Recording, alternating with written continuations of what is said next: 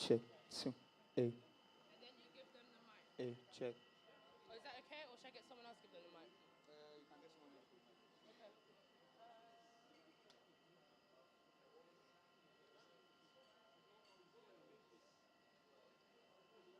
I'll give it to them.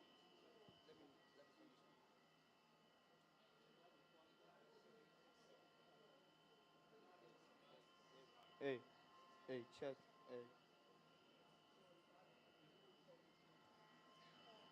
A.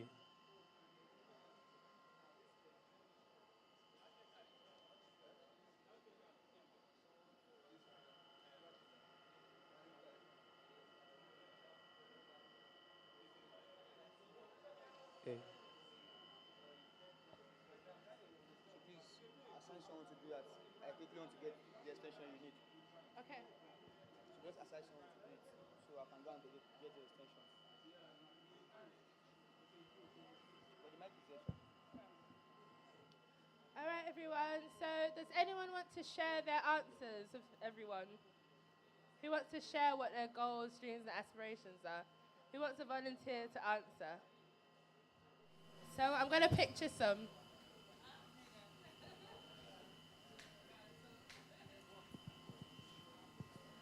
Hello, everybody.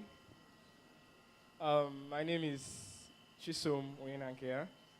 I am a backend developer, and my goal is basically to use my skill to make education more affordable and accessible to children in Africa because there is a whole lot of gap in the education system in Nigeria. So I hope to use technology to uh, kind of like bridge that gap in Africa and give African kids access to quality and affordable education. Thank you. Thank you. Thank you. Love that. That's very, very timely too, because we're going to discuss something that we're doing. The task today is actually related to the social development goals, the UN social development goals. So that's very much on track. Anyone else? Or I give you the mic. Who wants to talk about their dreams and aspirations? You never know how we can help, so I'd advise you volunteer. Who?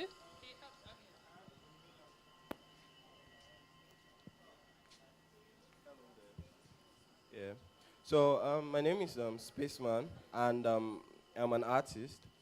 And well, what I intend to do is to use Web3, right, to develop a platform that supports artists, right, that supports promotion of their art, promotion of music as well, and also educates people who want to get into the art space, right? Give them the necessary skills that they need to create art and actually thrive within that space, and also provide the community for them to connect and then collaborate also. So pretty much that's what I'm about.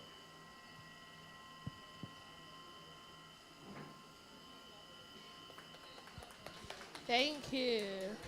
Really appreciate that. Anyone else? One more person? Thanks.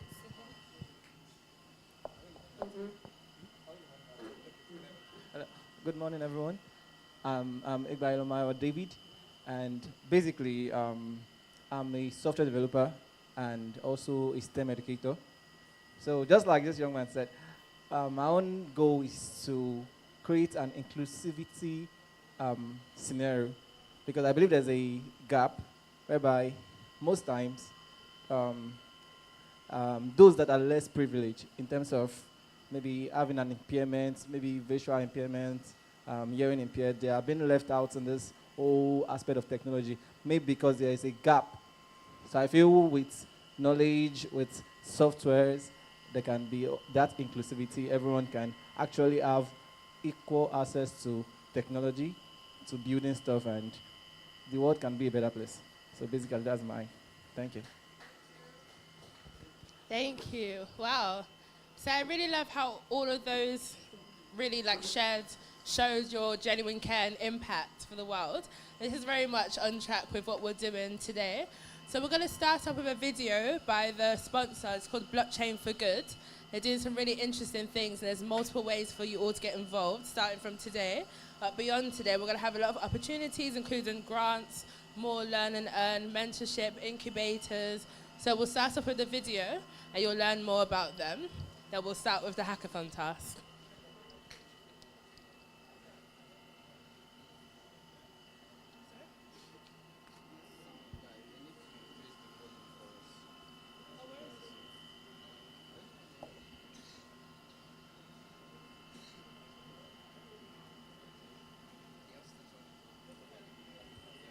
So we'll just wait for the sound guy to increase the volume. So just give us a few minutes.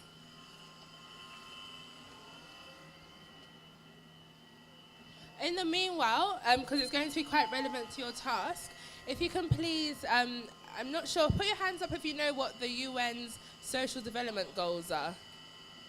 UN social development goals. So the United Nations has 17 what they call social development goals. It's essentially goals to make the world a better place. So what I want you to quickly do right now is if you go, just type in UN social development goals or UN SDGs. So Google that and then tell me which one of those resonates with you the most. And this is quite important for what we're doing today. So UN social development goals, you see like a big image with 17 goals. For example, my favorite one is number 3, which is good health and well-being, and very much driven by that. So just use 2 minutes to search that, and then we'll go on with the video.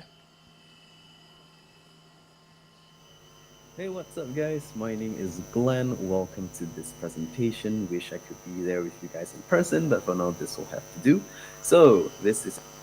So yeah, just 2 minutes to search for yourself, and then we'll press play for the video.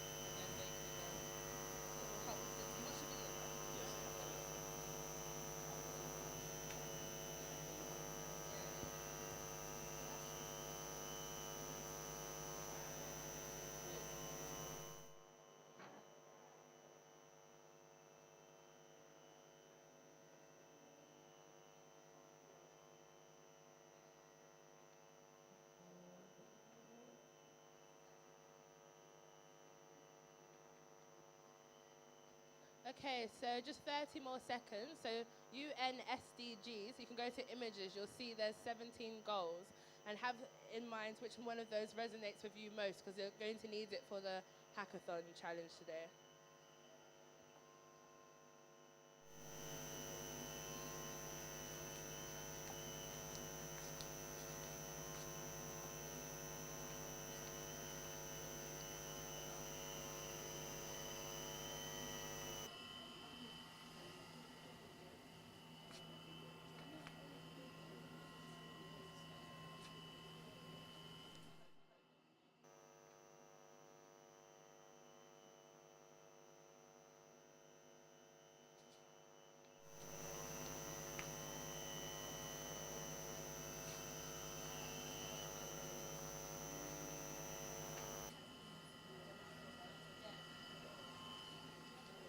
All right, so we're going to play the video now, so pay close attention.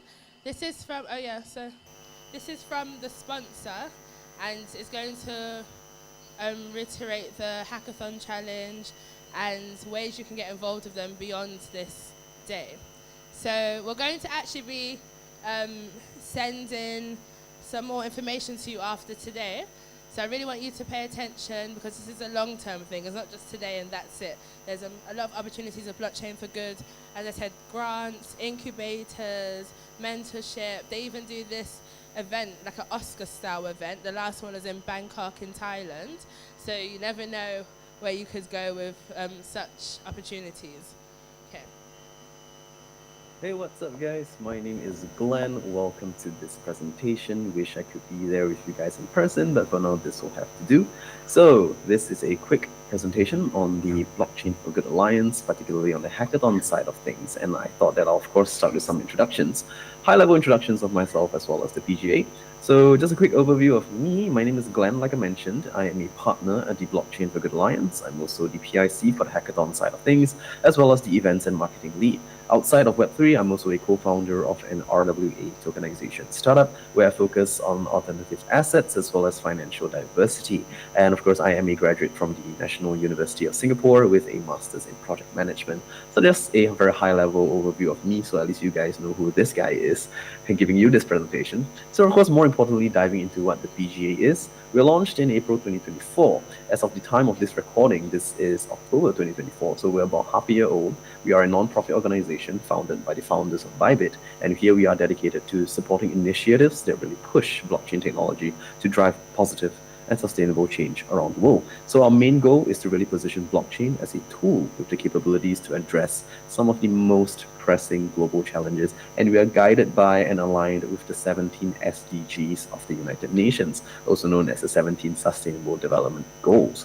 So the 17 SDGs, I'm not going to dive into them in very high detail, but as you can see, things such as no poverty, zero hunger, gender equality, clean water, sanitation, life on land, these are very ESG-based goals, and of course, things that will help develop our world into a better place for everyone. So of course, our view at the BGA, we realize that the blockchain industry, and I'm sure many of you do as well, and of course blockchain by extension crypto, is often seen as a forefront of financial innovation, something that has a lot of benefits for the finance sector. But the use cases of blockchain technology are not really maximized outside of just fintechs and payments. And we all know that they do hold the potential as a technology to drive greater impact for social and public good. Really wanting to dive a little bit deeper into this, there are also malevolent users of blockchain and crypto and Web3. So, rug pulls and scams and the like really give our industry a very bad name. So here we are as well to really solve that problem by really proving to the world that blockchain is a technology that can be a very huge force in driving social and public good. So the BGA has 4 main pillars, and our efforts are mainly divided into these 4 aspects. First of all, global hackathons and a demo day. So we really encourage hackathon organizers to, add a BGA track to, or the ongoing hackathons or planned hackathons. And the BGA actually provides resources for support. So all the winning projects from these various hackathons will actually be invited to compete in our ultimate BGA hackathon that occurs at the end of every year. So we do have an incubation program as well, where we have 3 various tracks, light, moderate, and intensive. So this gives a varying levels of support to eligible projects. We cover things such as marketing support, branding, community development. We also do resource matching and grants, as well as other investment support. Of course, on a more general level, we have the Web3 Fund, where we establish joint funds with various ecosystems and partners to support the development of their public goods projects. Last but not least, an annual conference, a BGA Gala, that's held every end of the year. It is an Oscar-themed event. We call it the Web3 Oscar. It showcases and really recognizes the best contributors and their achievements of the year that use blockchain to solve real-world problems and, of course, further spread our values at the BGA. So like I mentioned, we launched about in April 2024, about half a year old right now as of the time of this presentation, but our current reach is already relatively quite global, and we're continuously expanding every day. So we work with various institutions from university blockchain associations, public chains, representative organizations, media outlets, incubators, ventures, you name it. We are partnering with them to really push our vision forward, and we're spread, of course, in various continents around the world. So really going a bit more detail into the BGA's hackathon itself. So most of you already know what hackathon is, but just for those of you that perhaps may not, hackathon is essentially an event where individuals, teams collaborate intensively over a predefined period of time to really push out a prototype by the end of the hackathon that can really be used to solve specific challenges that they identified. So of course, for us at the BGA, we have a BGA hackathon track where we focus on solving social issues that are aligned with the United Nations Sustainable Development Goals. And last but not least, of course, our focus is really on utilizing blockchain technology to create real-world impact. So just a quick snippet of the things that we've already done. We do have in-person events as well as virtual events. So we do fly our team down to various sites and hackathons around the world. And of course, if we're not able to be there, we do have virtual connections, just like what I'm doing with you guys at this point in time. So, while we are guided by the 17 principles of the United Nations, we do have 5 main key tracks under the BGA track that we look out for. Of course, security and transparency, sustainable development, global education development, the reduction of inequality, as well as life and health. Each of them, of course, with their various goals that you can actually pause and take a quick look. So I don't need to dive into every single one. And of course, with these 5 main kind of tracks that we look out for, here are some examples as well. Number 1, IBM Food Trust. It is a blockchain network that really enhances the transparency and traceability in the food supply chain. So, of course, users are able to really share data very securely from farm to table, and ultimately this actually improves food safety as well as reduces food waste. And of course, jumping to another industry in the healthcare sector, the medical chain platform essentially uses blockchain technology to securely store and share electronic health records, ensuring patient data privacy while allowing seamless access to healthcare providers. So, of course, these are just some examples of the good that blockchain can use and the things that we do look out for, not necessarily in these particular industries, because we are industry agnostic as well. As long as the purpose of using blockchain for good is met, we will do our ultimate best to support such initiatives. So, on the hackathon scoring side of things as well, just to dive a little bit more, not going to go into detail every single one in detail on how we judge them in our committee, but of course we look out for social impact, technical implementation, innovation, teamwork and project presentation, sustainability and scalability, as well as user experience. When we think about it, all in all, when we score these projects, it's not just for the hackathon itself, we also want to do them for, giving the relevant feedback to various teams, really identifying which projects have the best potential to really push the whole BGA ethos and principles forward, and of course how we can help the notable and eligible projects scale and of course meet their goals of sustainability. Ultimately, this is something that we're all working very hard towards as well. So, which really brings me to my next point on post-hackathon opportunities. Now, I have a teammate who is in charge of the incubation side of things, because I'm in charge of the hackathon side of things. So, but I thought that it would be actually a very synergistic kind of flow to really dive onto what projects can actually look out for and look forward to post-hackathon. So we do have an incubation program, like I mentioned earlier, as one of our 4 pillars. And of course, this is our project selection process.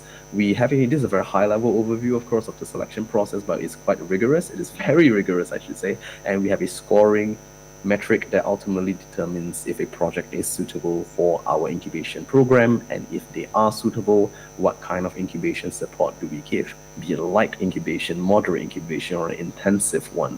So there are various stages involved in the project selection process. And of course, the light, moderate, and intensive incubation each has its own various benefits. And of course, the moderate and intensive incubation are the ones that actually give an equity-free grant from 10K to 50K, along with other resource matching where possible and where deemed, on a case-by-case basis. But even for the light incubation, we're allowed to, we allow our projects that are under our incubation program to really get better marketing exposure and community support as well. So ultimately, being in the BGA's incubation program can really give a project that much more publicity and a push to help meet the project's goals of reaching sustainability and, of course, social good development. So, of course, we have multiple projects that apply through the incubation projects. As of the time of this, we have about 19 light support projects, 2 moderate, as well as 1 intensive support project. So every year, we will only bring in 1 for intensive support projects, and it is always something we're on the lookout for some of the best projects across all the hackathons and across our applications throughout the year. So we do have projects that have come in from a very wide range of fields, right? Agriculture, water resources, art, Muslim religion, traditional supply chains, a lot of topics. Like I mentioned, we are, of course, industry agnostic, but we do push the use of blockchain for good. So, of course, we do have multiple partners already. Our partnerships are growing by the day. We work with many notable institutions, many notable projects and blockchains around. And this whole alliance, the Blockchain for Good Alliance, is really here to push the whole use of blockchain for good.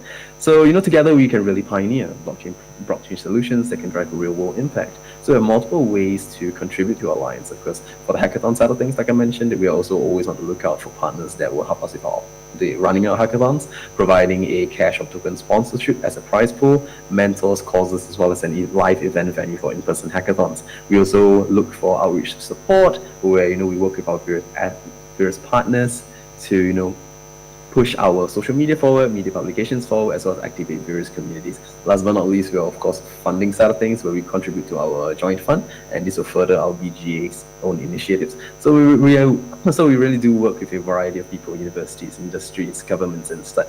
And we do have multiple pools involved, from talent pools and prize pools and venue pools and marketing pools. So we cover a very wide spectrum of things in order to push the entire BGA ethos forward. So ultimately, just an extension to you guys, of course, to always support us and join us on our mission to ultimately push blockchain for good. So the various QR codes here were for you to learn more about the BGA, to follow our X Chain for Good. And if you want to, privately contact me, have a little chat on the BGA, and you can feel free to directly ping me on my Telegram, the QR. Just so you can follow them on Twitter now, you can scan the middle one now. So as you can hear, there's a lot of opportunities to get involved, so it's really nice to be engaged from today. And what I would encourage everyone to do right now, even once you scan this, you might want to just take a picture and show that you're here. And when you will know that, we'll teach you about these things too, but you'll know that when you start doing like grant applications, or when you start doing these like more opportunities like this, you'll realize that it's something called proof of work. By showing what you've done or where you've been is what's going to get you sort of that recognition. So I'd recommend that you follow their Twitter, it's called Chain for Good, and then maybe take a picture of you here, especially as you're working on your projects. You can even take a picture of the screen. We'll play it soon again. And then, yeah, all of these things are really important, and I'm going to teach you lots of tips today on how to get really involved in the ecosystem and to sort of grow as a developer, and some really important personal development tips. So, by the way, just a show of hands, was that quite clear, or does anyone want me to play it again? Was it clear? Okay, does anyone want me to play it again, or you're fine? Okay, I'm going to play it again, so it's only 10 minutes, so if you just missed anything, it's fine. But remember what I said, what you can do as it's playing, you can take pictures, maybe a selfie of yourself, and then post on Twitter, Chain for Good, you can @Chain for Good and Dr. Adaku, and we'll repost it. And all these things, you'll notice that when you're doing like grant applications, or when you're trying to apply for their opportunities, they'll love to see, okay, wow, they were part of this workshop, they did this already, and that's, you saw all the opportunities that was there, some of the equity-free grants, up to $50,000, and anyone that's been in this space for a while knows that I can teach you more about this today, but there's so many opportunities to actually get these grants. Casey will tell you more too, because he's been really successful. He's Nigerian, and he's flown just recently was in Bangkok and won lots of hackathons, been able to do a lot, and he's like proper inspiration. So I'll play it one more time. Anything you missed, make note, because we're going to get started with the actual hackathon very soon. QR code is there as well. Just let this one So finish. thank you very much once again for this period of time. It's a very quick and high-level overview of what the BGA is. And you know what? All the best for the upcoming hackathons, all the best in everything you do. And you know what? Keep pushing blockchain for good. If you feel like you Hey, what's up, guys? understand My it, name is... if you feel like you understand it, you can still start thinking whilst it's playing again. But yeah, I would really encourage you, take pictures, you engage, you listen again in case you miss anything. And then Casey's going to talk and inspire you all and teach you a workshop. Glenn, welcome to this presentation. Wish I could be there with you guys in person, but for now, this will have to do.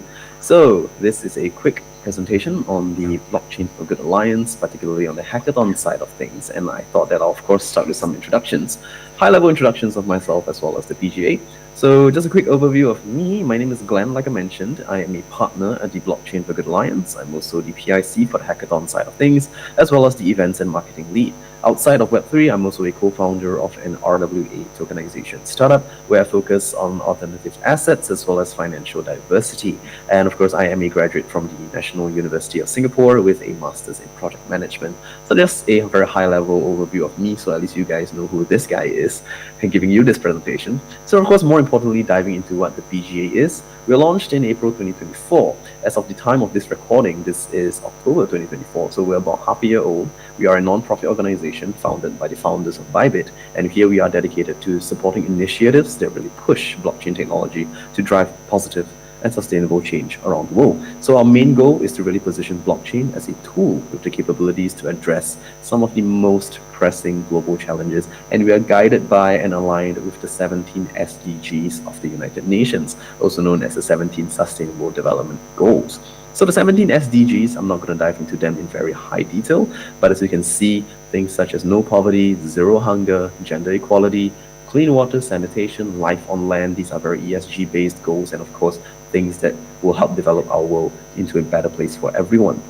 So of course, our view at the BGA We realize that the blockchain industry, and I'm sure many of you do as well, and of course, blockchain by extension, crypto, is often seen as a forefront of financial innovation, something that has a lot of benefits for the finance sector. But the use cases of blockchain technology are not really maximized outside of just fintechs and payments. And we all know that they do hold the potential as a technology to drive greater impact for social and public good. Really wanting to dive a little bit deeper into this, where there are also malevolent users of blockchain and crypto and Web3. So, rug pulls and scams and the like really give our industry a very bad name. So here we are as well to really solve that problem by really proving to the world that blockchain is a technology that can be a very huge force in driving social and public good. So the BGA has four main pillars, and our efforts are mainly divided into these four aspects. First of all, global hackathons and a demo day. So we really encourage hackathon organizers to add a BGA track to or the ongoing hackathons or planned hackathons, and the BGA actually provides resources for support. So all the winning projects from these various hackathons will actually be invited to compete in our ultimate BGA hackathon that occurs at the end of every year. So we do have an incubation program as well, where we have three various tracks: light, moderate, and intensive. So this gives a varying levels of support to eligible projects. We cover things such as marketing support, branding, community development. We also do resource matching and grants, as well as other investment support. Of course, on a more general level, we have the Web3 Fund, where we establish joint funds with various ecosystems and partners to support the development of their public goods projects. Last but not least, an annual conference, a BGA Gala, that's held every end of the year. It is an Oscar-themed event. We call it the Web3 Oscar. It showcases, really recognizes the best contributors and their achievements of the year that use blockchain to solve real-world problems and, of course, further spread our values at the BGA. So, like I mentioned, we launched about in April 2024, about half a year old right now as of the time of this presentation, but our current reach is already relatively quite global and we're continuously expanding every day. So we work with various institutions from university blockchain associations, public chains, representative organizations, media outlets, incubators, ventures, you name it. We are partnering with them to really push our vision forward, and we're spread, of course, in various continents around the world. So really going a bit more detail into the BGA's hackathon itself. So most of you already know what hackathon is, but just for those of you that perhaps may not, hackathon is essentially an event where individuals, teams collaborate intensively over a predefined period of time to really push out a prototype by the end of the hackathon that can really be used to solve specific challenges that they identified. So of course, for us at the BGA, we have a BGA hackathon track where we focus on solving social issues that are aligned with the United Nations Sustainable Development Goals. And last but not least, of course, our focus is really on utilizing blockchain technology to create real world impact. So just a quick snippet of the things that we've already done. We do have in-person events as well as virtual events. So we do fly our team down to various sites and hackathons around the world. And of course, if we're not able to be there, we do have virtual connections, just like what I'm doing with you guys at this point in time. So, while we are guided by the 17 principles of the United Nations, we do have five main key tracks under the BGA track that we look out for. Of course, security and transparency, sustainable development, global education development, the reduction of inequality, as well as life and health. Each of them, of course, with their various goals that you can actually pause and take a quick look. So I don't need to dive into every single one. And of course, with these five main kind of tracks that we look out for, here are some examples as well. Number one, IBM Food Trust. It is a blockchain network that really enhances the transparency and traceability in the food supply chain. So, of course, users are able to really share data very securely from farm to table, and ultimately, this actually improves food safety as well as reduces food waste. And of course, jumping to another industry in the healthcare sector, the medical chain platform essentially uses blockchain technology to securely store and share electronic health records, ensuring patient data privacy while allowing seamless access to healthcare providers. So, of course, these are just some examples of the good that blockchain can use and the things that we do look out for, not necessarily in these particular industries because we are industry agnostic as well. As long as the purpose of using blockchain for good is met, we will do our ultimate best to support such initiatives. So, on the hackathon scoring side of things as well, just to dive a little bit more, not going to go into detail every single one in detail on how we judge them in our committee, but of course we look out for social impact, technical implementation, innovation, teamwork and project presentation, sustainability and scalability, as well as user experience. When we think about it, all in all, when we score these projects, it's not just for the hackathon itself. We also want to do them for, giving the relevant feedback to various teams, really identifying which projects have the best potential to really push the whole BGA ethos and principles forward, and of course how we can help the notable and eligible projects scale and of course meet their goals of sustainability. Ultimately, this is something that we're all working very hard towards as well.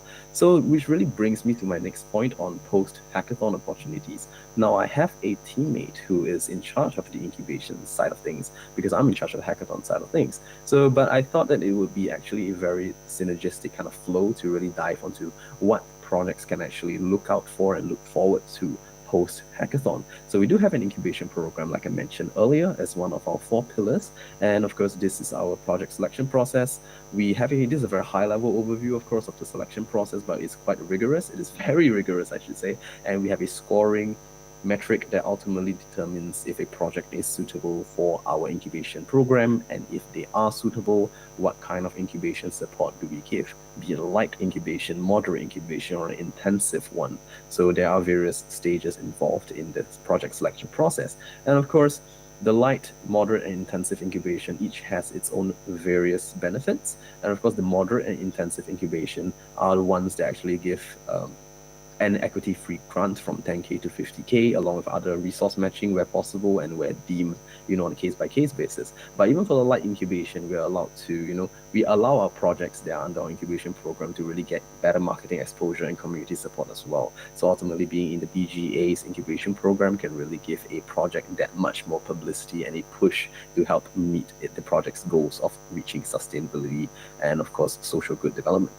So of course, we have multiple projects that apply to the incubation projects. As of the time of this, we have about 19 light support projects, 2 moderate, as well as 1 intensive support project. So every year we will only bring in 1 for intensive support projects, and it is always something we're on the lookout for some of the best projects across all the hackathons and across our applications throughout the year.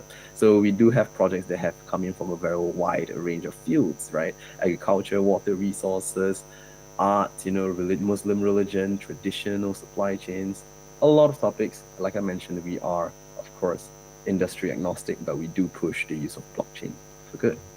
So of course, we do have multiple partners already. Our partnerships are growing by the day. We work with many notable institutions, many notable projects and blockchains around. And this whole alliance, the Blockchain for Good Alliance, is really here to push the whole use of blockchain for good.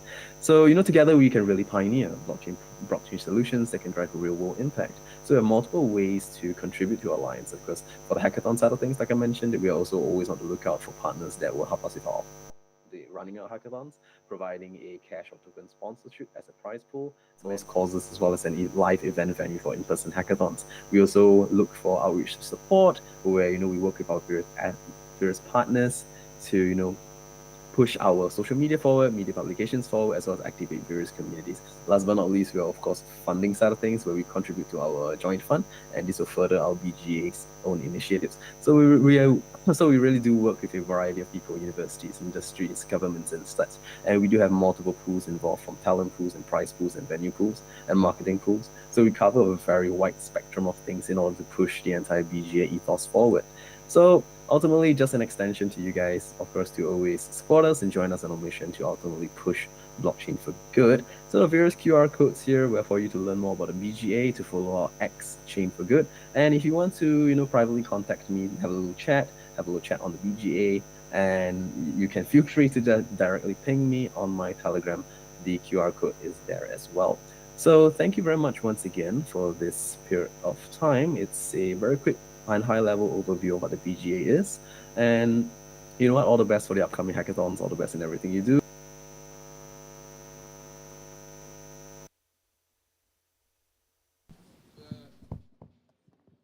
Okay, thank you so much for listening to that. Next, we have a presentation by Casey, who will tell you all about his experience and hopefully be quite inspirational. And then he's going to do a workshop today too. So, hope you enjoy. Introducing Casey to the stage. Yes, let's clap for Casey. Thank you. So, sorry.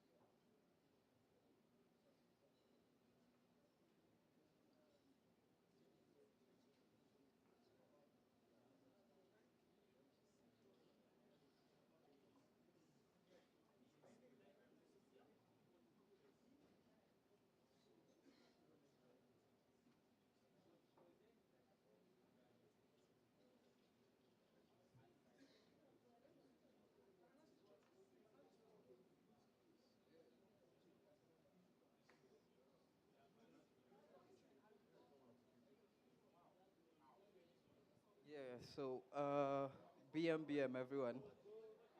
I think before I start, I just want to show you.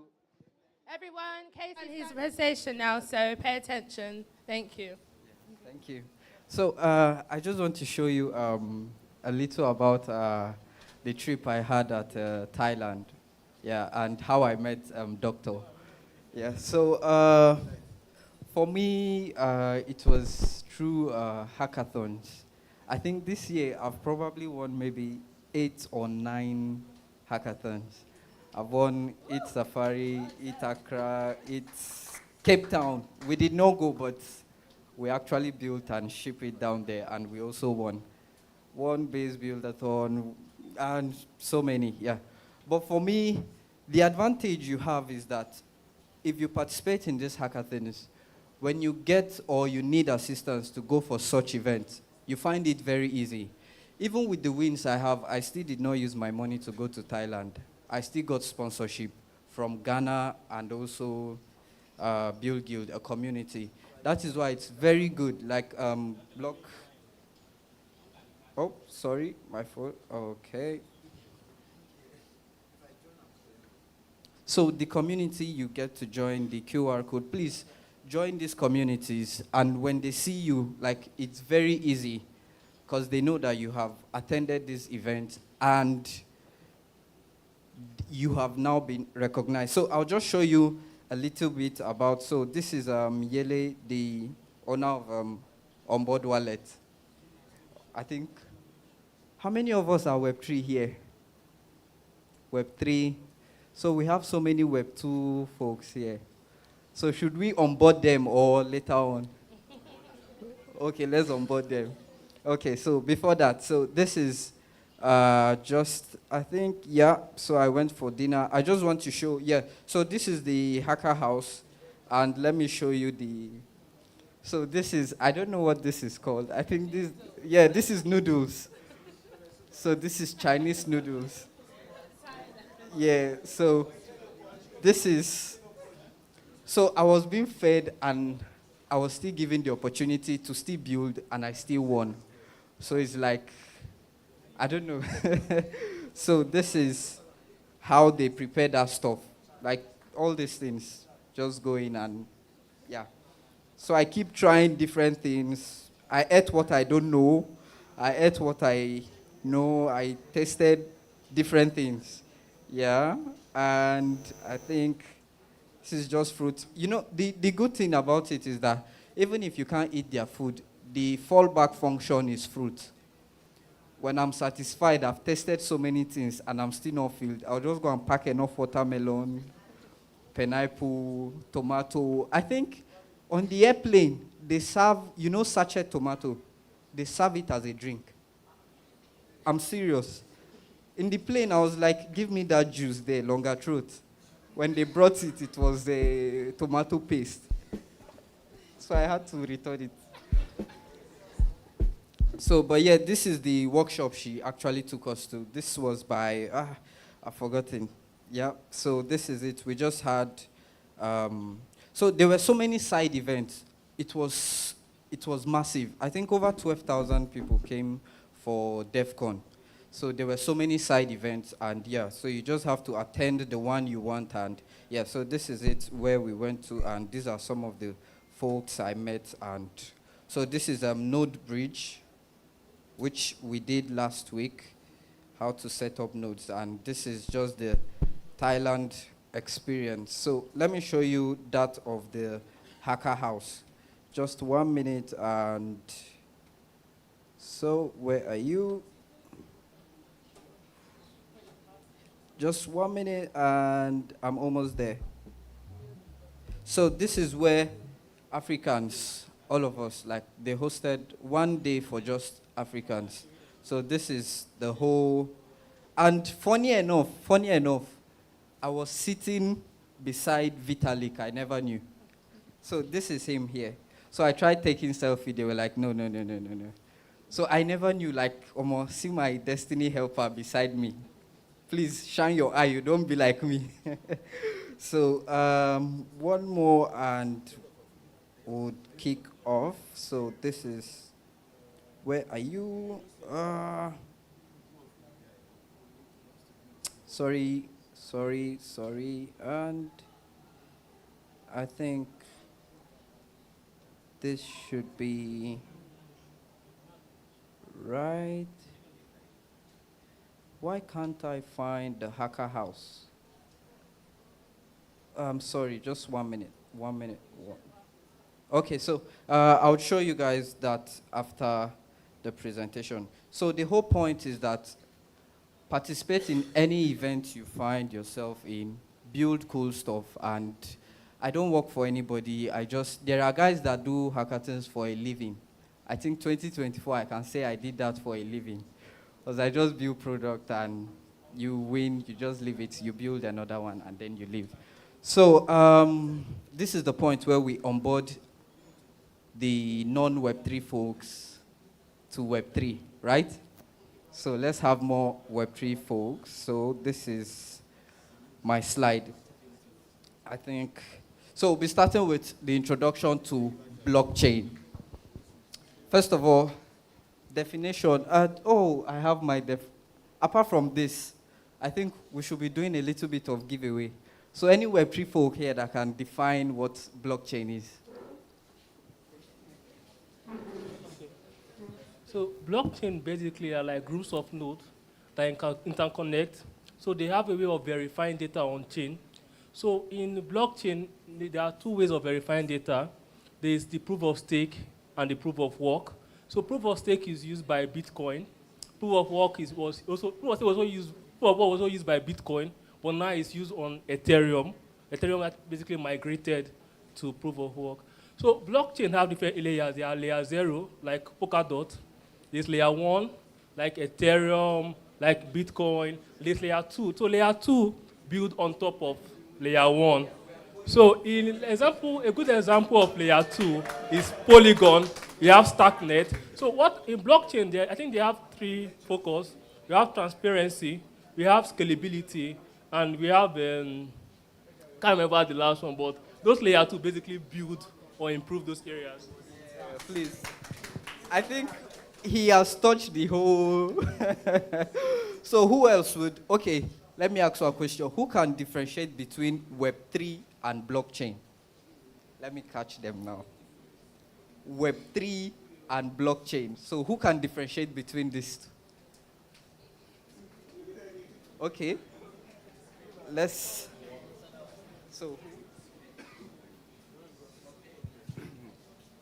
So, from my understanding of it, I think Web3 consists of a series of like blockchain focused platforms, right? While blockchains are kind of like ecosystems whereby like things can be like whereby Web3 protocols can be implemented, right? So yeah, pretty much that's what I think. Okay, just like buttress what you said, I think you go Web3, but like blockchain is okay. So imagine this: you have like a highway, right? A busy highway of like cars moving and all that. So the cars are like transactions. Then the road itself is the blockchain infrastructure. That's like it's a data structure kind of. It's a chain of blocks. So it's like this block leads to the next block, leads to the next block, and each block actually is tied to each other by something called transaction hashes. So the transaction hash starts from the genesis block. So that's how it gets to the end of it. So I think, yeah. Okay, just to, please. Yeah, so I think most of our definition is going too deep, and some people are already getting. Please, let's not take them to somewhere they don't know. So, in my own words, I'll put it Web3, preferably I like to call it on-chain, is the new internet, right? From Web2, right? It's the new internet whereby ownership is ours and all of that. Then the blockchain is the solution to bring about the new internet. Okay, Web3 is basically an advanced form of Web 2. So let's start from Web 1, right? In Web 1, everything was static. was just data. There was no database, no backend, nothing. So from there, we advanced to Web 2. That is the WW3, the custodium. So in the Web 2, we have backend, where user can have, what they call this thing, they can have personal data. But the issue was that in the issue of Web 2, the government and other bodies can manipulate data. Even in, let me say, you have a lottery, someone at the back end can manipulate the lottery or decide to win the lottery for himself. So going to Web3 now, right? The Web3 is that the concept of it is that it's decentralized. That was the solution to all those things. So nobody have access or can manipulate your data. And once data is there, it is not editable at all. So that is what they call Web3. And so what is the blockchain, right? Blockchain are basically the same like blocks of code that verifies data on chain. Web3 is just like your normal website, your normal HTML, your normal thing. But this time around, you are storing your data on chain. And the reason why you are storing it is that there's no central body, no government, no authority can be able to manipulate or change those data or decide to put those data down. So that is the difference. So I think are you a lecturer? Yeah, so all what they said is right. I hope we are following.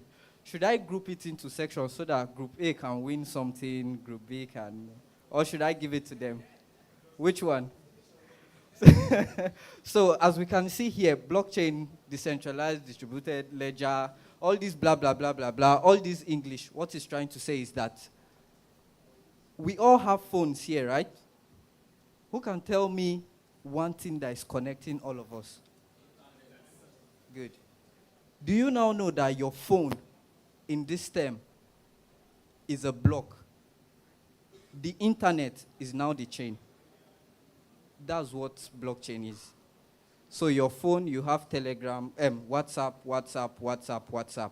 But what is connecting us is just that internet, and we can now communicate with each other. So that is what the blockchain is doing. The blockchain is just computers that are taking records. I look at Bitcoin as like, do you know people that have shops, when they sell probably one thing, they just write it down. They sold maybe 2 deep freezers, they put in the amount. They keep writing that. When the book gets filled, they get a new book and continue the record. They get another book. If somebody is owing them on that other book, they don't throw it away. They go back to it, or they transfer it. That's what blockchain is. It's just a ledger. Then Bitcoin, they now started, before you know, when I went to Thailand, I met people that they said they will buy Bitcoin as cheap as it is and just be sharing it. That they were using it to have fun. Okay. That is why, for Bitcoin, it is now electronical. That is the difference there. So that's it. So as we can see, the key points: decentralization, transparency, immutability, which is this, security, consensus, distribution. So please, just read this. I think by the time we move further, I'll just ask 1 or 2 questions and then give something away. Abby?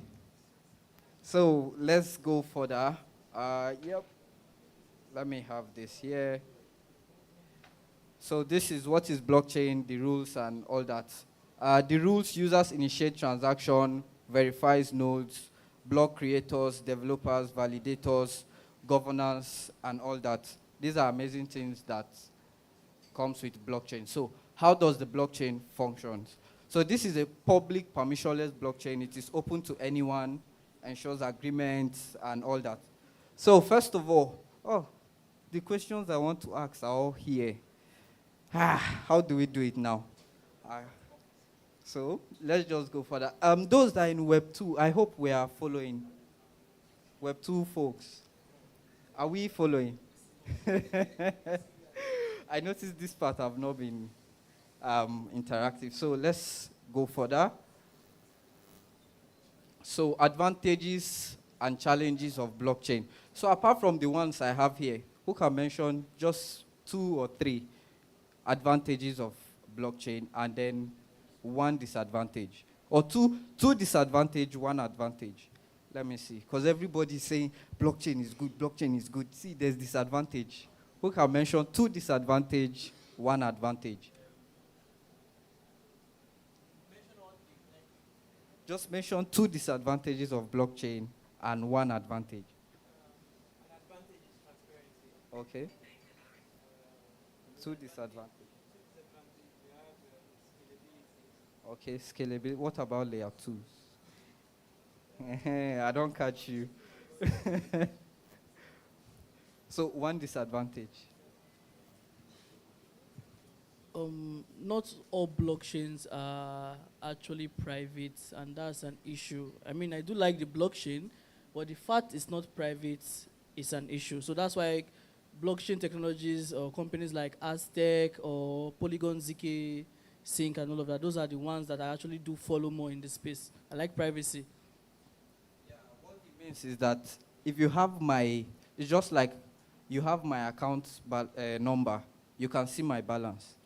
Imagine you can see people's account balance just by their account number. So the blockchain with your wallet address would define all that so that every other person can follow. So he said privacy. Okay, based on privacy, right, there are blockchains that solve that, like Alio. So with Alio, right, if you don't have someone's view key, right, you can't see the person transaction, you can't see the person balance. All those things are on the blockchain, but they are solved with mathematical problem. A good example of challenge on the blockchain is what they call the Oracle problem, whereby blockchains cannot define randomness. So blockchain have to fall back on an oracle. There's a good example of oracles are like Pi, and we have chain link oracles. So like that is like a problem that blockchain have to face. They cannot be random because they are on different systems, and different systems cannot give you the same random number. So we have the oracle problem on blockchains. So please, if you don't know what Oracle is, would come to that. He's using heavy terms. Please, who would break it down for us? Even me, I got confused at the point. I'm sorry. Yeah. Okay, advantage. Disadvantage. One disadvantage is interoperability. Not all blockchains are interoperable, that they don't communicate. There is, for instance, Bitcoin is not. Bitcoin and Ethereum, they're not interoperable, meaning they function differently. They have specific technologies in which they function. For example, Ethereum is smart contract, and it uses Solidity as a language to build decentralized applications. So yeah, so that's one disadvantage. Yeah. So what he meant by that is that, have you ever sent message on Telegram, and somebody on WhatsApp received it? That is what he's trying to say. You can't be on Discord and chat somebody on Telegram. It's not possible. But all these are social media apps. So that is what he's trying to say, that there are different blockchains which would mention. I think everybody should be able to mention one, right? We have enough to go around. Yeah, so that's what he meant. You can't be on Telegram and message somebody on Discord, and you can't be on Discord and message somebody on WhatsApp, except now that there are applications that you can use one to chat on different. I think I just gave somebody an idea now. You can build that one for us. Yeah, so that's also one. So let's just look at what we have. Advantages and disadvantages. Advantages, everybody know it enhances security, consensus, and all that stuff. Challenge is scalability issue. We have layer 2s, but the layer 2s now, everybody is trying to do one thing. One would come, I can make it fast though, but you can't. One would come, okay, I can make it more secured, but the speed. One, I can do this. Even those that have decided to sell their soul on the soul blockchain, they are still doing what? It's the same thing. Those that decided to turn and move to turn, should we turn them back? So, implementation hustle, environmental impact. This is, I think Cello is trying to fix this, which is why they brought, would explain that. But why they say environmental impact is that to mine Bitcoin it involves a lot of hardware, and those hardware consume electricity. And that electricity now, what they emit is heat. And that is why in Lagos, they have so many artificial air. The heat in Lagos, I can tell you, is not natural. It's not. It's just like the one in Thailand. It's artificial. From AC to machine to car, it's artificial. Come to Mina and enjoy natural hot air, not the one we are seeing here. So that is what it means. Then regulatory challenges, which is, this has to do with government and legal issues. Yeah. So I think, does anybody have any question? I think now we'll start going to definition of terms. So who would define wallets? Who would define, yeah, so these are the things. Web2 developers, these are the basic things you need to know for you to be able to interact with the blockchain. You need a wallet, you need to know your private key and all that stuff. So who would define a wallet for us? So let's just make it interactive. The giveaway, I'm just counting people that, if you pass my power, I'll just pick one person and give him everything. So yeah, wallet, yeah. In Web3 space, think of your wallets like your normal bank accounts, like your First Bank, your UBA. This is where you store your cryptocurrency assets. And to access your wallets, you will be given a private key, and you need to secure the keys you are given. If you misplace your keys, then your funds would be lost, literally, because that's the only way you can access, or that's the only way you can access and maintain your wallets. We have different types of wallets. We have wallets for different chains. For example, on an EVM wallet, you make use of MetaMask, you can make use of Rabbi. There are different wallets for Solana, there's Phantom, and these different type of wallets, think of them like different banks, like UBA, First Bank, to store your cryptocurrency assets like Ethereum, Bitcoin, Sui, and the likes. Okay, our lecturer wants to. Okay. So a crypto wallet, right, is a wallet that derives a public address or a user address from a private key. Now this process is called okay, the process is made by using what we call a derivation path.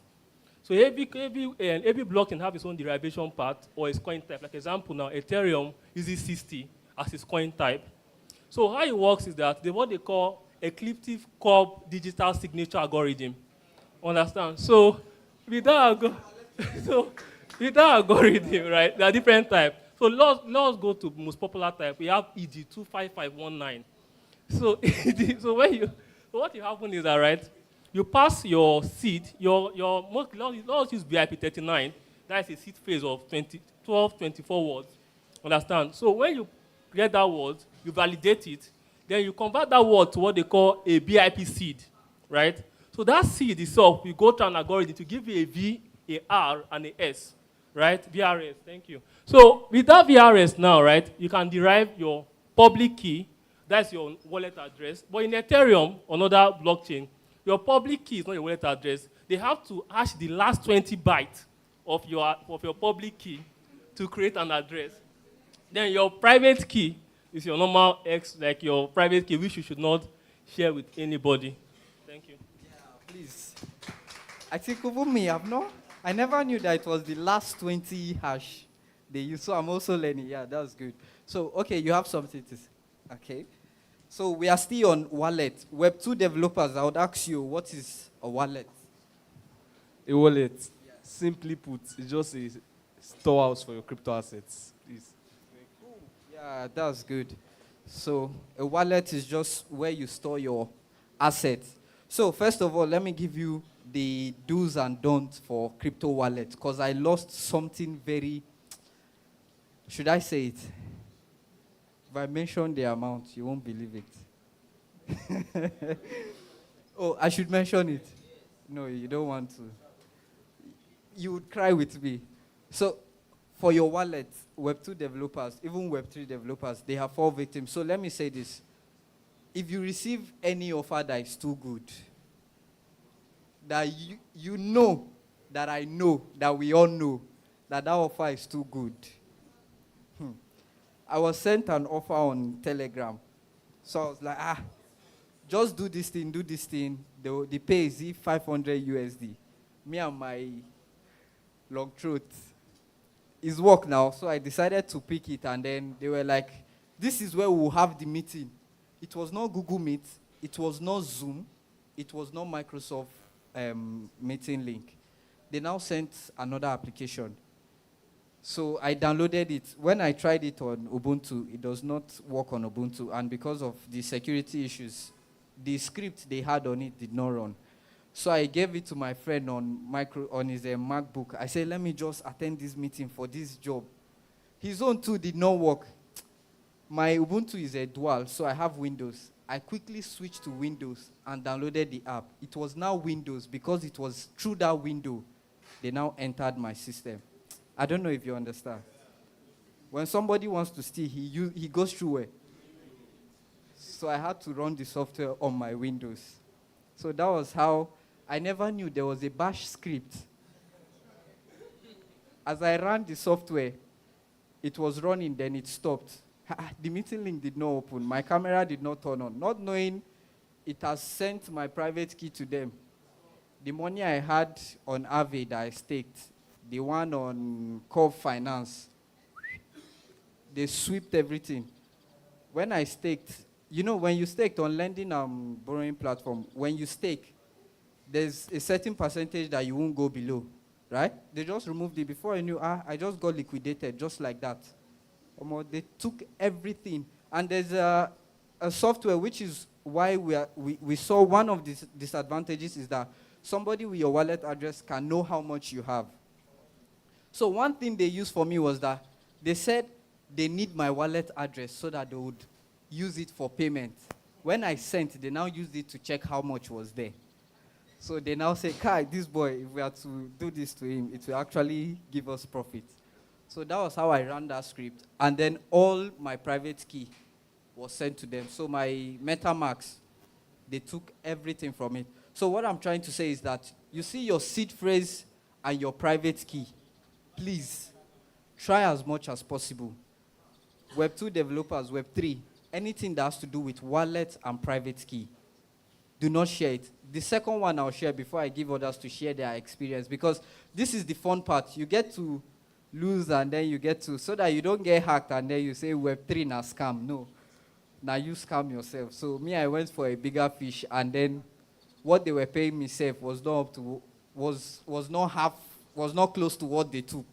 Instead of them to just take small and leave some for me. And again, be mindful, Web 2 developers, we're talking about wallet here. There are sites that you don't click on. I was sent a link on the Polygon server, but mine, the Polygon was Polygon.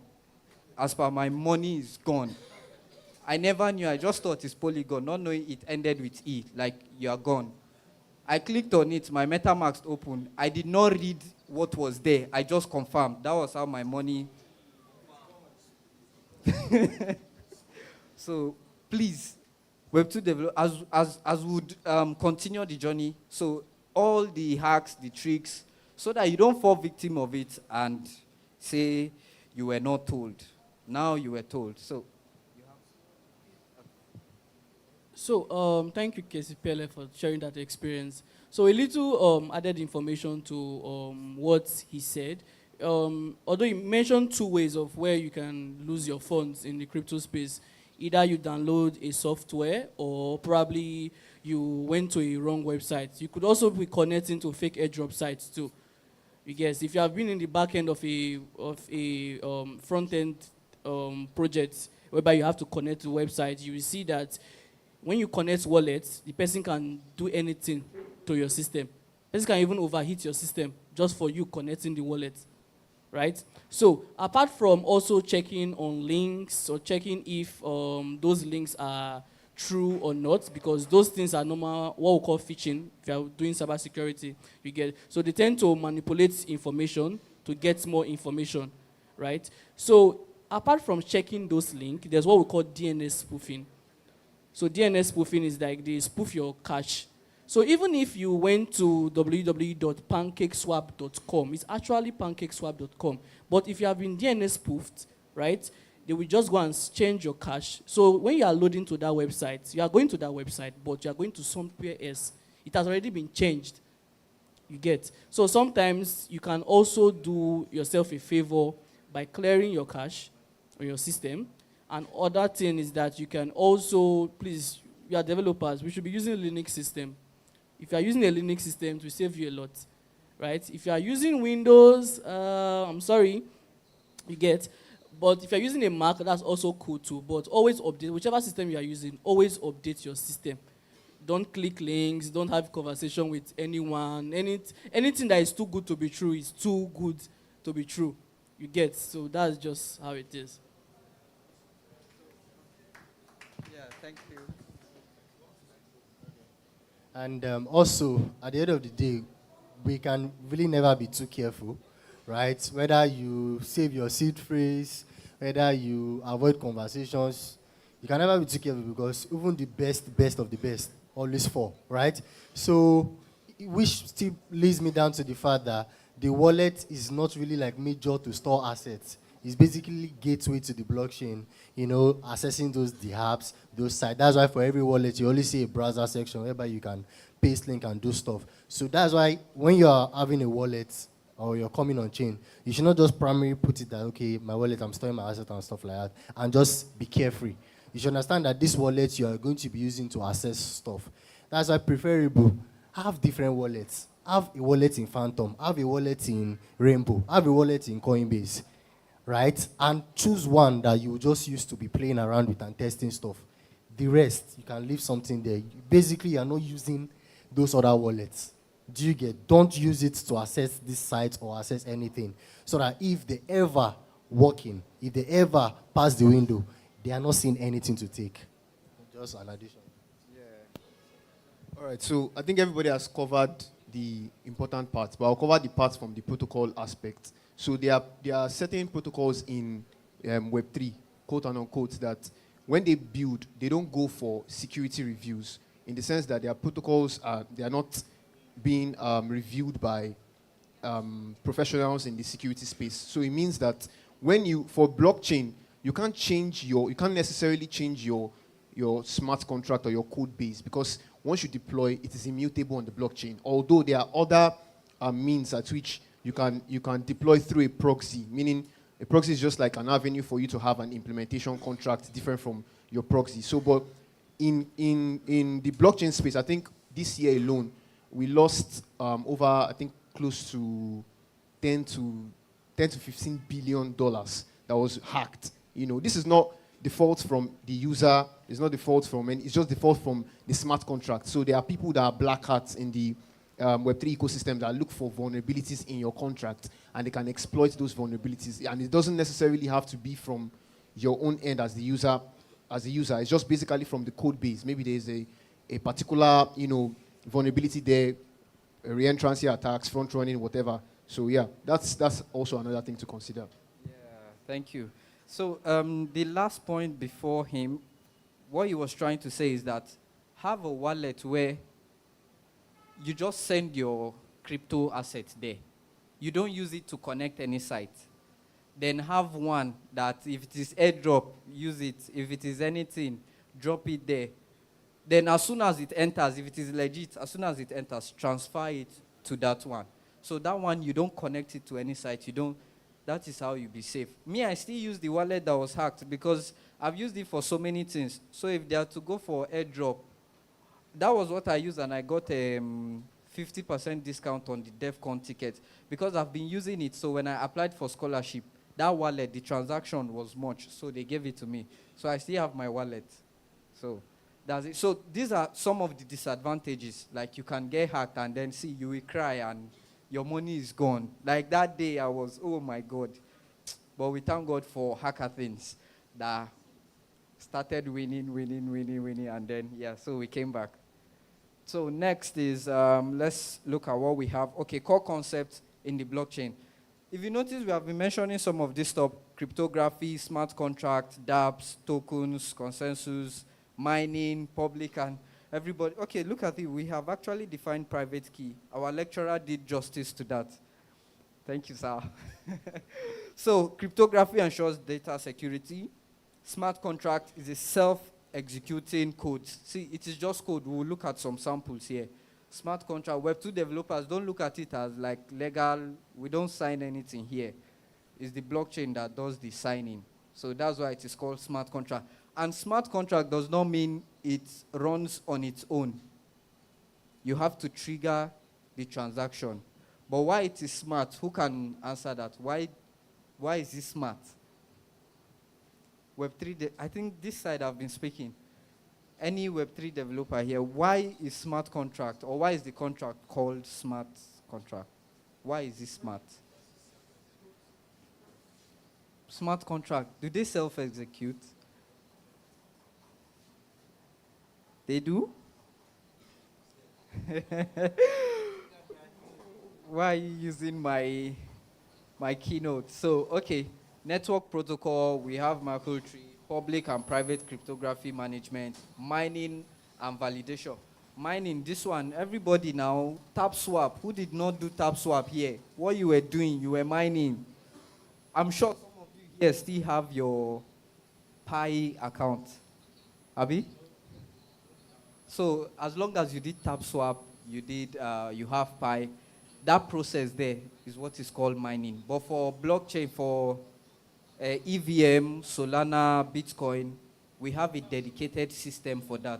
Currently, I run four nodes for EVM, so which is a different thing entirely.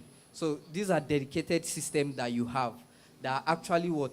Validating and taking transaction. Like the example we gave about the book, whereby if you're a shop owner, you get to write what you have sold, then you keep record of it. When that book gets filled, you get another new book that you continue what you have written there.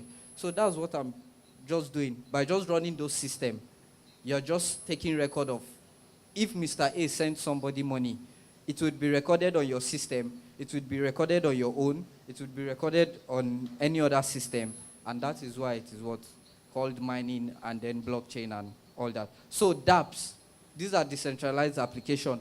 All the applications you'll be building here for the hackathon, they are called dApps. They interact with the blockchain, you interact with your MetaMask wallet, you perform transaction, you sign transaction. Those are all dApps. Any application that has to do with token, airdrop, except for the ones that are fake, those ones are not. So let's move further. So real world application. Finance, supply chain, healthcare. I think, okay, yeah, so I'll keep asking. Finance, just any example, any application on finance. Pancake swap, any other one. Ave, on finance.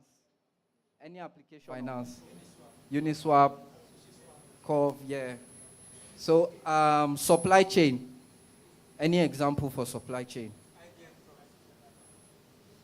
Tech Guru. Supply chain. Healthcare, do we have any? There are private blockchains for healthcare. And this is also something you could build on. Voting system. Anyone? Except the only one I know is the one I built for. Okay, yeah, that's good. Sustainability, carbon credit tracking. This is Celo. Real estate, RWA, which is what is trending now. Chainlink had to also go into it. So it's something you could also build, real world assets, right? So you could build that too. We have education. Mentioned, there are so many educational platforms, Encode, Dora Hack, She Code Africa, Web3 Ladies, and the rest. For government, which one do we have? Tax collection, city. Which government is using crypto for which one? Do you know anyone? Do we know anyone? I know of one, but I'm just trying to. For voting. Good. So media content. See, this part, let me dwell on this part very well. If you don't want to be a developer, because it's like we have been calling smart contract, developer. See this part, this media, content rights management. People on the base blockchain, if you are a developer, nothing for you. But if you are a content creator, or you do artwork, or you do music, that blockchain is for you. So as I'm also speaking, I'll be giving alphas. And there was a platform, a group where I was being paid 0.5 ETH as of last year. So I would also, I think the OGs here, you don't need that site, so I can skip that, right? So they were actually paying 0.5 each. Like, I could show you my transaction history for contributing. So as I'm also speaking, I'll be giving out alphas. So if you want, you just jot them down. If you want to see my transaction history, I would show you 0.5 ETH every month. You get it. And that time it was, see, everybody have a story to tell about when they had something and spent everything.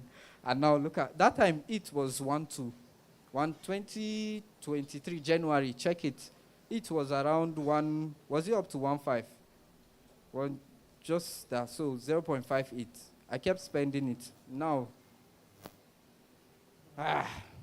let's not go into that. So we have case studies. These are some of the platforms that we have. And yeah, so blockchain platform, Bitcoin, Ethereum, Solana, Polkadot, Hyperledger, Binance Smart Chain. We have Cosmos and the rest, Cardio, Avalanche. It's like somebody mentioned base here. Did I hear that? That's a layer 2. That's not, please, let's not. Does Solana have something like layer 2? They don't. Okay, they do. What about Ton? Do they? Probably not. So we have blockchain development tools for the developers in the house. So I would also take a little workshop on something else. So we have programming language, Solidity, Rust for Solana, Go for Hyperledger, and Move for DIM, development framework, Truffle, Hard Hat, and the rest. Testing tools, we have Remix. So this is one thing I think I wanted to go into it, but Sky, it was too difficult. You know that security auditing, there are guys in Nigeria that are topping the leaderboard for the security auditing on Cyphron Updraft. If you can find one security flaw in a smart contract, you get up to 100K USD. The guy that audited OpenZappling, he was paid almost 200. If you can just find a flaw, like, it's not easy, but, and sometimes they do, I think I'll drop it in the group if you want to join. They do mini bounties. If you can just find a flaw, just something small, you get paid. And I think up to now, if not maybe smart contracts are now good, the most used, the most vulnerable part or the hack that has been discovered is reentrancy. It's as simple as, if you just see it, it's very simple, but people keep making that mistake. Like, if you like, the amount is too huge. So if you go into security auditing, like, it pays. Especially there are guys in Nigeria that are doing it. I wanted to leave it. I was like, this thing is not for me. But when I discovered there are people in Nigeria with this current situation, they still have the head to think and still find a way to see the vulnerability in that smart contract. I was tempted to go into it, but it's not everything that is your calling, right? So I had to leave that part. So we have documentation, monitoring tools, and we have development tools, IPFS, and other stuff. So if you have any question, please, you can feel free to ask. Then future of the blockchain, Web3, AI integration, which is the hacker house in Thailand. It was with Pin AI. They were doing something with AI and blockchain. So if you can also come up with something like that, you would get grants for that. We have layer 2 scaling solution, cross-chain, which is what you said, the quantum resistance, green blockchain, and social impact. So you could also see them and just read through them. So should I go to my section of asking questions and doing some giveaways before we move further, or should we get to the end first? Which one? Okay, let's get to the end. Okay. So in conclusion, this is just the summary. You can also just get the link, and if you need the slides, so it's just a website, blockchainintro.vasel.app, and we have discussions and other stuff, and yeah. So hands-on demo, which would go into group discussion and other minor stuff. architect and design, security, and so I just want to touch on, yeah. So this is some hacks and tricks for hackathons. See, you don't need to be a developer to win hackathons. Like, it is open. Non-developers, developers, you just need to be good. And then take notes. So for problem selection, choose real-world problems. Like what you're trying to do should, even if you can't build it, the good thing about hackathon is that I've seen people's product that they just started, but they were able to pitch the idea, and then the judges were able to see what they were seeing. They won. There was no, the front end has not been deployed. They only pitched it. If you can convince people that, okay, this is what you're seeing, your application can do 10x, do this, generate this income, do this, do that. If you can do that very well, and then the judges are now seeing it, there's a way you explain something that it is, you can't touch it, but you see it to the point whereby you start feeling it. So that's what some people do.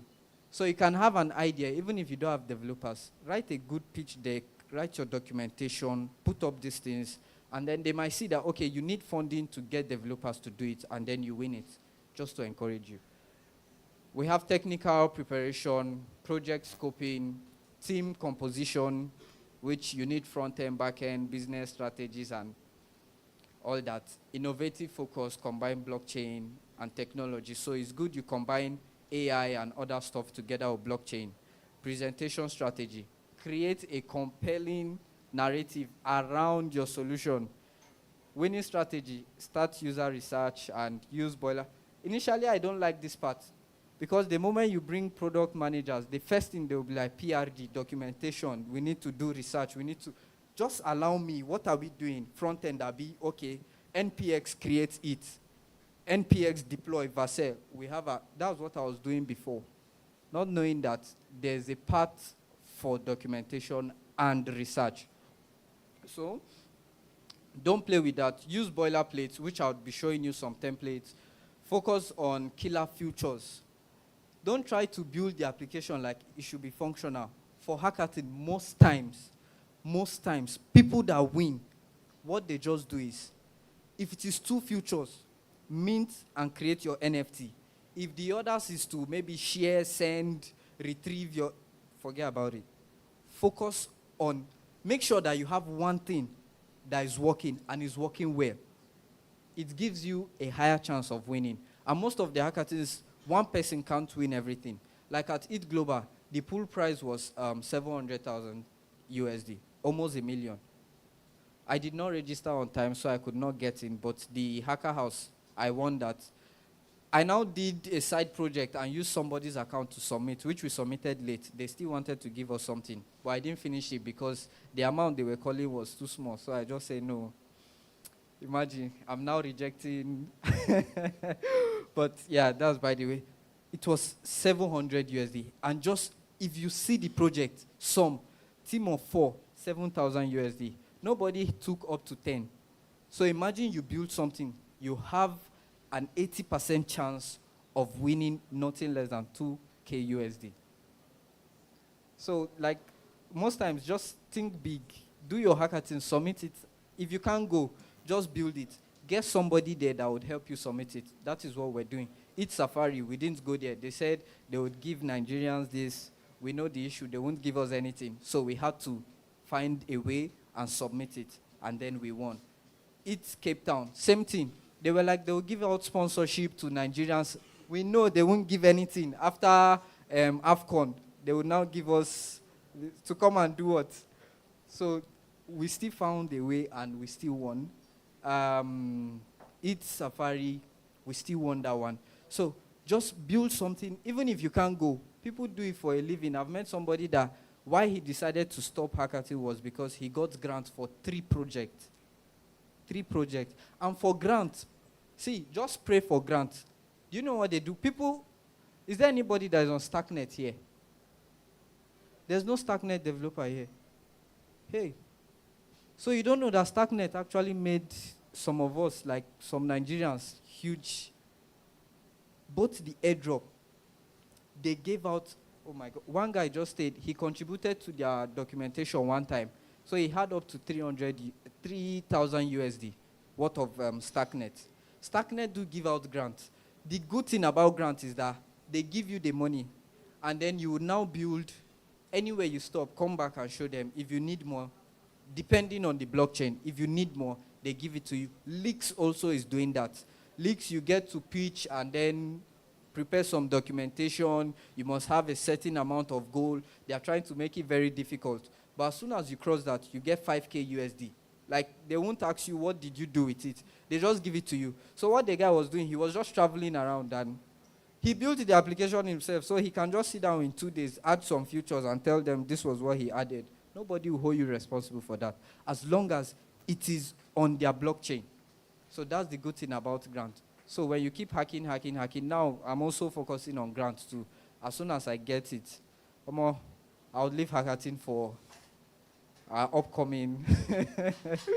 So that's it. So please, whatever you're building, build with the mindset that you can either apply for grants, because grant is the greatest of it all.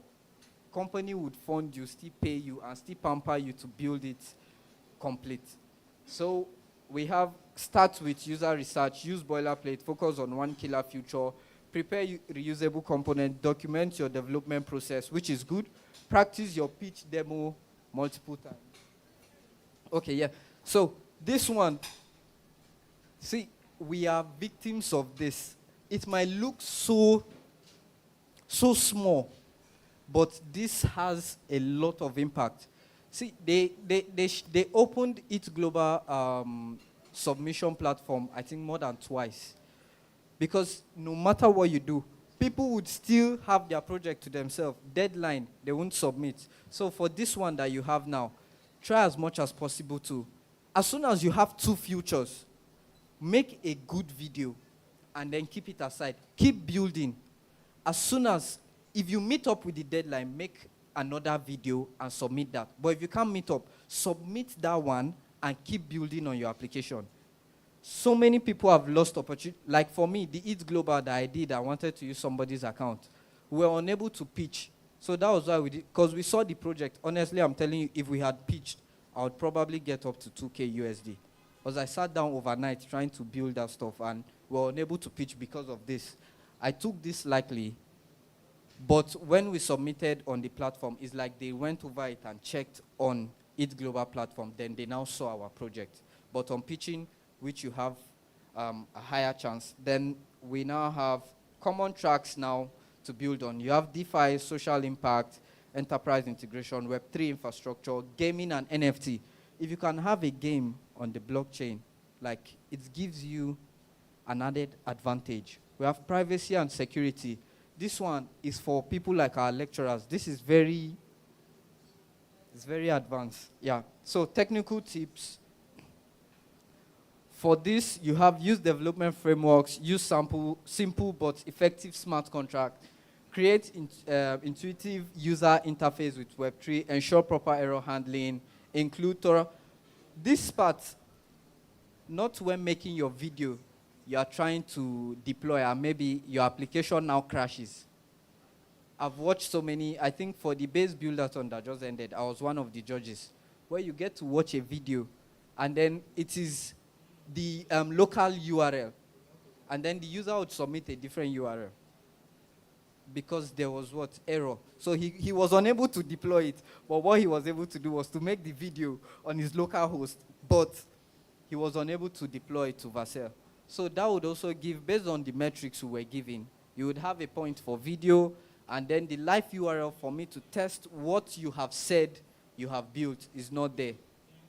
So you now see that it's now conflicting. So I would have to give you a low mark, probably. So this is so prepare local development environments beforehand. So which is what he did, but he did not deploy. Yeah, so pitching advice. Clear problem statements. I've watched several videos that they were talking about the tool. For judges, don't tell them you wrote a smart contract, 1,000 lines, you did this, you audited this, you have so many developers working on. No. try to sell the idea. Sometimes it's not the code that make you win. It is how well you pitch it and how you make them see what you're actually building.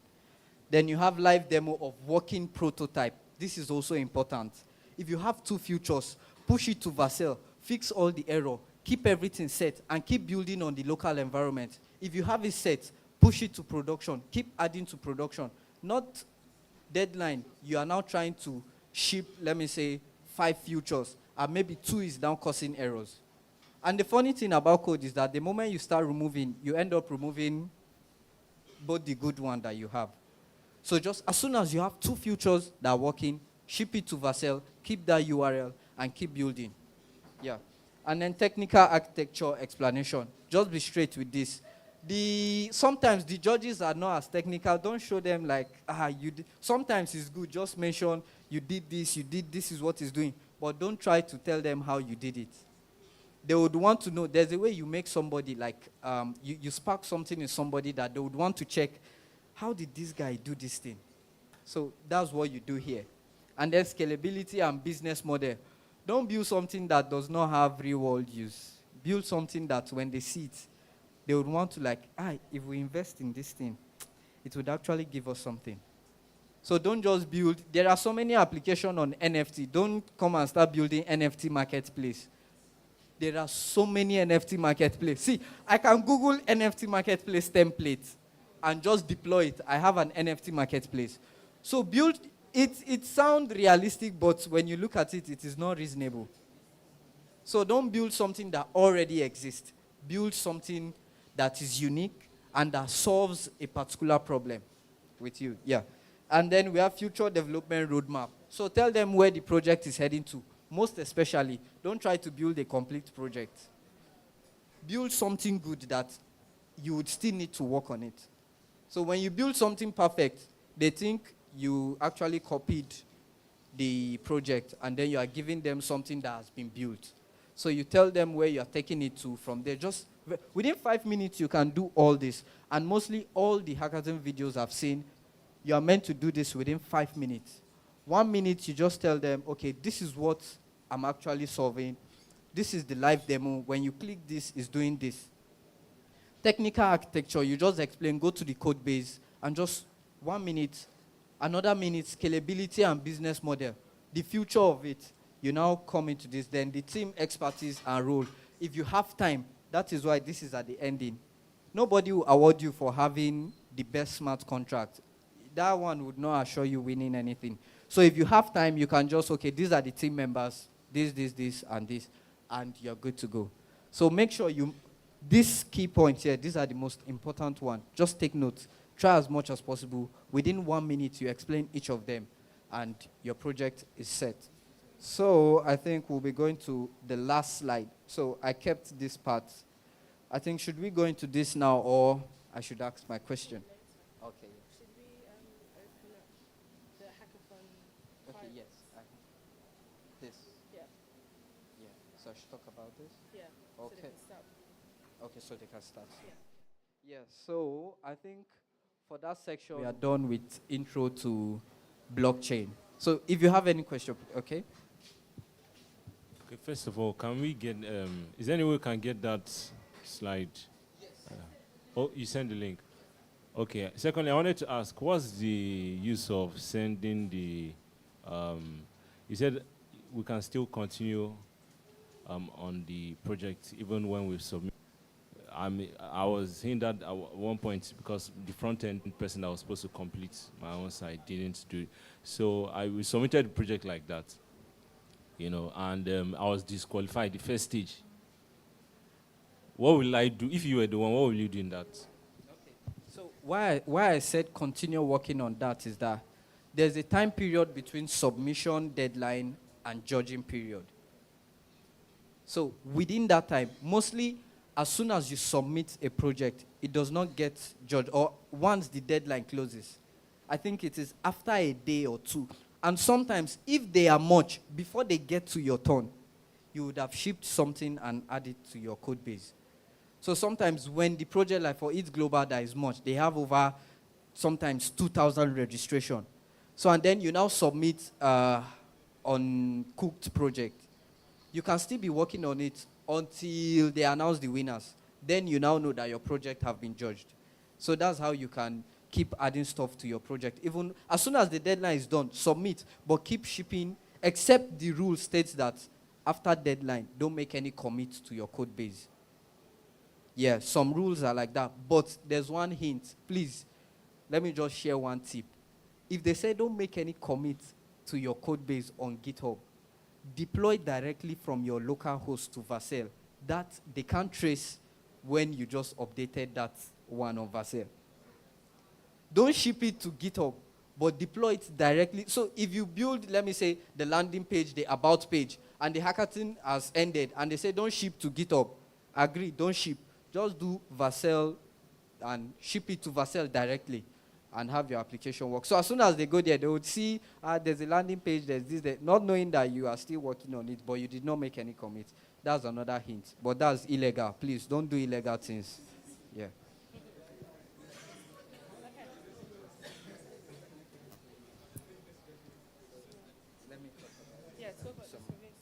Okay, so this is now the hackathon. I don't know. It's like I would also participate here so that we can. No, I'm just joking. So at least let me just end the year with. So this is the hackathon hack with Dr. Adaku. So this is Vibe. Today we are hacking. Later we vibe. I hope we understand the flow. So this is what you're meant to build. This is very simple. You are not tied to any blockchain. You can deploy and build and use any template you want. The only criteria is that your project should solve the SDG, which is the US Social Development Goals. Your project should be related to at least one of the UN SDGs, which stands for Social Development Goals. We spoke about it earlier. There's 17, and I made you all search and see which one you resonated with the most.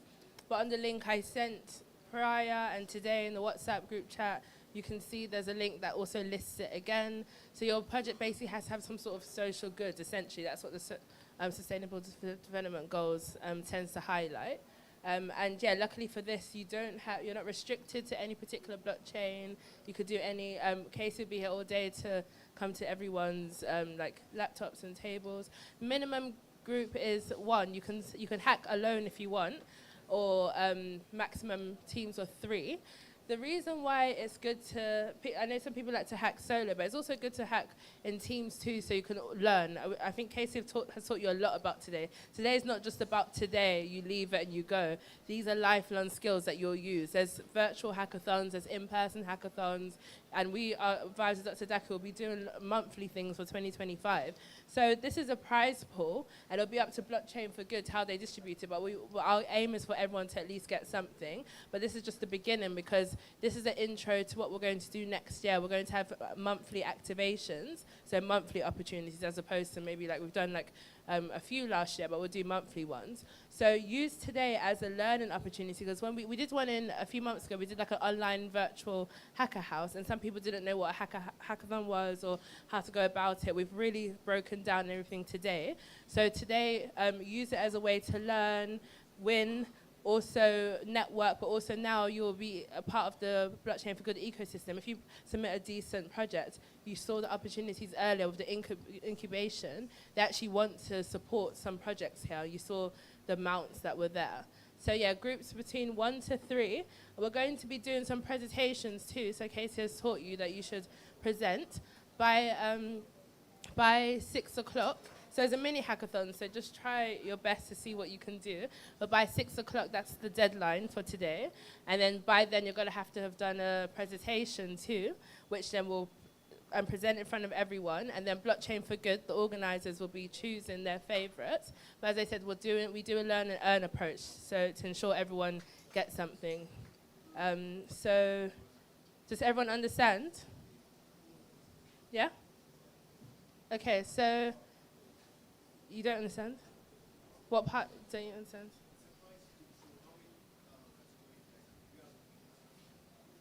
It's up to Blockchain for Good how they distribute it. But I mentioned this is just the beginning. They've got long-term grants and bigger grants. It's just a way to enter the ecosystem. Yeah.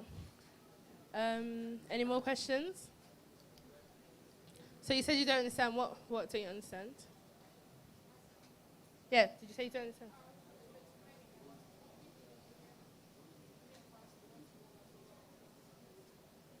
Okay. So, okay, what you want. Okay, for this now, all what you're meant to do is to build something, an application, whatever it is, that is related to what? The UN 17 SDG, which is the Social Development Goals. So this is the only restriction you have. It should be around is no poverty. Yeah, so many. Yeah, it's here. So this is no poverty, zero hunger, and so many other stuff. So this is it. So your application, probably maybe your application is solving poverty. Your application can be solving, can tend towards health and personal development. It can tend towards security. Whatever it's doing, just check this out and build. This is not, for every application we have been building, by default, it falls under this. So you can just come up with your idea and build your application to match this. There's no blockchain restriction. There's no technology. Whichever one you decide to build on, you just build on it. And yeah, oops. Where is that? Yeah, and okay. For me now, I'm a web developer. I have like zero experience on Solidity or anything. So what do I do? Okay, yeah, for that, which is very good, there will be so many smart contract developers that will need your. See, you are scarce. Don't worry, they will look for you. So the thing is, if you are into development, that's you write codes, but not for blockchain, and you are a front-end developer, just all you just need to do is to look for a Web3 developer, either a smart contract. Integrating it is not hard. So it's just for Web3, we make use of Web2, and then the backend is Web3. Yeah, so that's just, we also make use of Tailwind and React and the CSS. There's nothing different there. The backend is in Web3, Solidity and all that. But the front end, we still make use of Web2. So any other question? Okay. I'm a psychologist. I don't know anything about what you have been saying so far. So where do I come in? Okay, that's very good. For psychologists, right? One thing you can do is look at the 17 goals, right? Yeah. So come up with an idea or a project or something that you have in mind or a solution that you want it to be built. Then look for developers that will build it. I've seen people for hackathons that I do, the person that takes the highest amount, where is he? Okay, he's not here. What he does is just product management. Okay, he's there. He mostly takes the highest amount. He will just come and organize, bring people, tell you what he has in mind, and then you would build it. When you win, he gets the highest cut because he brought you guys together. He brought the idea, and he was there trying to, okay, call this guy, call front end. Front end, have you done your work? Back end. So you can also do that. So you just come up with an idea, then form a team. You can. So most times, developers don't have idea. What they know how to do is to code what you have. So just come up with an idea and form a team and build. Also, someone asked if you can have groups of 4 or 5 for that reason. So we'll allow maximum 5, if that helps. So minimum 1, maximum 5 for the team. Just a second. Okay, 5. So life, health, yeah. So for submission, let me just demo. As soon as they're done. So I will just demo a little bit for the submission, so you can just have a glimpse of what you should do. And remember the goals we have. As soon as you have 2 futures or 1, just prepare your submission link and everything, and then keep working on it. So this is it. You can just register, and yes. So this section, for every hackathon, it's been taken as a project or as an organization. So you can just form a team, team A, team B. The email, just put in your personal email. You don't need to start forming an organization email. Yeah. So just put in somebody's email there, and then you have an intro to your project. Then you select what it is actually doing. Is it privacy? Is it DeFi? Is it security? Is it probably you want to build an L2 or an L1? You just select that. And then the location, we are all in Nigeria. Twitter handle, you can just use your handle for submission. And so we have designers here. They can just come up with logos, or you can just form a design of yourself and just upload that. And then you have, this has been filled by the platform because I'm already registered. So everyone should also sign up on this platform. So let me just show you. This is my account here. I can log out from this. So as you see, as soon as I logged out, it took out my information. So all you just need to do is to log in. Do I have to type that? Okay, no. So as you can see, as soon as I'm logged in, my contact information has been filled. And yeah, so this is where you state what your project is solving, what your, as you can see, the tips we have also has this. A link to a video of what you have done. And then we have the link to the pitch deck, your documentation. So this is where you upload it, and yeah. So okay. Are we taking a break? Because I had this slide here for those that are actually coding. Okay, yeah. You can do that now. Okay, why they eat? Just tell them after break you'll show them how to code. Okay. Yeah, so please, hello, I need your attention for just 1 minute, please. So as soon as we are done, after the break, I'll just walk you through a template that you can use to build your application very fast. It has both the smart contract and the front end together. All you just need to do is front end, work on your front end, back end, work on your back end. You push your code, everything works together. So as soon as we are done, I'll just take a brief workshop and then we all build. It's Next.js, React, yes, with Tailwind.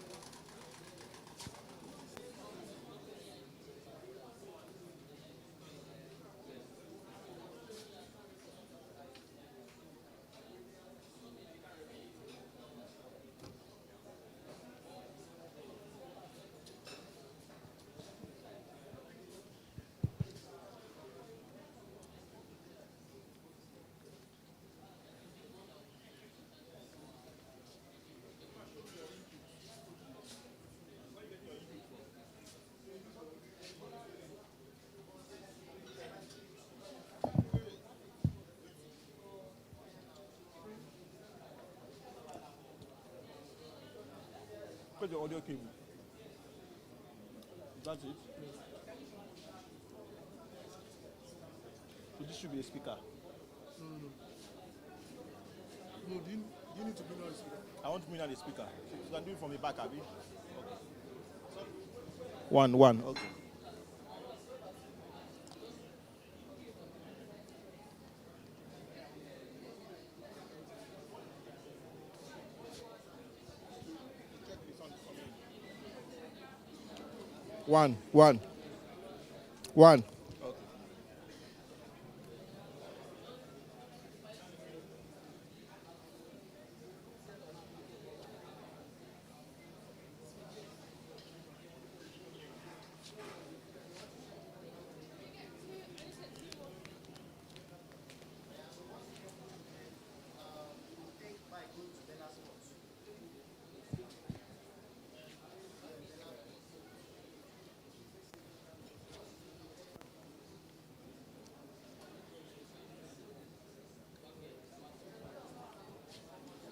Can you help me serve it?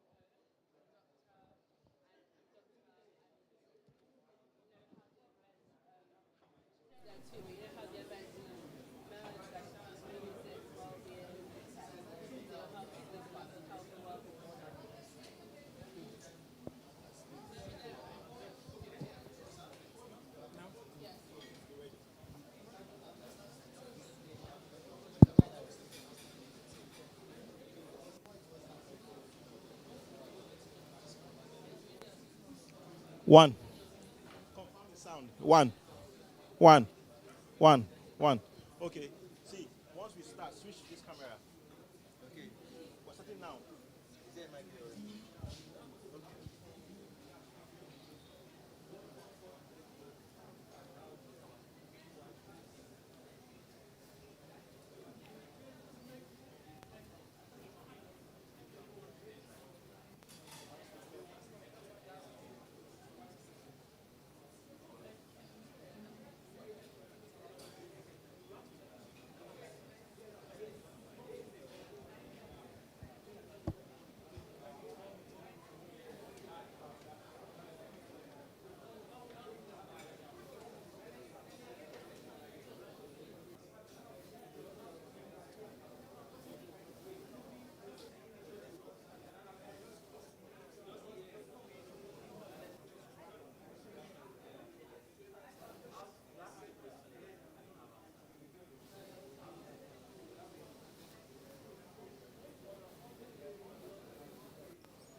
Are you ready?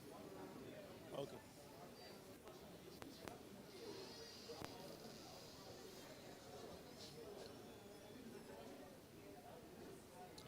So, are we?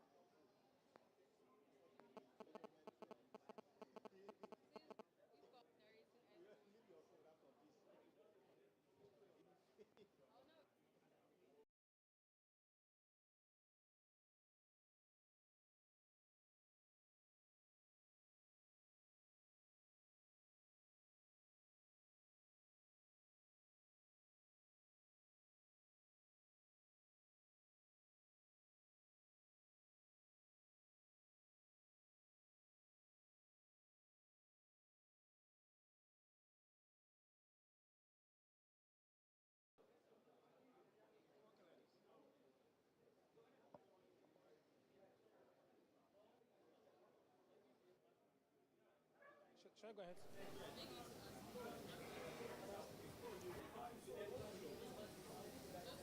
Oh, that's the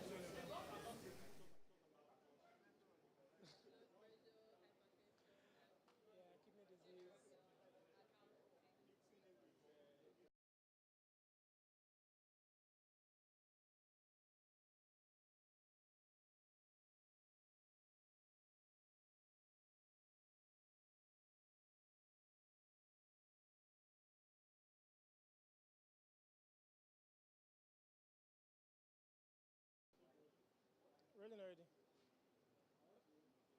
We just maybe like 3, 2, 1. Start. Okay. Good morning. Good afternoon. Good afternoon. I'm Dr. Henry Mbaso. I'm at Vibes Adaku 3.0, which is an intersection of music, health, well-being, family. Um, I've been here for the beginning of the program, and I've already seen a lot of interesting talks about the blockchain, the interesting potential it has already, apart from healthcare and media and security, so many different aspects. It's clearly an upgrade over the Web 2.0. Being a doctor, I'm here to talk mostly about the medical or the healthcare point of view of things.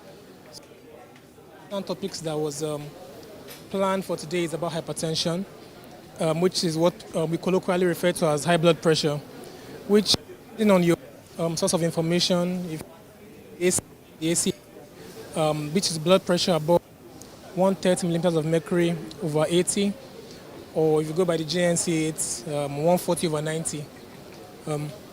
So what exactly causes this high blood pressure precisely is unknown, right? Because depending on the type of high blood pressure the person has, we tend to classify them into two groups: essential and secondary hypertension. Essential hypertension is what about 90% of those who have hypertension have, and this is usually what we call it's the cause is not specifically known, right? However, for secondary hypertension, like it said, it's secondary, so it's secondary to something. Something always causes secondary hypertension. So many different things: endocrine problems like the thyroid dysfunction, adrenal dysfunction, renal diseases, kidney diseases, whether chronic renal artery stenosis. There are various possible causes of secondary hypertension. While for the primary or the essential hypertension, typically the causes are known, but common risk factors are things like a parent with high blood pressure, physical inactivity, weight gain, or a high BMI, advancing age. Usually in people above 65, the incidence tends to really rise. It tends to be more common in males than females. That's below the age of 60.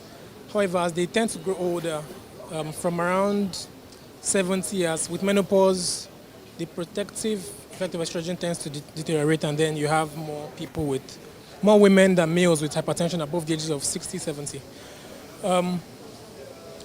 So about a third of people in a general population have hypertension, and less than half of them know they have hypertension, right? And among these less than half, less than 40% of these have well-controlled blood pressures. So it's really a serious problem, and not only in Nigeria and the developed world, but you can imagine it's considerably more serious in a country like Nigeria, where health-seeking behaviors are not as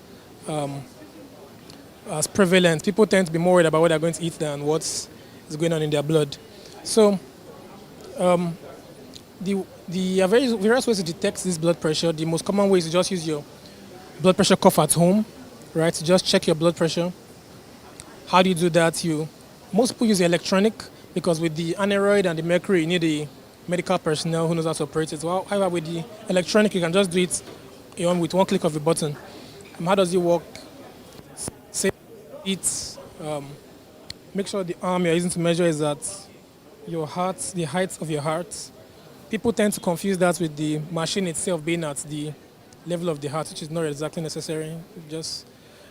So you have the cuff at the level of your heart, Make sure the hand is resting, feet planted on the ground, your back is supported, and ensure that 30 minutes before that blood pressure check, you've not exercised, you've not used caffeine, you've not smoked, not taken alcohol, you've just been in a relatively calm state. And for the 5 minutes sitting, make sure you're seated and rested. Not worried about, you don't just check your account balance, you didn't just do anything that pressures you, essentially. So as you sit down, you press the button while the blood pressure is being checked. No talking, no worrying. Just calm down and wait for the pressure to the value to come out. So when you get the blood pressure, if it's above 130/80, you want to check it on the opposite arm, right? And another thing I forgot to mention, you want to make sure you don't do it over your clothes. Some people tend to overlook it when you have very tight clothing, but it's best over skin directly when you put the cuff over skin. And then on the machine, you will tend to see a label that points to the artery, and the artery is telling you that that line should be over your brachial artery, which runs along the inner parts of your upper arm.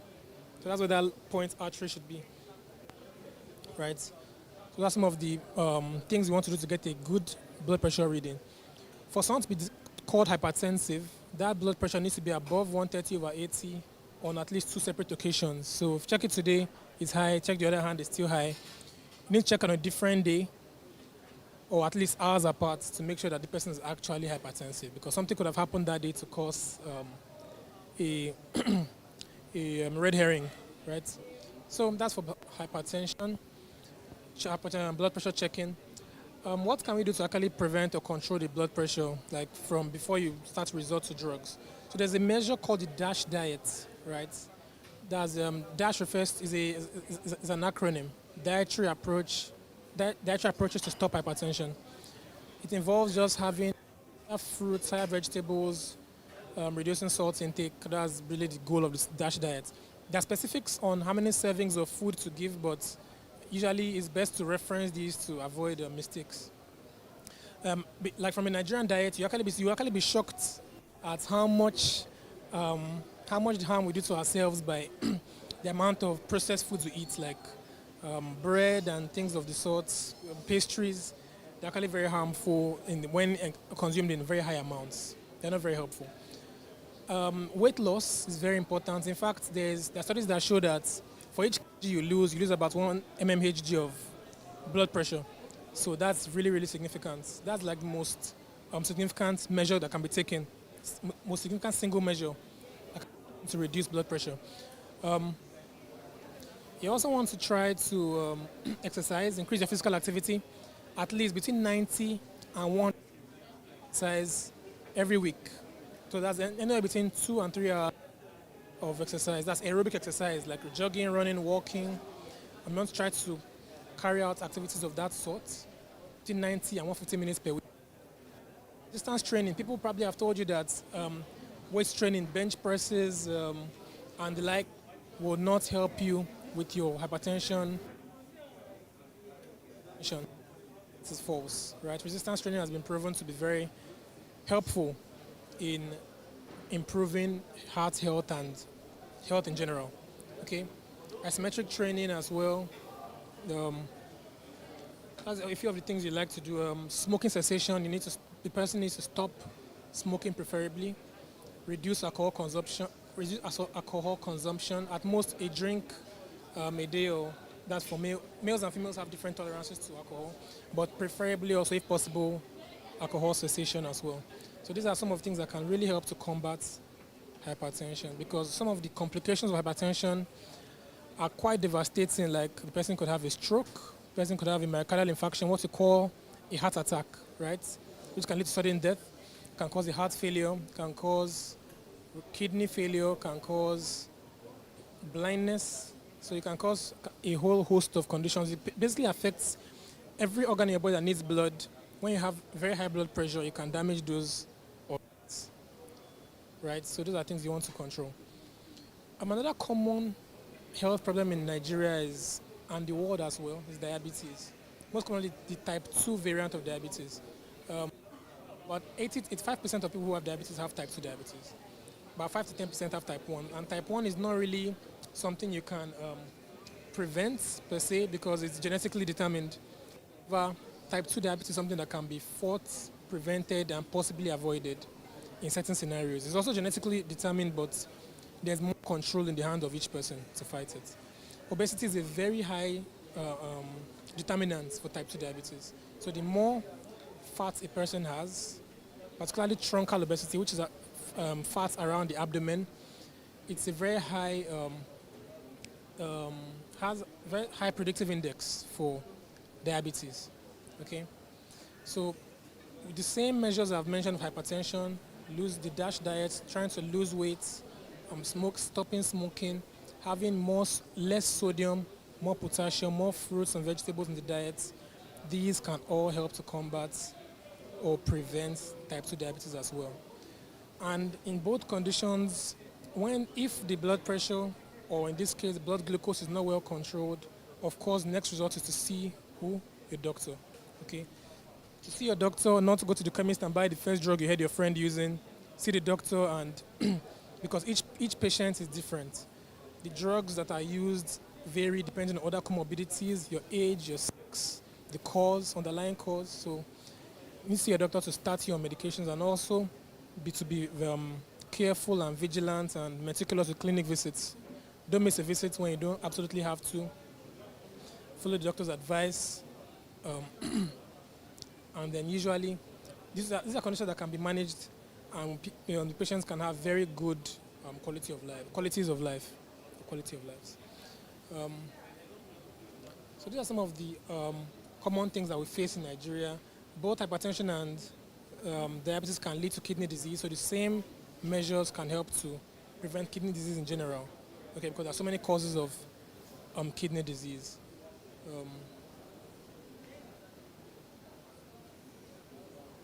Thank you very much. I've tried. I think I've tried.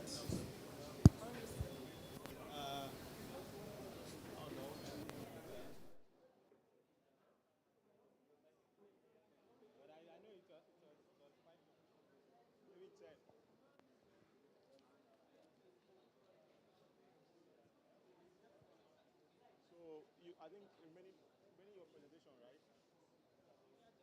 Okay.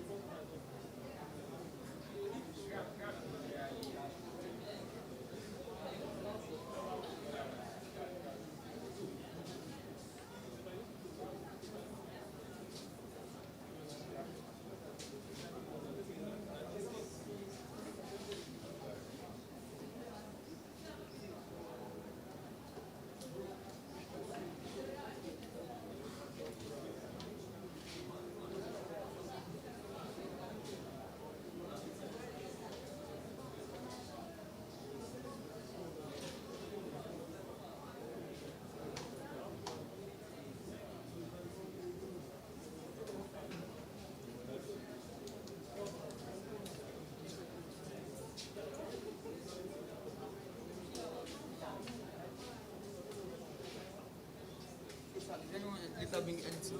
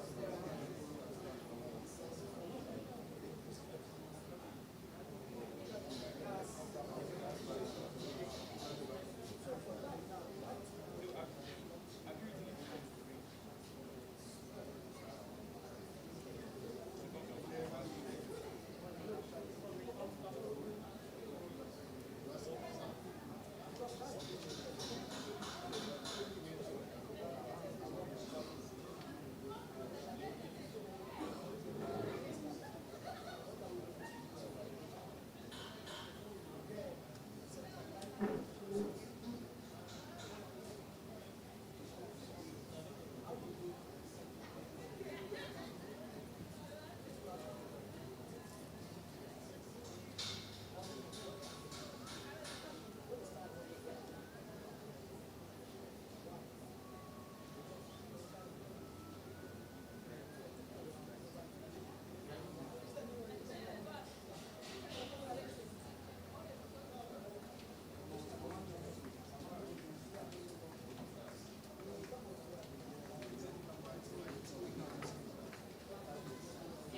how long will it take?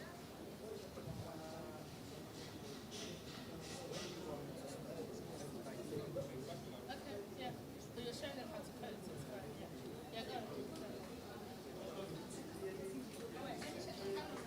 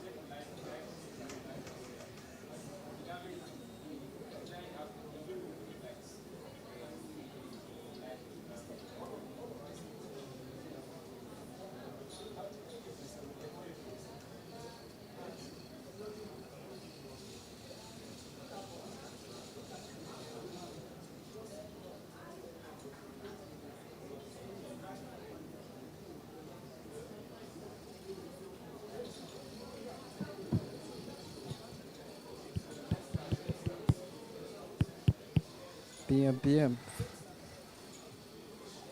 Testing, 1, 2.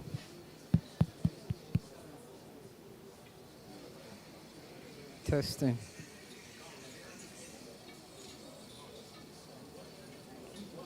Testing, 1, 2.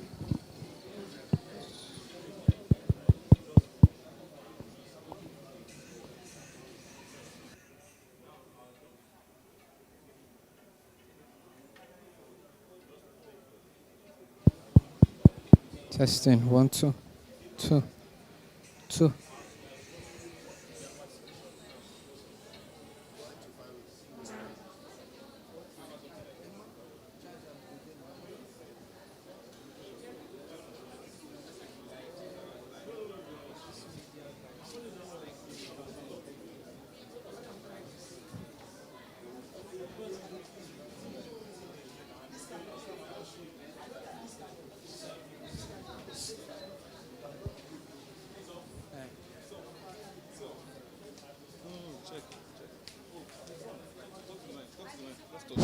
Testing, 1, 2.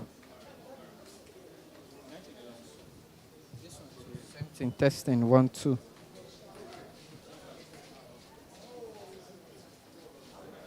Testing, 1, 2, 2.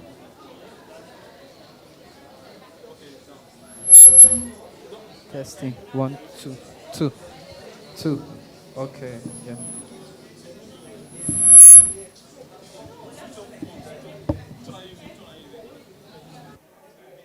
Testing, 1, 2. Yeah, it's now working. Yeah, thank you. Hello.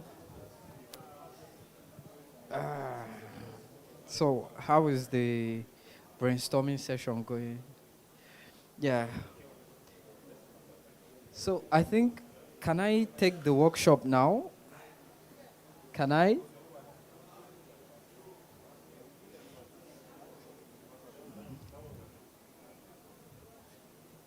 So, for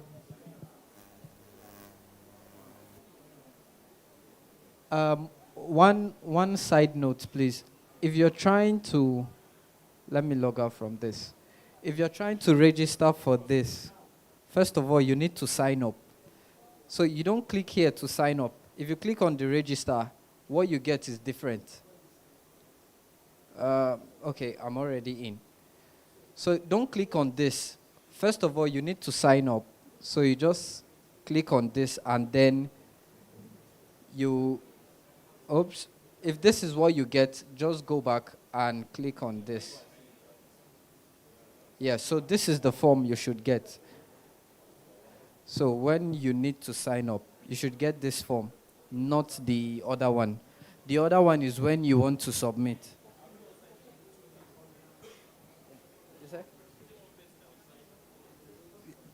You would all register, but for submission, only one person would submit. Yeah.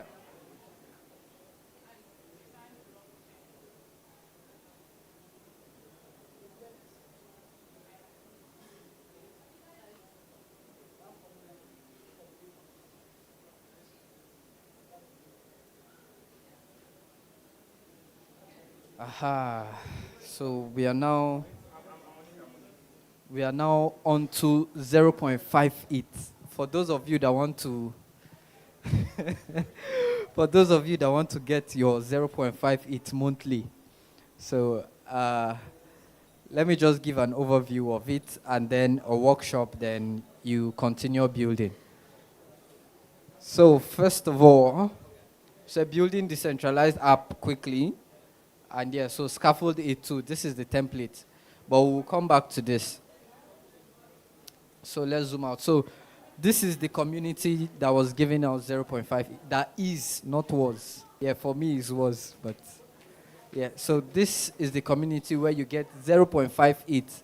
If you need evidence, I still have my wallet and the proof of transaction every month, 0.58. This is, so let's go for that. This is Build Guild. So what do they do? Education, grants, and tooling. So this is where I am now. I'm on this guy here. So I'm on grant. But if you're joining for the first time, you'll be on education, and then maybe you build and earn your own, maybe 0.5, 0.2, 0.1 each. Now they made it a bit easier because you don't need to get up to 0.5 each. You can get 0.2, 0.1 each by building and contributing to Build Guild. Yep. So let's go. So education now. So this is speedrun Ethereum. The first thing you need to do for you to start earning your own is you need to come to this platform, speedrun Ethereum. This teach all what you'll be doing here is to complete these tasks. And these tasks are very easy. It educates you on the blockchain, how to write smart contract, how your smart contract interacts with the front end. So as you can see, the first challenge is simple NFT, decentralized staking app, token vendor, and you have others. So you just click on it, clone it, complete the tasks. They are very simple tasks. The stats, as you go deep, it becomes harder. If you are able to complete this and submit it and get verified, then you would now move into the next stage.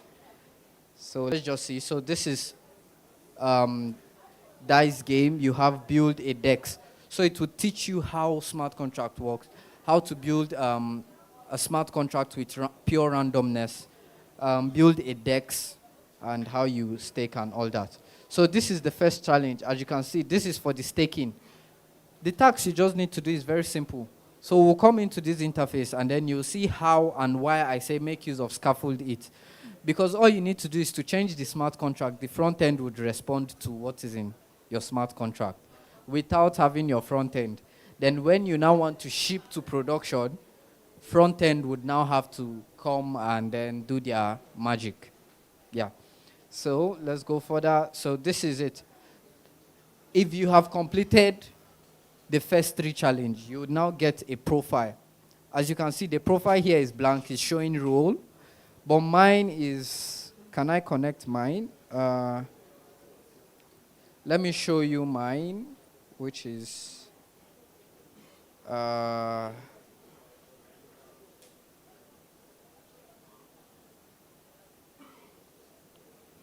oops.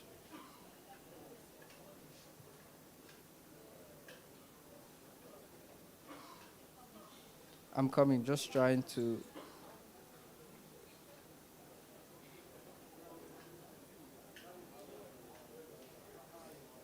So let me just show you. Oops. Is that the right side? I guess I should just go to speed.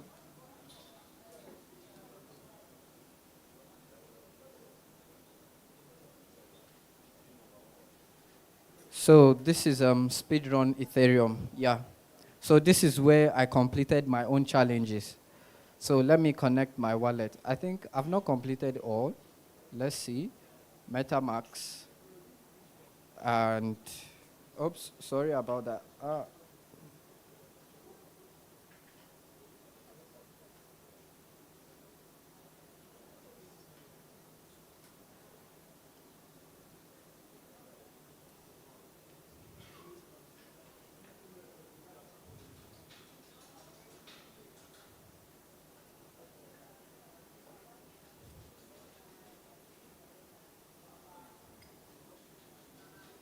Yep. So as you can see, mine is saying builder there.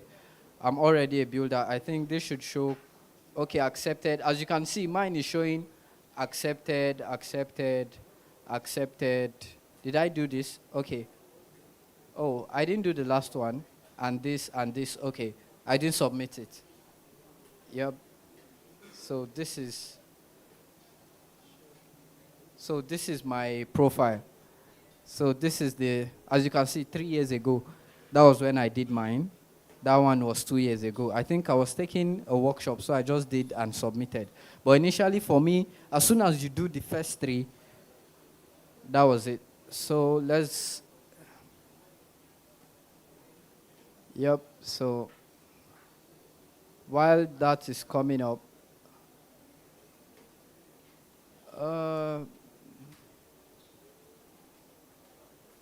yes, so this is it. So as you can see, this is my builder's profile. So this is what I've been building. So this is it. So this is what I've been building. And as soon as I submit it, I get 0.58. Once I build or I make a PR, I make contribution to scaffold it, because I also contributed to it, I got 0.58. As you can see, that was like 2-3 years ago. Yeah, but it's still open, because currently I still do get grants from them, which is this. So I use scaffold it for all of this. Like, there's no point. So you would see how simple it is to build using scaffold it. Like now, you can ship an application to Vasel and send the link, and we'll all use your application. That's how simple it can be. So this is just some of the project, and yeah, this is it. Look at the transactions. So can you see that? This is a year ago, 10 months ago, a year ago, 0.4, 0.8. So it's 0.5. So, but when I split it, this is 0.3. Add this up. This is 0.5. So I get to withdraw it how I want. So as soon as I'm done with this, I get another 0.5. I get another 0.5. I get another 0.5. And so this is evidence. As you can see, this is evidence until somebody touched my wallet and took. So you can now see what I was trying to say. So add it up and just estimate how much should I spend, how much should I save, and then you would be able to know what the person took from me. That's wallet security vulnerability of my Windows. Yeah. So this is it. So as you can see, there's evidence now. So let's now explain. I think with this one now, they say, when no evidence, we'll explain. But so let's go back to the slide.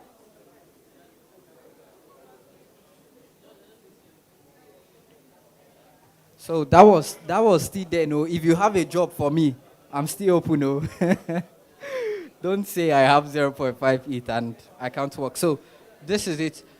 And if you want to learn more about it, their workshop and all that, there are also tutorial videos that you can take to further your understanding on Scaffold 8. So we are done with the educational part. The educational part, you just learn, you practice, you submit projects. Yes, and that is what we have. So this is the tooling. Developers in the house, if you now want to ship your billion-dollar application in 2 minutes or in 5 minutes, in next 1 hour, this is your tool. So this is Scaffold It 2. This is a template, is a framework that uses both hard hats and Next.js. So for those of you that are into Web3 already, you know the headache of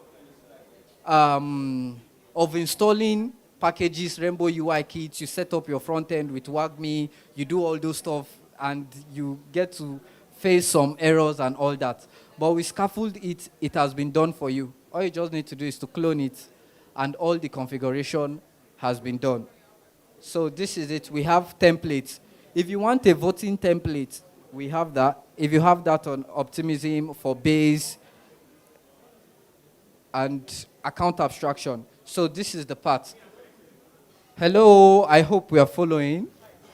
We're about to start coding now. So this is it. First of all, you can either clone the GitHub repo from scaffoldit.io if you want to check that. Scaffoldit.io. You can either clone that or you just npx create -it at latest.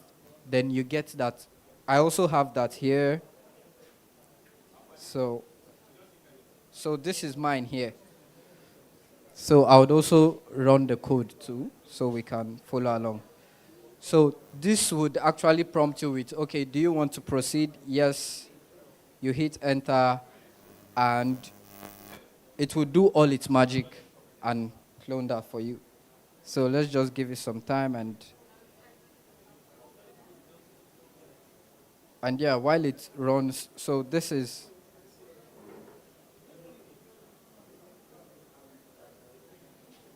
so this is it. You get an option to choose either between Hard Hat or Foundry. So if you're good with Hard Hat, that's good. If you're good with Foundry, you can also make use of it. And yes, so this is it. We are done building, cloning the application using NPX, which is what I also have here. So as you can see, I just need to give it a name now, which is, let's say, let's just call it Run 2. So I can decide either Hard Hat or Foundry. Whichever one you choose, it works fine. So let's go with Foundry. And am I having network issues? Oh, I've not installed Foundry on this system, so my bad. Let's do that again. So I don't have Foundry on that, so I'll make use of Hard Hat. I think Hard Hat should work. Yep. So let's just call it Run 3. So let's go with Hard Hat. And yes, so this would install Hard Hat, installed React, Next.js, configure the tool for you, so that as soon as you make a change on the back end, the front end would react to it. And yeah, that. I'm actually installing the package now. npx create it, which is this. This was the command. Is it that you clone it or you run this command? Okay, Foundry. Yes. No, if okay, you also need to install Foundry. Yeah, you also need to install Foundry. So I think that should be done if our network is good. Okay, we are almost done now. So let's go further. So, assuming we are done, first of all, you need to open 3 terminals. The first terminal is Yarn chain, which would start a local blockchain on your system, so that when you run Yarn deploy, you don't have to look for testnet all the time. It will just run a local blockchain on your system that you can easily deploy to. Then the second one, Yarn start. This would start your front-end application, which is your normal Next.js or React. And then you have Yarn deploy. So let's just look at it now, and then you see what I mean. So this is. Yep, so I'm done. So all I just need to do is to cd into and cursor.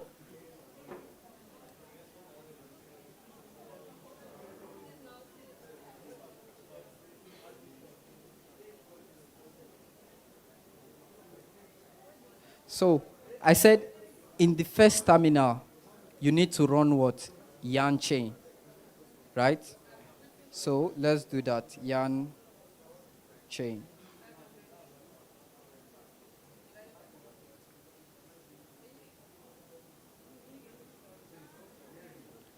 So the first terminal, this would spin up a local blockchain. Nope. Yeah, so this is it. See. This is a local blockchain. Each wallet you see here, this is the private key. But please don't send money to this or don't use this as your main wallet. I've added this wallet to MetaMask. People do send money to it, but there are bots that actually take it out. If you add this wallet to your MetaMask, you would see money in it, but as soon as it enters, a bot takes it out. And don't make use of it for your personal wallet. This is a public wallet. Almost everybody has access to this wallet. So it's just for testing purpose. Don't make use of it. So the second terminal, I said what? You just need to run yarn start.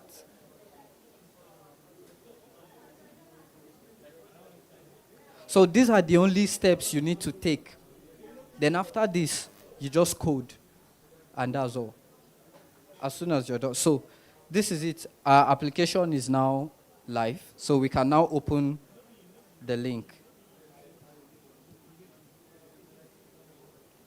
So we should have our application come up. And then the third, while that is coming up, the third one, oops, not that.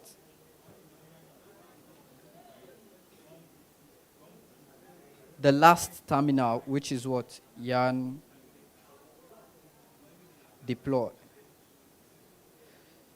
Why we are actually running yarn deploy is because this template comes, oops.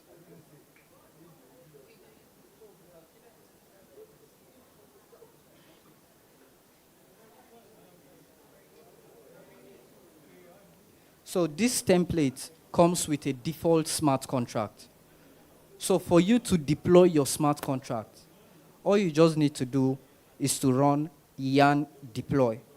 Whatever you change here, right, would see the effect. Whatever you change here would reflect in the front end without you creating that front end. It would reflect there and update that effect. So why this tool is good is for those that, you know the way you make use of Remix, but this would give your front-end developer an idea of how the front end would look like because you have an auto-generated front end for you. So you can just build your smart contract. As a smart contract developer, you can also test it with the front end. Then you can now bring in the front-end developer to work on it. So let's run yarn deploy. Okay, before that, let's see what we have. So this is it. This is the default template for Scaffold 8. So this is how it looks. There's nothing fancy here. So, but where your mind should go to is this part, the debug contract. So that is where your contract is because you're actually debugging it. You're coding, you're building stuff. So as you can see, it says what? No contract, right? So let's just run this command and so this is the tool I kept using, and all those applications I built and submitted to claim 0.5 it was Scaffold 8, so I never got tired of it. You're paying me 0.5 it. Who am I to get tired of running npx create? So as you can see, we have deployed the smart contract. Let's go back to the mini blockchain that we have. So as you can see, it has created a transaction. So this is like a local blockchain. We are running a local blockchain on our system. So when you deploy it, it gets deployed on the blockchain. So this is the transaction, as you can see. So this is the same thing that happens when you do something on the main blockchain. It creates transaction, but this time on different system at the same time. So let's go back to the front end, and just by running yarn deploy, it created something for us to use. So we can now interact with this. You can now set greeting. You can now do whatever you want to do. As you can see, this says what? The greeting is what? Building unstoppable apps, right? So we can now update it to, let's say, good evening.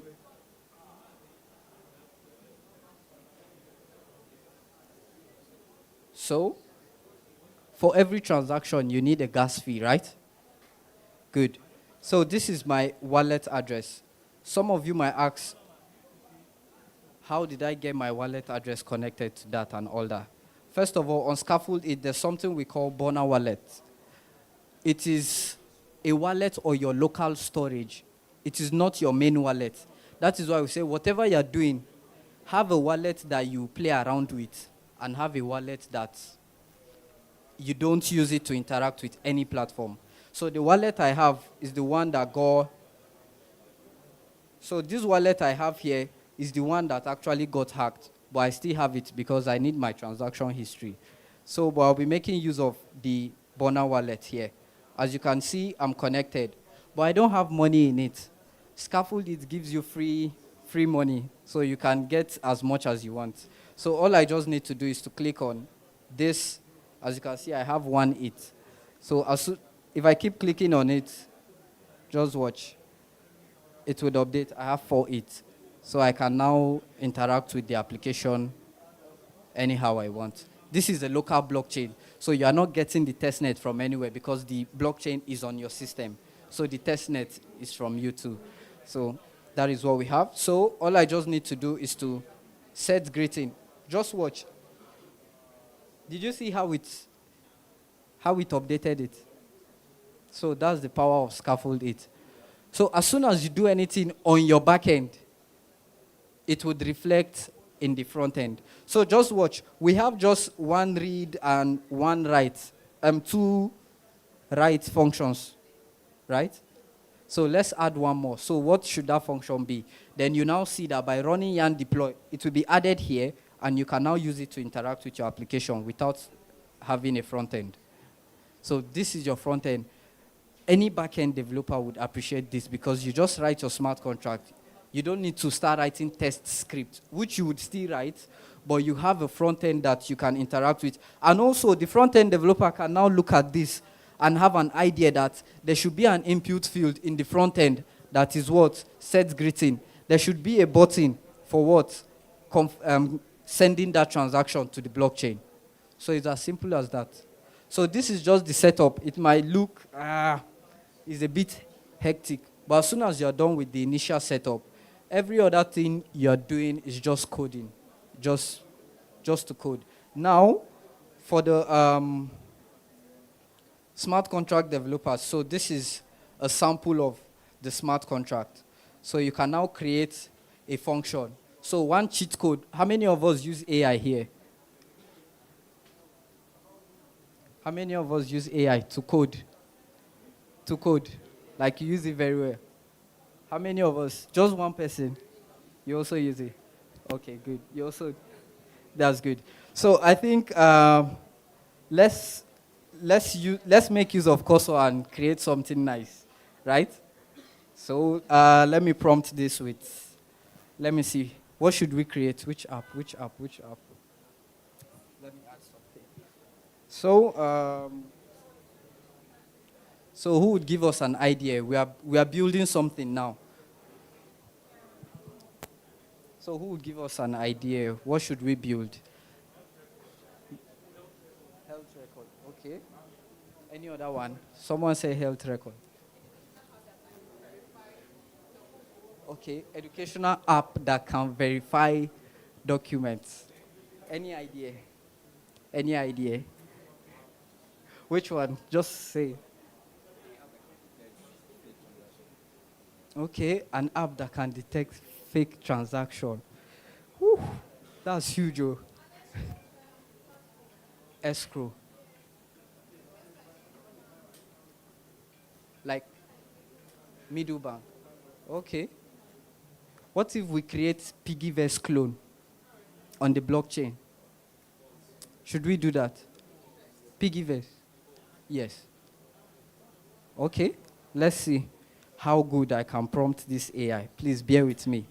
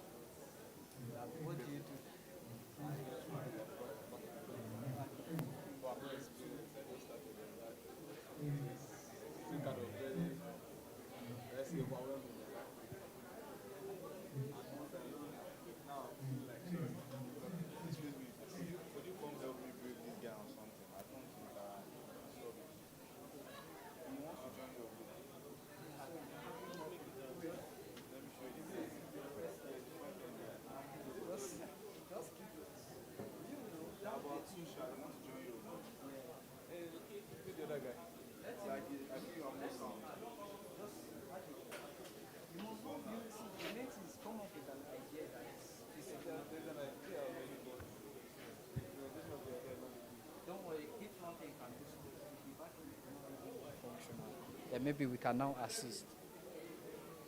So if you succeed in building access something, deployment, how do you do it? On Vercel, the Web 2 developer. So hello. I think I'm back now. Sorry, my network I had network issues, but I was able to get the network back, and yeah, so this is the smart contract we got. So for Piggyverse, so if you notice, I was changing some things. Cursor actually changed the name, and it was giving some errors. That is why using AI is good, but when it gives you error, you should be able to detect it. Yeah. So this was it. It actually changed the name here, which is this. So it's changed the name completely, and yeah. So this is the smart contract we got. Plan, the saving, fixed saving, gold saving, flex dollar. If you notice, I copied the Piggyverse URL and gave it to it. I think for Cursor, they updated it. If you give it that URL, it will read the website and scrape it and know what the functions are. And that's how you make the AI like direct it towards what you want. So this is the smart contract we got, and we have the unregistered deposit, withdraw, plan created, which is what is on Piggyverse. So we have users to register, create savings plan, deposit, withdraw, calculate interest rate, get balance, and emergency withdraw. On Piggyverse, they don't have emergency withdraw. I've locked money on Piggyverse. See, no matter the amount of English you write to these people, send them screenshots that you're about to die, they won't break that money. If you place it for one year, they would never give you access to that money. No matter how you write, come to their headquarters in Lagos, they won't open it as long as you have locked it for 1 year. So this is the smart contract we got, and yeah. So initially I ran yarn deploy, I was getting some errors, which is, this is the deployment script. So Cursor initially changed the name.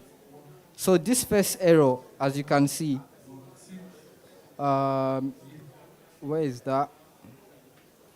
Is it this? Okay, yes, this is it. Cannot find artifact, your contract. So Cursor actually changed the name to Piggyverse. So, and in our deployment script, what we actually called it was this, your contract. So this was what I actually wanted to deploy, but Piggyverse, Cursor actually changed the name. So I simply just place in your contract back, and we got another error, which was from here. So I'll explain the second error later. This was what was causing that error. We're trying to call the greeting function, and we have updated the contract. So the contract no longer has the greeting function. That was why you can see this error. As you can see, it says your contract.greeting is not a function. So we have updated the contract already. There's no greeting function, so I had to remove that. So, as you can see, we are now able to deploy the smart contract, and we can now see this.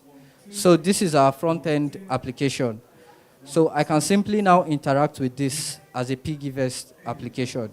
So as you can see, we can calculate the user's interest, we can get the user's balance, we can create a savings plan, we can deposit, and we can also register. So to register, all I need to do is to click on the send button. I have registered. It's as simple as that. If you have your front end and your back end, doing this on its own is work, because you need to make use of WAGMI, interact with the back end, front end, and all that.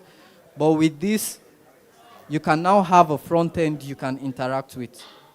So Scaffold It is just a tool. It is not, you must not use it.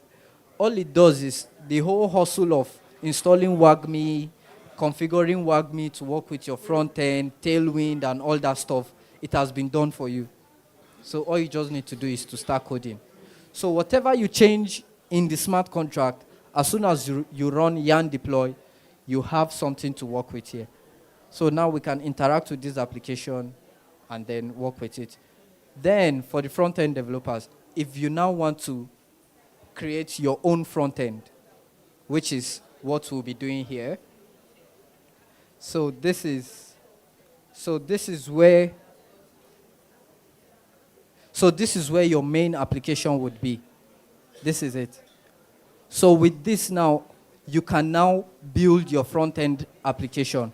So one good thing is that on Scaffold It, they added a bot. They have their own AI agent. So we can copy this smart contract and give it to the AI agent and tell it to build a front-end for us.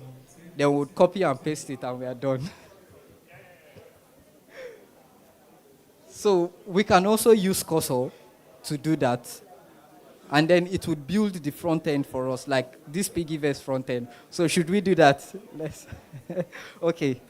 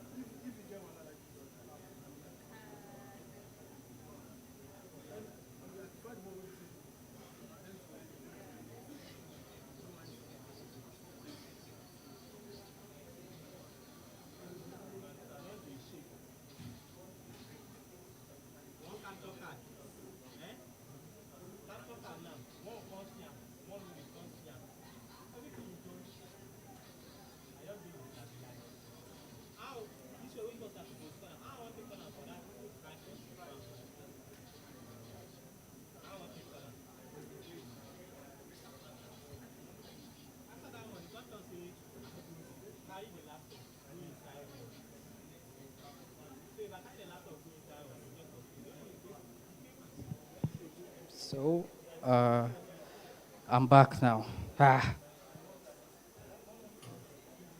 When you keep using AI to do things, so this is the application we have.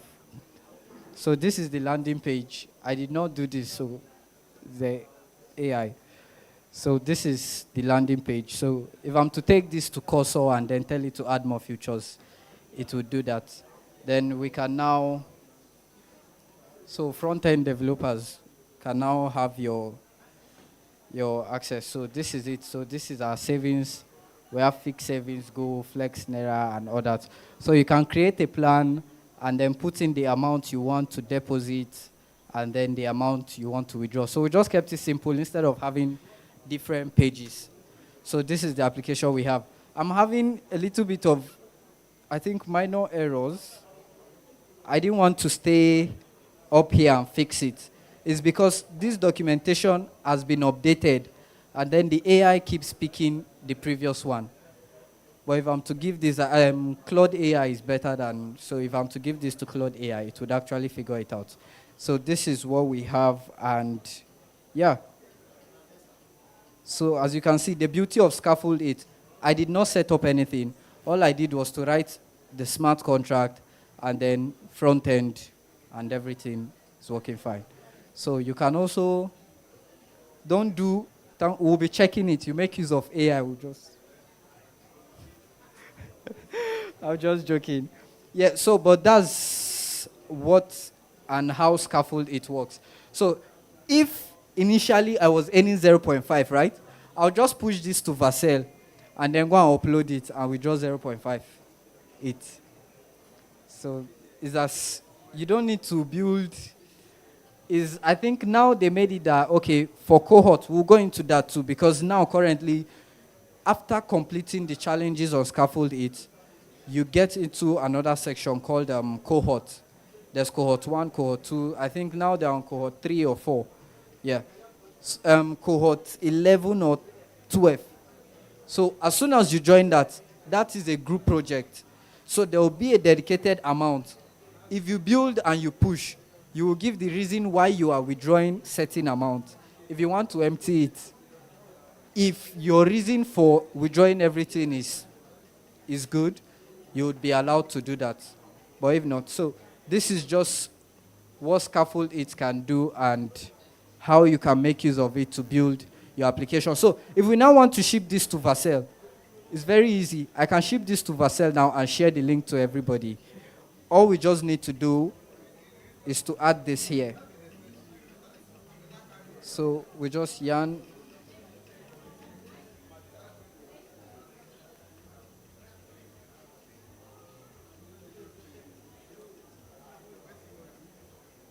So yarn Vercel.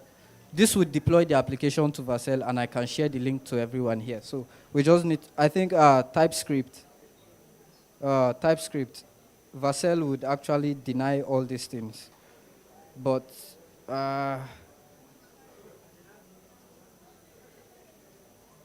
do I ignore type error on Next.js?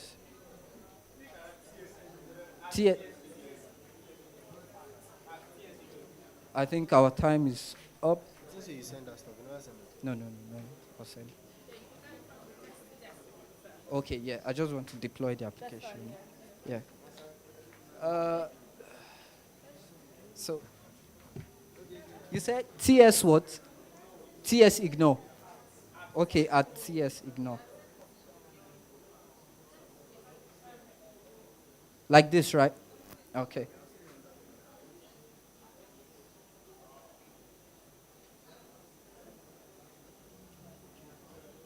Let's put that so that we don't have.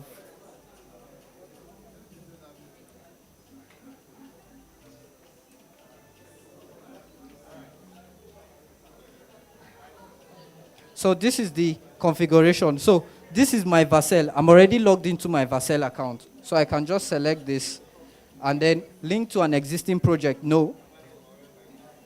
The name of the project, we called it Piggyverse clone. So let me just put back my run 3. Location, yes. And want to modify these settings? No. I don't want to modify it. So this would deploy the application to Vercel. But there's something we did not do. We did not deploy our smart contract to any blockchain. So all what you have now is just the front end. For deploying your smart contract to the blockchain, it's the same thing. You just need to yarn deploy dash dash network. Yes. So we are deploying our application to Vercel now. I just hope this does not break.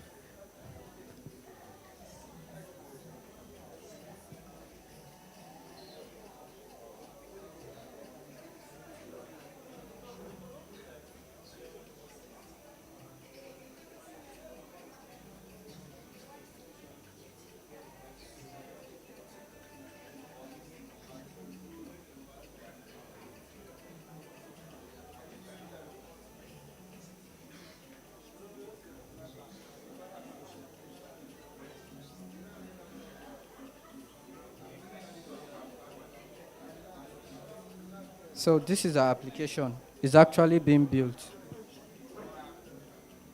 Let's wait for it.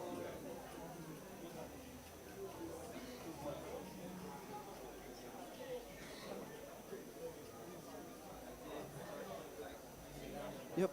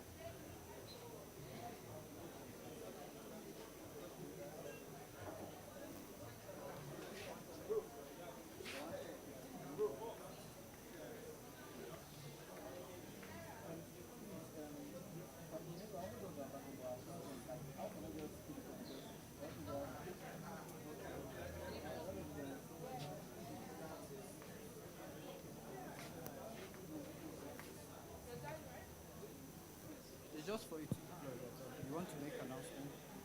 Yeah, the doctor's about to talk. Okay. So you can still leave it in the background. Yes. You've got a presentation. Yes, I have this slide. Yeah, doctor. This one. The one on hypertension? Yeah. Yes.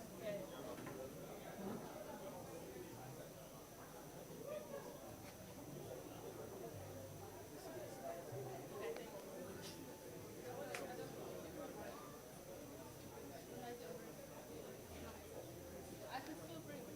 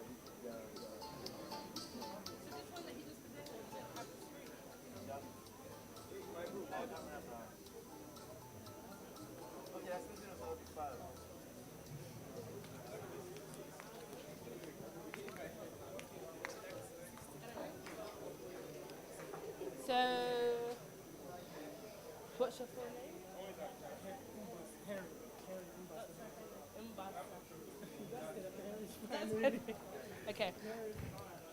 What's the time? Okay. Good afternoon, everyone. So we've got a special talk from Dr. Henry. And as you know from looking at the social development goals, one of them, SDG 3, is about good health and well-being. So this presentation might inspire a very interesting project, but it's also very important for your health, your general health, especially when it comes to the knowledge of blood pressure. So I would highly recommend you pay attention to this important talk. Thank you.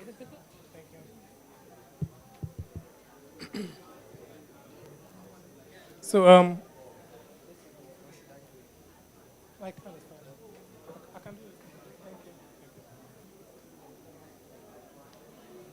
Thank you. Good afternoon, everyone. I'm Dr. Henry Mbaso. I'll be giving a short talk on some common health conditions we tend to deal with in Nigeria, specifically with a focus on high blood pressure, hypertension, right? Okay. So I'm starting with a quick question.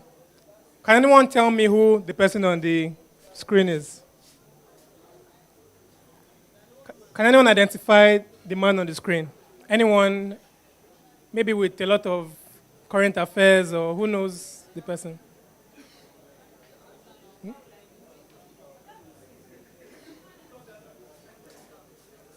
Who can tell who the person on stage is, on the screen is?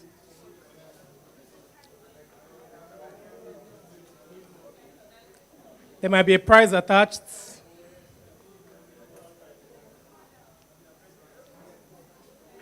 Or we can't see it very well.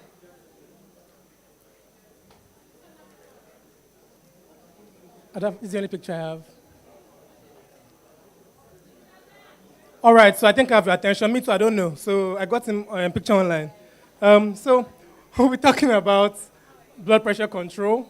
Like I've already said, I'm Dr. Henry. So this is like a statement that just helps you to know gives you an idea of what we're talking about. Basically, healthy habits today lead to a healthy heart tomorrow. So what exactly is hypertension? So essentially, the blood vessels in your body that take blood to the different organs in your body, they act like pipes, right? Like typical pipes, carrying water to different parts of your house. So that's how the blood vessels are like. So when there's too much pressure in these blood vessels, similar to what will happen in a pipe with too much pressure, it can burst, you can have different kinds of complications. So that gives you an idea of what is really happening in hypertension, right? So these are more technical stuff. So you have two different kinds of hypertension, either essential or secondary. The primary or essential is when there's no known cause, while the secondary usually has a specific underlying cause, right? However, most individuals, about 90% of people with hypertension have essential hypertension, which is primary hypertension. So almost everyone you know that has hypertension. I'm sure most of us here know someone with hypertension. If not, someone among us has hypertension. So it's very, very common. About 1 in 3 people have hypertension. So if you look at your left-hand side and your right-hand side, and they both don't have hypertension, it's probably you that has hypertension. So 1 in 3 people have hypertension. And less than 50% of people who have hypertension know they have it. So most people who have hypertension don't even know. So this is like a diagram to show you what exactly is going on. Like normally with a usual pipe, the blood just flows across. However, in hypertension, you have so much pressure pushing against the walls of the vessels, right? Same with here. Excess pressure pushes against the walls of the vessel, and then you can have bursts, you can have leaks, various issues, and I'll go on to the complications as we go further, right? So I'm sure we've all seen this fig that we used to check blood pressure. When the numbers are above 140, 90, we're beginning to have a problem already, right? So what are the things that could predispose a person to having hypertension, or the common risk factors? So the ones that cannot be controlled by a person, the ones you can't control, are these: a positive family history, a first degree relative, a parent, uncle, someone who is very close relatively that has hypertension is likely the person following them is going to have hypertension as well. Race, most commonly the black race, both Africans Americans are more commonly known to have hypertension. Advanced age, from 60 and above, the prevalence increases to about almost 75% of people in those age ranges have hypertension. Now, what are things we can actually control? On the right side, being overweight or obese, this is the greatest modifiable risk factor. That is the one that contributes the most to hypertension is being overweight or obese, which can be measured with what metric can be used to measure whether someone is overweight. Okay. Size. Yes, but there's a Catalan name is called. Yeah? No. The metric that is used to know when someone is overweight or obese or underweight, it has a name.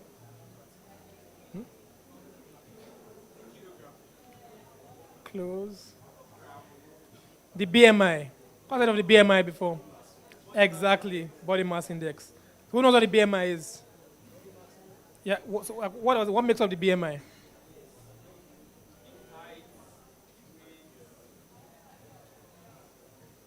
Okay. So it's basically the weight in kilograms divided by the person's height in meters square. That's how you get the BMI, right? So the weight in kilograms over the height in meters square. So depending on where the person falls in that kilogram per meter square rating, you can decide if a person is underweight. If it's below 18.5, person is underweight. Between 18.5 and 24.9, the person is normal, within the normal weights, yes. Above 25, overweight.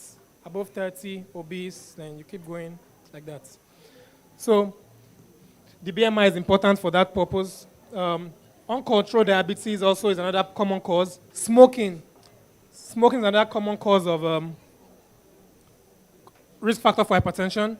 And non-hypertension, almost every cancer you can think of, smoking is the cause of it. So would not recommend. Excessive alcohol intake is another common predisposing factor for hypertension. So the WHO tends to recommend that men should take less than 1 drink a day, and women should take men should take less than 2 drinks a day, and women should take less than 1 drink a day, because men and women have different tolerances for alcohol. Diet high in sodium and low in potassium. So potassium, you tend to find potassium more in fruits, while sodium is more in what? You tend to have much sodium in what in our diets? Salt, right? Sodium chloride salt. So when you have diet that's rich in salt, you tend to have hypertension. Physical inactivity.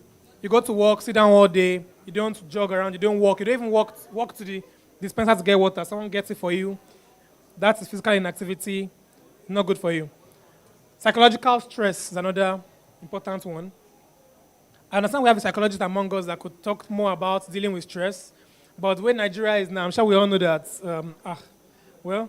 things are happening. So most people are actually stressed. So how do you diagnose hypertension? So basically you use a machine called this sphygmomanometer, okay? I would call someone to spell it, but I don't know if someone's take the risk of trying to spell sphygmomanometer. Sphygmomanometer. You want to try? So, sphygmomanometer. Sphygmomanometer.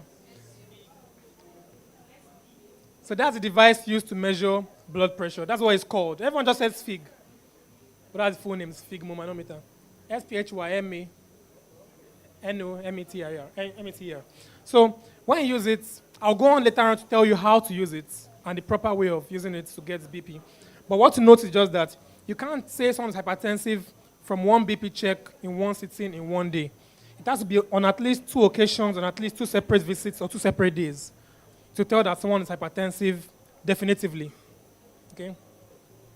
So these are categories I mentioned earlier.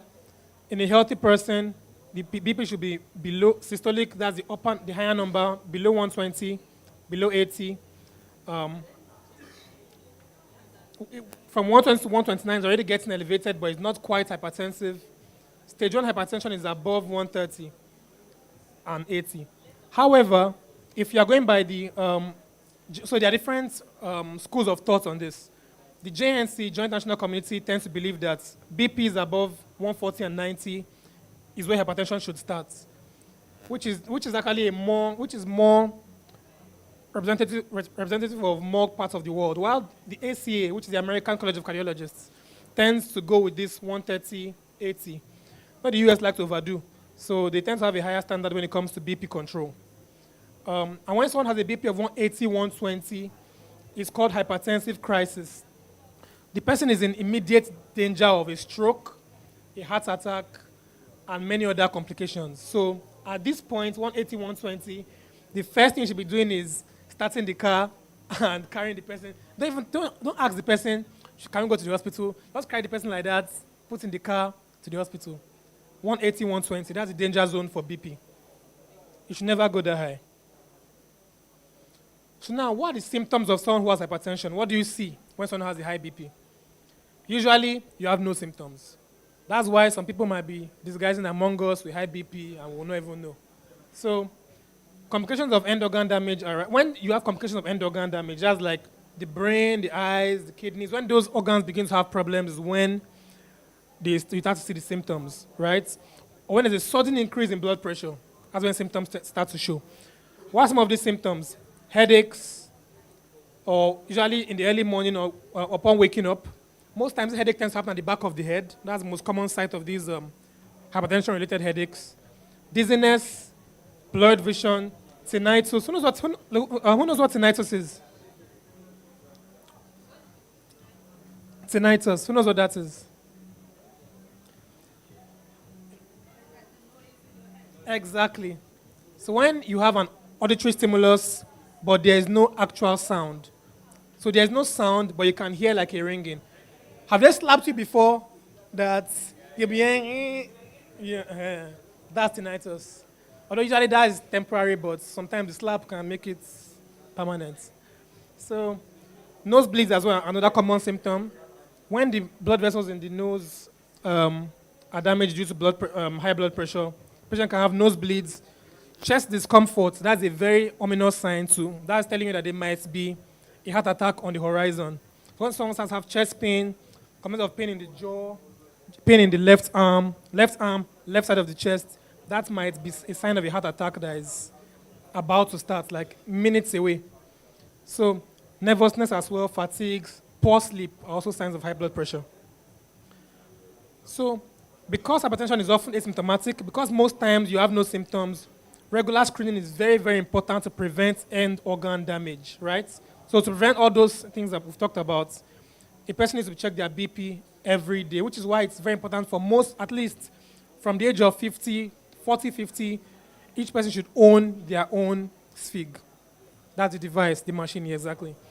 Men should own their own and check regularly in their house, right? So how do you check it? What's the correct way of checking the blood pressure? So this is just a short version. During the check, you should not be talking. The arm should be at chest height. So the arm that you're actually checking should be at level of the heart. The cuff should be against bare skin. You can see this man has been very good to roll up his sleeves. His back is supported, and then your feet should be flat on the ground, not hanging, on the high seat. So this is more detailed. The 30 minutes before the blood pressure check, no caffeine, no smoking, no exercise, okay? Any form of exercise. At least 30 minutes after a meal before you do that. If you're on blood pressure medications, you should check the BP before taking the medications, because some of the medications act very quickly. So you get a false reading because the drugs are already functioning. Empty your bladder beforehand, because holding in urine can cause a response that causes a higher blood pressure. And find a quiet space you can sit without distraction. Don't sit down in front of the news where they are saying there's plane crash, or where they are saying dollar has fallen again, dollar has risen again. So you want to sit down away from all those news. How do you position yourself? The cuff should be on the bare arm. Cuff should be on the heart level, like I've already said. Arm should be supported, not hanging in the air. Legs uncrossed, flat on the ground, back supported. Then while measuring, should chill for at least 5 minutes before starting the measurements. They should be seated for already for 5 minutes. Take at least 2 measurements, twice daily for 7 days. Or actually, you should just take it twice daily for as long as you intend to measure, right? And then, very important, record your measurements, okay? So these are mostly advice for us as well when we get a little older, but also for our parents as well, okay? Let them write down the BP readings that they've been getting, because it's very important to know, when you want to manage a patient with hypertension, it really, really gives you a very good picture when you know what BP has been for a while before they actually came. Really helps a lot. So, what can we do? What are the steps that can be taken to control this risk of high blood pressure? Weight loss. This is the most effective measure, right? You have approximately a reduction of 1 mmHg per kg reduction in weight, right? Another important one is what's called the DASH diet. DASH is an acronym that stands for Dietary Approaches to Stop Hypertension, right? And this recommends more fruits, more vegetables and fiber, less salt intake. That means, and which less salt intake refers to at least less than 3/4 of a teaspoon of salt per day, right? This 1.5 milligram per gram, nobody's going to measure it, so that's just for educational purposes. Decrease alcohol intake is also important. Exercise is very important as well. Mostly aerobic exercise, right? That's like running, jogging, any aerobic exercise, anything that gets your heart pumping, right? Is aerobic exercise. Dynamic resistance training, so that's like bench presses, push-ups. Those are also very important. I'm sure some of us might have heard that those things don't help with the heart health. False. They are very important as well. So when you want to exercise, you want to aim to get at least between 90 and 150 minutes of exercise per week. Okay, that's usually the goal. That's between 2 and 3 hours every week. You can see it's not that much. Between 2 and 3 hours. That's about 30 minutes per day. It's not a lot. Person has to stop smoking, control stress, right? Try to control the stress. We know things are happening, but we can always handle stress better. You want to see your doctor also for personalized treatments and comorbidity management. This just refers to other things the person might have been detected and treated along. So this is more on the DASH diet, right? The grains, about 6 to 8 servings per day of grains, 4 to 5 of fruits per day, low-fat dairy, 2 to 3 servings per day. So I'll show you what a serving means, 1 serving. So an example of a serving is, it is the same thing on the DASH diet. So a serving is 1 slice of whole grain bread, right? So let me give you an example of how we've been damaging ourselves in Nigeria, for example. We recommend 6 servings of whole grains in a day. That is about 6 slices of bread, right, in a day. How many of us will buy bread and just consume the whole loaf in one sitting like that? So I'm among, so it's not very good, right?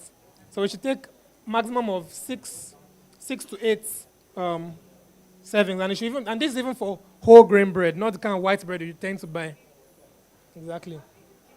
So all these are 1 serving each of all these things, right? 1 serving. So we can just use this as a kind of reference point when looking at the amount of servings of each of these things we should get.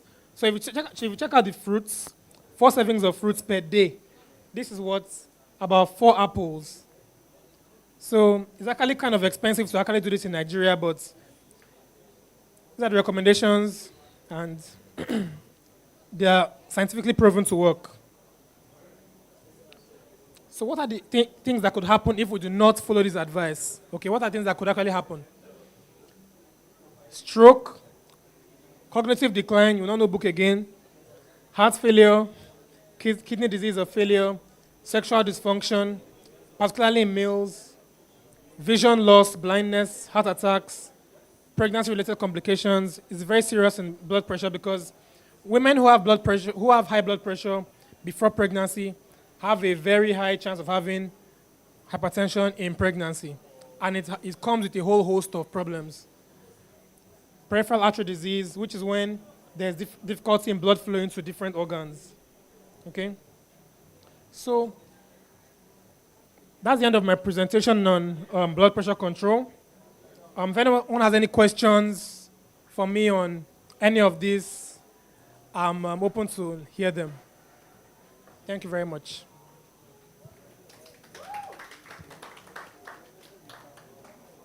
So any questions? Okay. Thank you for your presentation. So how does stroke, what's the relationship between stroke and hypertension? All right, so I don't know if we all heard the question. The question was, how does stroke connect with hypertension, right? So essentially, there are two kinds of stroke, okay? Stroke basically is caused by when the brain doesn't get enough blood. That's what causes a stroke. So what can make the brain to not have enough blood are two things. One, you don't have enough blood getting to the brain in the first place. The second is when you have a burst in an artery supplying blood to the brain. It's almost like you have a pipe supplying a particular place now. One, if the pipe gets blocked, obviously you can't have water flowing to the place.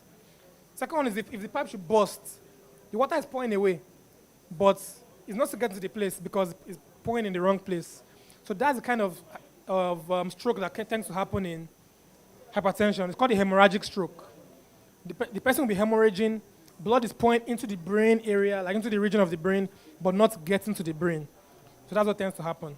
When someone has high blood pressure, not controlled, it commonly happens in this. And I mentioned when a person could have hypertensive crisis, when the BP is above 180, 120.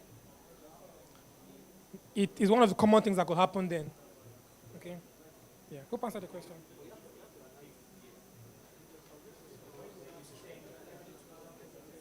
No. When you have hypertension, you're likely to have stroke. Yes. So any other questions? Okay.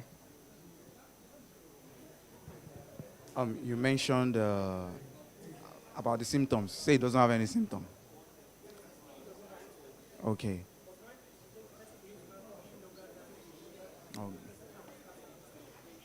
Okay, I want to know if having damage means it has gone, yes.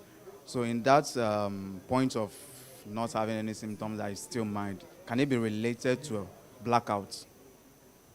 Like somebody can just collapse. Maybe you just get up from the seat and you're out. So he asked whether, I don't know if we all heard this question, whether a person could have blackouts with hypertension or just pass out. Yes, it's possible. So when someone is even connected to the question that I was asked before, when someone has a stroke, strokes present in different ways. One of the ways is what was mentioned when, what most people would have seen, which is when half the person's body is paralyzed and all that. That's what most people think of as a stroke. But that's not the only way stroke can present. A stroke can present in many ways. Some people have a stroke and they just cannot speak anymore. They're looking at you normally, every other thing, but they can't speak. Some people just pass out when they have a stroke. So one thing that could happen is what you just mentioned. It's called a TIA, okay? A transient ischemic attack. So when that happens, the person passes out, but can wake up within, the person wakes up within 24 hours, it's called a TIA. Okay, that could happen with hypertension as well. It's possible. Yeah, it could happen. Any other questions related to, any question at all, healthcare related?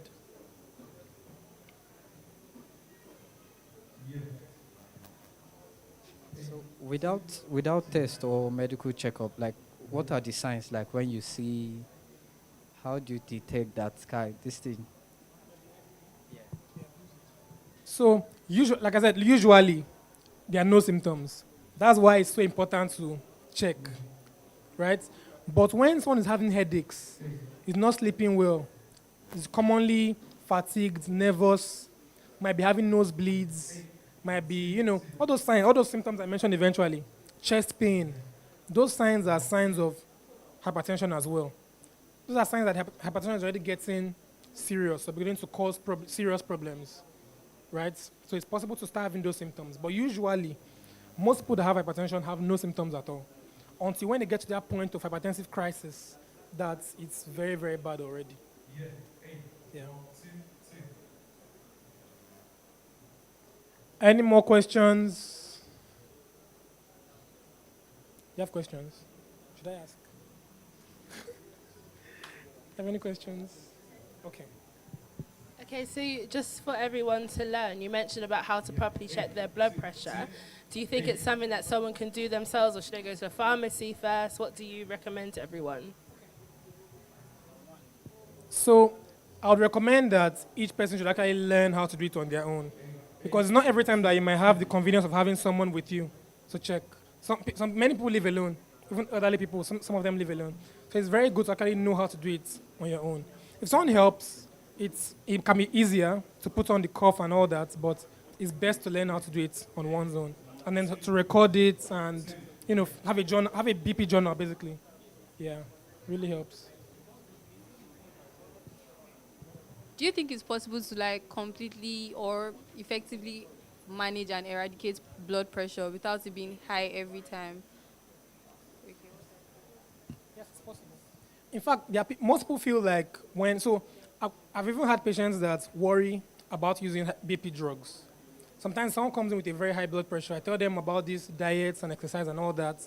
And then usually, at the particular level of blood pressure, you have to put them on drugs. Even if they'll be doing every other thing, but you have to start with drugs. There's this fear that these drugs are for life. There's no point they'll stop the drugs, which is just not true. It's not true. When the BP reaches a particular level with the weight control, exercise, and all that, usually once you get to the particular level, usually below 130/80 or 140/90 in someone who has no other symptoms. If it gets to 130/80 in people who have other conditions even, you can stop the drugs and just continue the lifestyle modifications. And that's one, then it's controlled. But of course, the only way to know that it's controlled is if the person keeps on checking regularly. You understand? Yeah. But people can actually go from having high blood pressure to having normal blood pressures. I've seen it happen, different people, yeah. Okay. Okay. You mentioned about hemorrhagic stroke and another one, right? Yeah. So, stroke too might also be prevented when you actually take less of pain relievers, or they are called NASDAQ, NSAID. Yeah, so anti-inflammatory drugs. So when you take anti-inflammatory drugs less, because what anti-inflammatory drugs do is that it kind of make your blood very thin. So it makes you, like, your blood can actually pump faster. So whereby, as he said, your blood pressure can increase, hemorrhagic stroke, and sometimes your artery can also rupture when there's too much blood pressure. That could also cause stroke too. Yeah, thank you. Okay.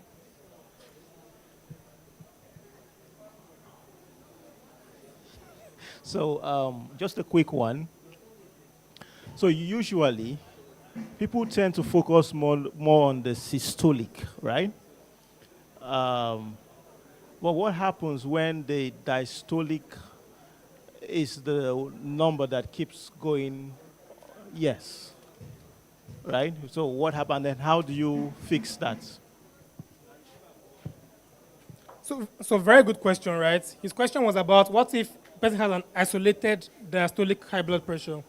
So these values do not refer to if both of them are high. Either of them above the normal is enough reason to become concerned, right? But when you have a diastolic blood pressure alone, it can point to different other conditions. You understand? There are arrhythmias that can cause it. There are heart conditions that can cause it, both congenital and acquired. So there are various things that could cause an isolated diastolic high blood pressure. Even those that have a condition called coarctation of the aorta, which happens to babies usually, it's usually from birth, that can cause a high diastolic blood pressure. So these are some things that you need to see your specialist about, and they can manage accordingly. Yeah. Any other questions? or contributions. Is there a medical solution for stroke? Like some. Yes, yes. Like somebody that has like, I know somebody that has like partial stroke and is looking as if there's no solution. So I've been wondering, is there a solution? Yes, half the body. Yes, it's been like 2 weeks. Okay, so the question was about a stroke, whether whether there's a medical solution for stroke. So, like I said, there are two kinds of strokes: ischemic or hemorrhagic, right? For a stroke, so one thing you need to know about the brain is the way the brain works.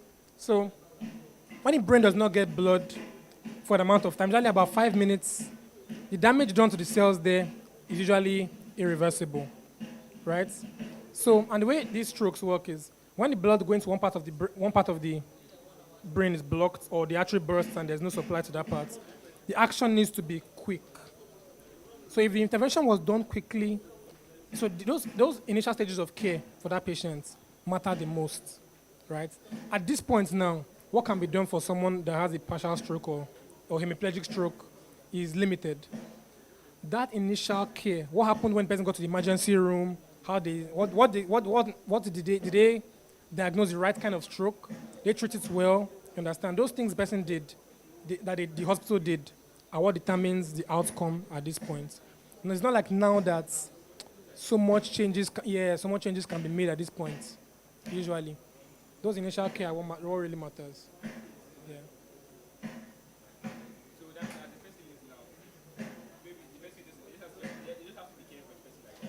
Usually they have to, but the thing is, I've seen, so patients recover differently. I've seen people, so it depends on the extent of the stroke, the particular point. So when you see the CT scan, you see the particular part of the brain that was affected. People have affectation to different degrees in strokes, okay? So I've seen people that had hemiplegia for maybe like some days, but recovered to the point where they could walk again, but maybe they didn't have full strength in all the limbs, but they recovered to a point where you might not even know. They didn't tell you that they had a stroke. So it happens. The extent, yes, which part, the degree, yeah. Those things matter. This year, for sure. So you've been talking about high blood pressure.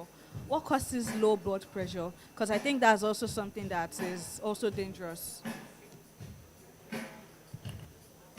So the question was about low blood pressure and what could cause low blood pressure. So low blood pressure is not a very common thing that you see, but it could happen, right? It could happen. Different things can cause low blood pressure. So when you see someone with low blood pressure, the first thing that will come to your mind is, let's say this person is bleeding, right? Because with low blood, if a low blood volume, there'll be low blood pressure. I think that's logical. If you think about it, like when you have the same pipe concept, when you have much water in the same pipe, there'll be more pressure in that pipe, right? But there's less water in that same pipe, there'll be less pressure on the walls of the pipe. I don't know if you get the concept. That's just the concept. So if someone is bleeding, the person will have a lower blood pressure.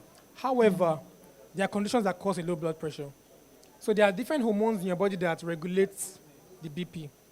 When there are high levels of them, I don't want to go too technical, but when there are high levels of those hormones like aldosterone, cortisol, when you have high levels of those hormones, you have a high blood pressure.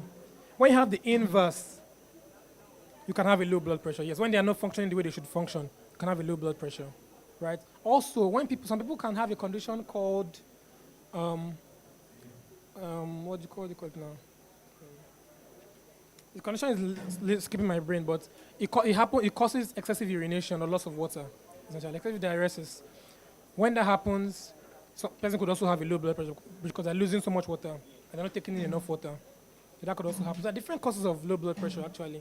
So when someone has a low blood pressure consistently, it's up to they have to see their doctor, obviously, their specialist, to review them properly, investigate them properly, blood tests, CTs, because some brain tumors can cause these conditions that can cause a low blood pressure. Various things can cause it, okay? So they have to be thoroughly examined and investigated. What does matter is the doctor having a high index of suspicion to know, okay, this thing could cause it, this thing could cause it, let's rule out all these things. That's just what it takes. Yeah. Okay. Okay, so the question I want to ask is a psychological question, right? But it's still based on, you know, something that happened, real life situation. So a friend of mine, right, he passed out, like, how do I explain this now? Okay, so a friend passed out during an asthmatic attack. And so she started to experience panic attack. And so because of the panic attack, yes, during an asthmatic attack. So the other friend had a panic attack. And so days after that, right? So I happened to be like in the medical team, right? Where this happened. So days after that, this girl that passed out, that's the panic attack girl. Do you understand what I'm saying? So the girl that had the panic attack started to have seizures. Like serious seizures. Like they were not the atypical, right? And not epileptic, if you understand what I mean.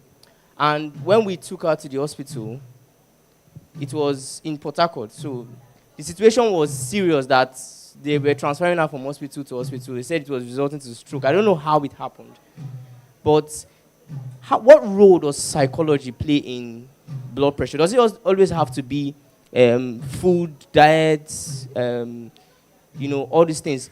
Can it be a psychological issue, right? So the point you made is very important, actually. So, and I mentioned it actually, stress, right? Because stress is actually a very important factor. You mentioned the person had a panic attack, right? Which indicates that the person might not have had proper stress management. It's possible, though different things can cause panic attacks. Some people have agoraphobia, different forms of things that could cause panic attacks. So the role of psychology is very important, actually. A psychologist that assesses a person, knows what they are going through, tries to advise them, tells them the steps to take in stress management, very, very important, as much as the other things I've said as well, right? In stress, it's not only in the head. When the person has high stress levels, a hormone called cortisol, the stress hormone, is released. In very high levels, it acts like a different hormone, aldosterone. What that hormone does is that it helps to pack salts from the urine. It helps to help the body keep salts, and that does what? It pulls water, increases the amount of blood, and thus shoots up the blood volume, and also the blood pressure. So it's like when someone has high stress, it directly translates into a high blood pressure, which could also cause some of the things you've mentioned. The friend might not have had a stroke, but because the things that could cause a seizure are so many. So many things can cause seizures, and the person can have their first seizure at any point in time, right? So it could be a whole number of things. So you have to ask many more questions, yes, to know what would have caused that seizure. Yeah. So I think we've come to the end of this section. Thank you very much for your audience. Thank you so much. So please, one more time, please, let's put our hands together. So we have all asked. So should I ask us some question? So how is the development process going? I think Team A had finished. They want to present. Team A, I heard that this team.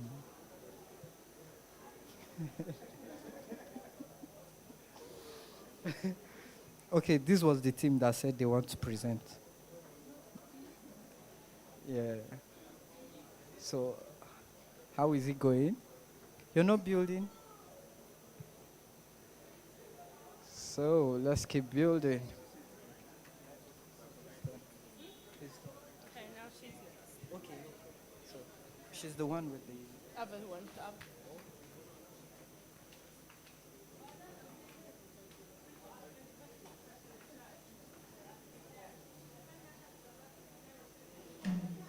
So, ladies and gentlemen, we're about to go into the next section, which is, everything must not be about code. You need to be what? They say health is what? Wealth is health, or is health? Yeah, health is wealth. So, Our next speaker will be taking us through our mental health in the tech world. Yeah, so give it up for, please join me as I welcome our next speaker, please. Let's put our hands together, please. Thank you.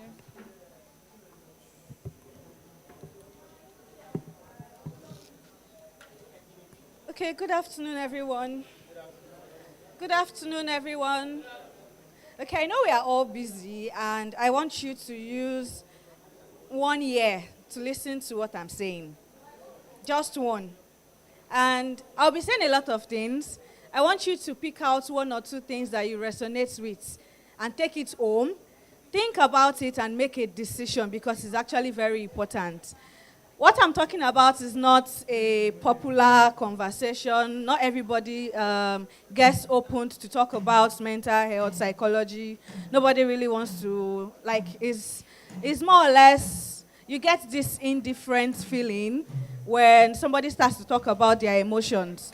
If you agree with me, say aye. If you agree with me, say aye. If you do not agree with me, say nay. You don't agree with me, say nay. So you agree with me, say aye. Okay. So I'll be talking about mental health in the tech world. How do you strive as a tech developer? How do you strive as an individual that thinks about everything? You have to be creative. You have to have this 100% attention. How do you think about working from home? You don't really have time for your friends. If you work remotely here, please raise up your hand. If you are always at home, raise up your hand. Okay, just 2 people. You are always at home. Always at home. Wow. If you are always at home, please raise up your hand. Okay, nice. So if you go to work 2-3 times in a week, raise up your hand. Okay. So if you go to work every day, raise up your hand. I don't understand. I thought you said you're always at home. Nice.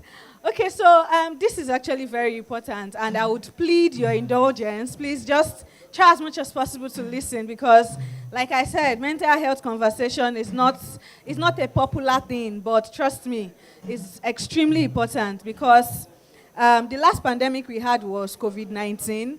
According to the World Health Organization, the next pandemic we'll be having is most likely going to be a mental health one. So please, I'm very sure you have seen signs around. Maybe you don't want to talk about it, which is fine, but I try as much as possible to talk to everybody I meet, ensuring that they prioritize their mental health. I work with tech people as well, so I know to a large extent how the nature of your jobs, I know how it can actually affect your mental health. So like I said, kindly indulge me.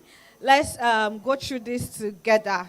This is going to be interactive, so please permit me if I come to your table. I know you are working on your laptop. I can just randomly come to your table to just ask a few questions or 1 question. Thank you. Okay. So while he gets the slides ready, who knows what mental health is? Mental health. When you hear mental health, what comes to your mind? Mental health. When you hear mental health, what comes to your mind? What do you think it is? What did you say? Madness. That's valid. Yeah, I like that. That's your response, yeah? Any other person? When you hear mental health, what? Psychological behavior. Valid. Nice. Who else wants to try? Any other person? Mental health. What comes to your mind? What comes to your mind? Mental health. When you hear mental health, what comes to your mind?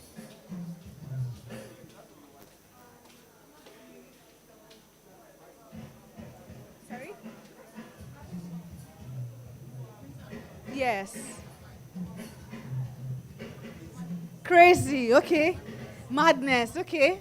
I'm hearing a lot of people say crazy madness, crazy madness. What? Colo mental, that one self day. Okay. So the response is actually very valid. That's very valid. But mental health is an integral part of your well-being. You know, people prioritize their physical health. When you have a broken leg, for example, you won't be able to code anything because of the pain that you feel. Even if your leg is hung on somewhere or something, you will still not feel comfortable to walk. You might still try, but you will not still feel comfortable to walk. And if you are the kind of person that goes to work every day, and you wake up one morning feeling this very sharp pain, maybe in your ankle, for example, before you go to work, you think about it very well. If you are the kind of person that you can talk to your HR that won't be able to come to work, I know that doesn't really work in Nigeria, but if you can, you would actually tell your HR that I have this stomach upset, I'm unable to come to work, or my head is doing me somehow, or I woke up with this pain. You know, all of these things are very valid because people can see it. But when it comes to your emotions, nobody wants to know if you woke up at the wrong side of the bed, or before you slept the previous night, you just had this intrusive negative thoughts. Like you just found yourself comparing yourself to every other person on the internet. Oh, we are doing the same thing. Why has he achieved this? Why am I stuck? All of these things happen, whether you want to talk about it or you don't want to talk about it. The danger is the more you bottle it up, the more you keep it to yourself, the more dangerous it becomes. These are the things that breeds imposter syndrome. It reduces your self-esteem.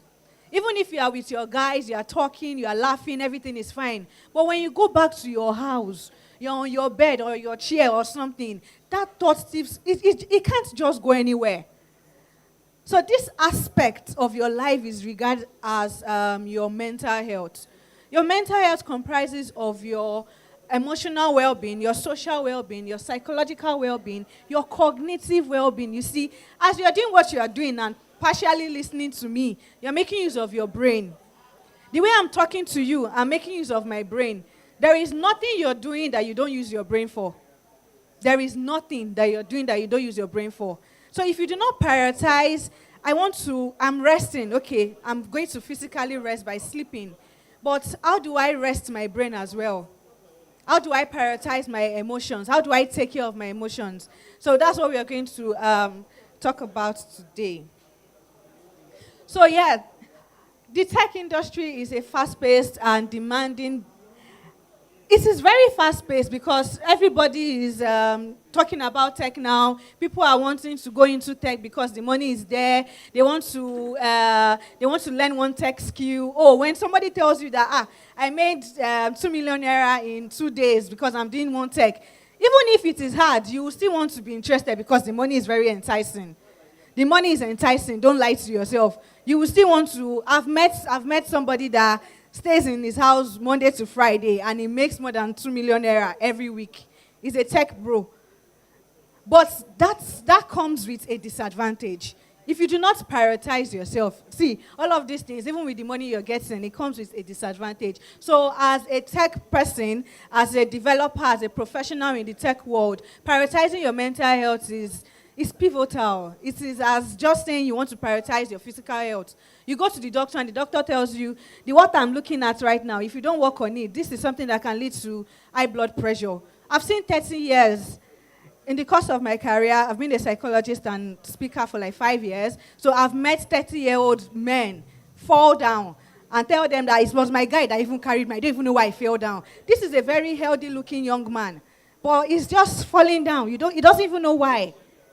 So prioritizing your mental health is very, very important. Like I said, emotional well-being, psychological resilience, social functioning. You see, the person I cited earlier, most of the things I would say will be based from clinical experience.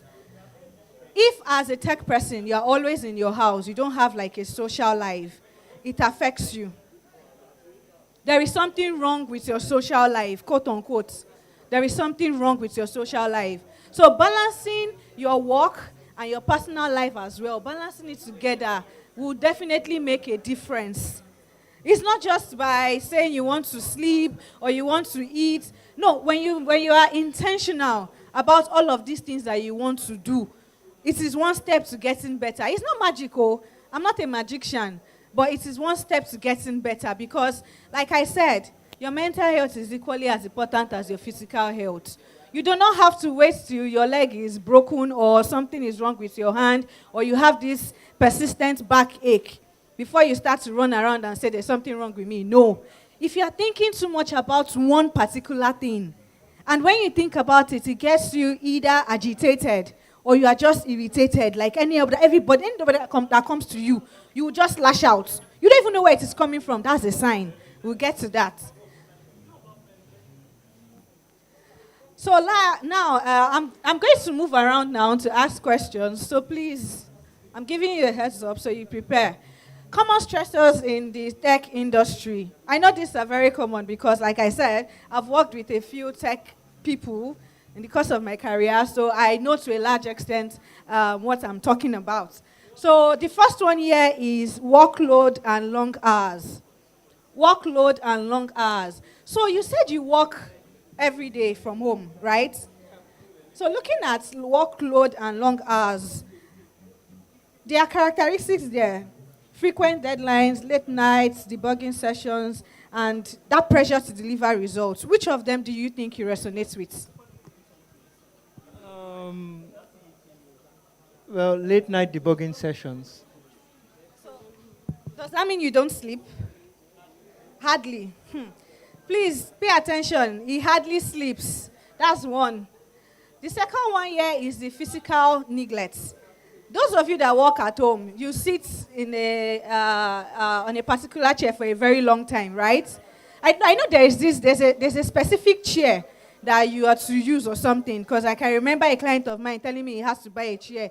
And when he was talking about, we're working on budgeting, he said the chair is about 1.2 million. And I'm like, chair? He said yes, because the chair is going to help him massage his back because of the nature of his work. He works from home Monday to Friday. That is his business. That is his work. He works for himself. He's a tech person. I've forgotten the name of that chair now, but that is what he uses. So when you sit for too long, it affects you. The effect is not immediate. Let me tell you something. It's not immediate. These are the things that compounds adverse effects that would eventually come out in the future. Have you noticed people walking like this? It's not like they have any problem, but they are walking and their neck is bent or something. Have you noticed that posture before?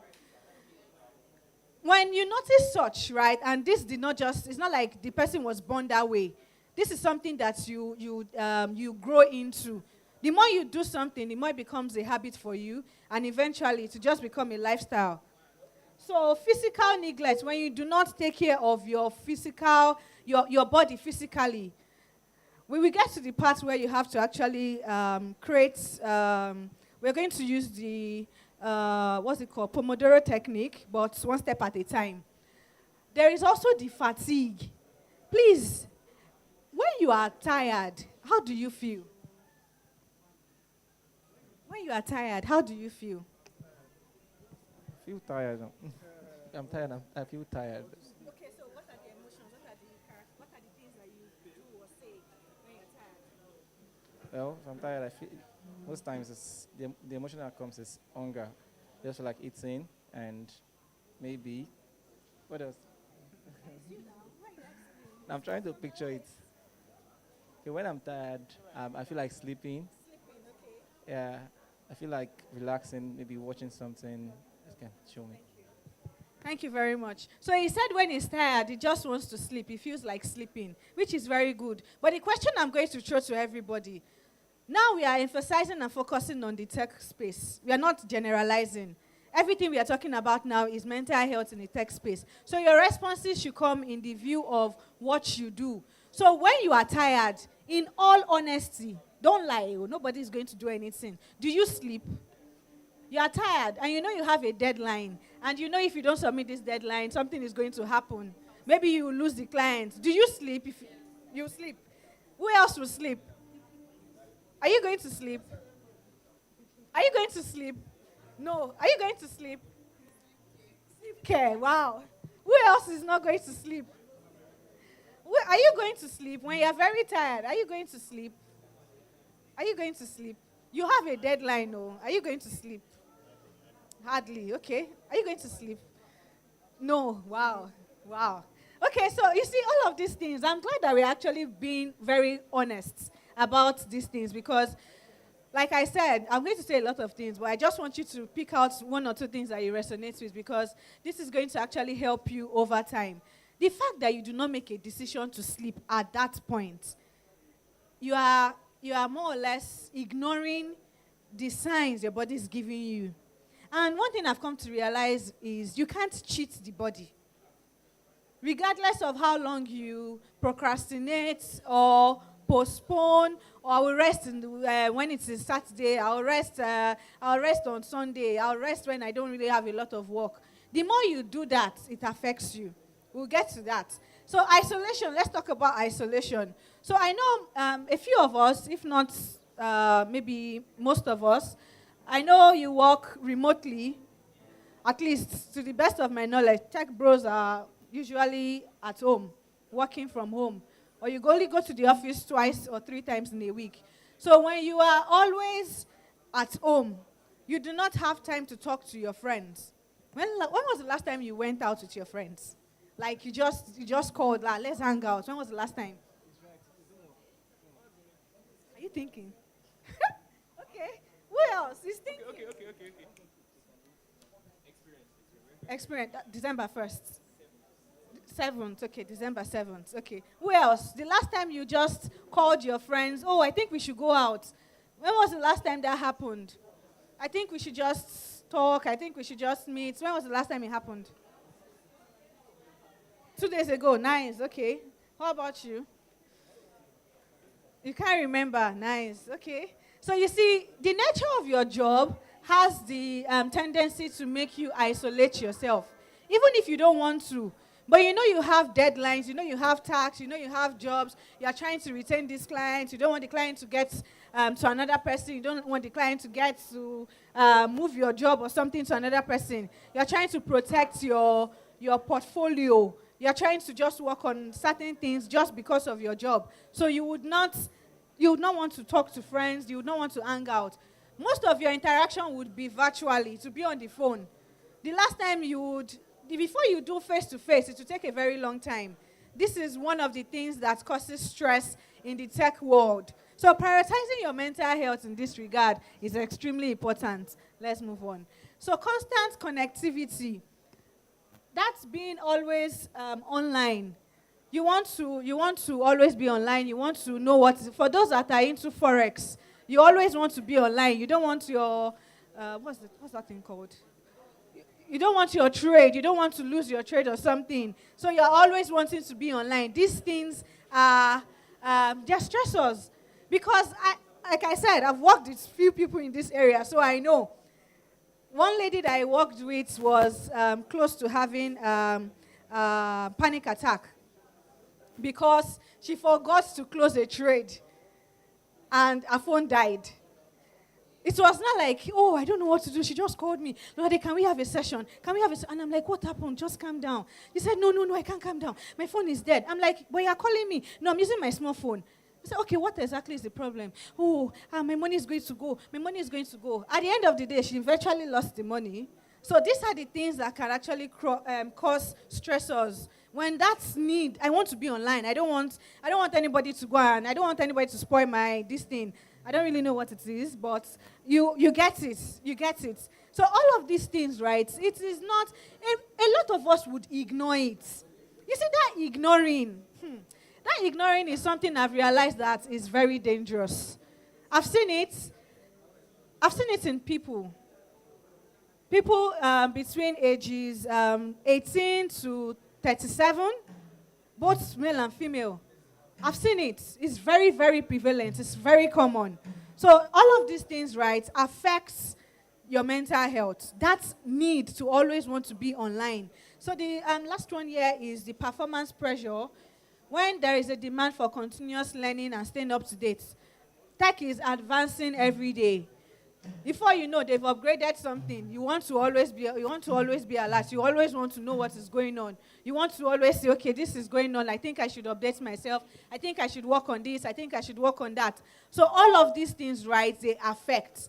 That's need. That's want. You see this pressure. when the doctor was talking about blood pressure, he mentioned cortisol. Cortisol released into the body excessively is very dangerous because it would weaken your immune system.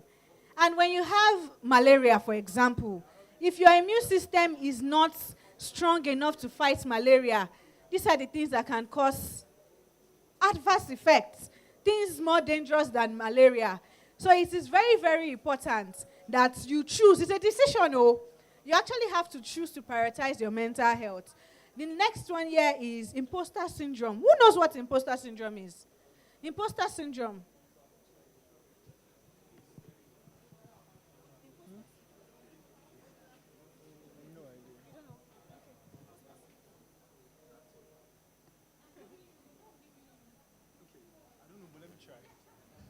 Okay, so I think imposter syndrome means the feeling of not being good enough. Yeah, you think that you're not good enough and you can't measure up to what other people are doing, and you just feel like you're a fraud. Yeah. Who feels like a fraud? I know you're a very intelligent tech person. You have the experience. You have met a lot of clients. You have done amazing jobs. You know to a large extent that you are capable. But there are times you just feel like, what am I even doing? Do I even know what I'm doing? So if you feel that way, please raise up your hand. If you have ever, when last did you feel that way? Do you remember what made you feel that way? I applied for was a gig. I applied for a gig. I got a response initially. I got a response. They're like, I applied for something, then they offered me something else. I responded, all right, good, I would go with this, and they just ghosted me. Just like that? Yeah, nothing. Bad. Like, I felt probably something was wrong. Maybe I did something wrong. Thank you. Who else? Any other person? So I think I'd always had that feeling, and that was before I got my first gig. Yeah, so before I made my first money from tech and all of that, I was always feeling like I was not good enough. Yeah, so many times I would apply for jobs and I would get rejected and all of that. So I was always feeling down and not good enough. But I think after I got my first job and then subsequent ones, I was able to come out of that feeling. Yeah. Thank you very much. Thank you very much. So the thing with imposter syndrome, one more person. Who else wants to go? You want to go?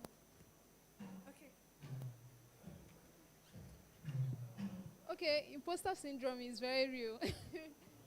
All right, so I have a very good knowledge of blockchain. Okay, so but then I want to share my knowledge with people that are just coming into the ecosystem. But if I finish writing, I'll just put in my drafts. I'm not like pushing it out there, jigger, because I'm just like, maybe I'm sharing half-baked knowledge and all of that. So, but it's actually, it was with time I was able to like overcome that. Yeah, even till now, I just still feel like I'm not just doing enough. Yeah. Any other person? Imposter syndrome. So the reason I put imposter syndrome there is because it is very prevalent. Like, it's something that happens to almost all tech people. So the difference is it might not be, the intensity might not be the same, but in as much as before you get a job, when you are negotiating with your client, maybe you are still talking and the person is still trying to tell you what he wants, some part of you will think about it. Like, can I actually do this? So it depends on the intensity. Sometimes it might just come and go. That's the thing with imposter syndrome. It doesn't stay. It doesn't stay. It comes and goes. Like he said, before he got his first gig, he was always thinking about if he was good enough. But when the first gig came and subsequent ones, he knows that he's capable. It was not worrisome in any way. But the thing with all of these things is, if you do not choose, I'm making use of the word, I'm being very, very selective with my words here because it is your decision. If you do not choose to prioritize your mental health, it has an adverse effect. I'll get there. So now these are signs of declining mental health. As a tech person, when you notice all of these things, these are just the summary, right? They are more than this. They are definitely more than this. But these are the ones that I selectively picked out because I'm discussing with tech people here. So when the first one here is physical symptoms, when you have chronic tiredness, like you just feel like you wake up in the morning, instead of you to wake up feeling refreshed and rejuvenated, you're just feeling tired, like you have not even slept at all. Somebody comes to greet you, you're like, you just give the person a kind of response. You see, all of these little signs, you don't have to wait for something significant to happen before you start searching for, looking for help. No. That's something I tell my clients. You don't have to wait till you break down that you are just crying or you don't even know. You see, little things like forgetting things. You forget what your clients discussed with you, or you forget that you have started this job, or you forget that you have not eaten, or you just forget little things. These are signs.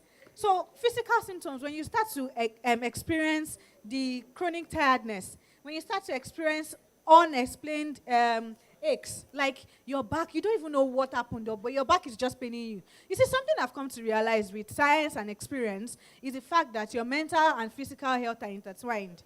You cannot prioritize one above the other. No, it doesn't work that way. The thing with your mind is, if you do not give it the attention it needs, if you do not prioritize it, if you're always ignoring and just shifting it, procrastinating, I'll do it tomorrow, I'll talk about it tomorrow. You see, it gets to a point where it starts to affect you physically. High blood pressure. These are the things that you start to notice. When you start to notice high blood pressure, like I said, the doctor also said it, you have to check your blood pressure every day. Don't say that you are young. See, blood pressure affects 22 years old. High blood pressure, 22-year-old, yes, I've seen it. That's why I'm talking about it, because I've seen it. They didn't tell me. People that are working, they are here. You don't know the level of your blood pressure, but you are working. You are able to come up, you are doing your hackathon. Everything is going well. But the thing is, it gets to a point where you just get stuck. You just get stuck. You don't even know why. You just get stuck. And when you start to realize this is happening frequently, please, it is a sign. Don't ignore it. Poor sleep. He said he doesn't really sleep well. Sorry, excuse me. What's your name? Franklin. I'm going to talk to you personally, because not sleeping well is something that can precipitate a lot of cardiovascular diseases, heart disease. Yes, that's the relationship. The thing is, it's not immediate. It starts bit by bit. It's a gradual thing. So if you do not prioritize your sleep, because you are affecting your melatonin, the part of your brain that is responsible for you to sleep, the circadian rhythm is affected. So instead of you to be sleeping, you are working, right? You know, maybe you're working with US time. When we are sleeping, we are awake. That's when you're working. So these are the things that accumulate. It's not immediate. Mental health crisis or issues is not immediate. It will just be looking at you like this. The day it will attack, you will not even know. That's why you don't have to start sleeping every day now. But when you make the conscious effort, it's a decision. When you start to make that conscious effort, it helps.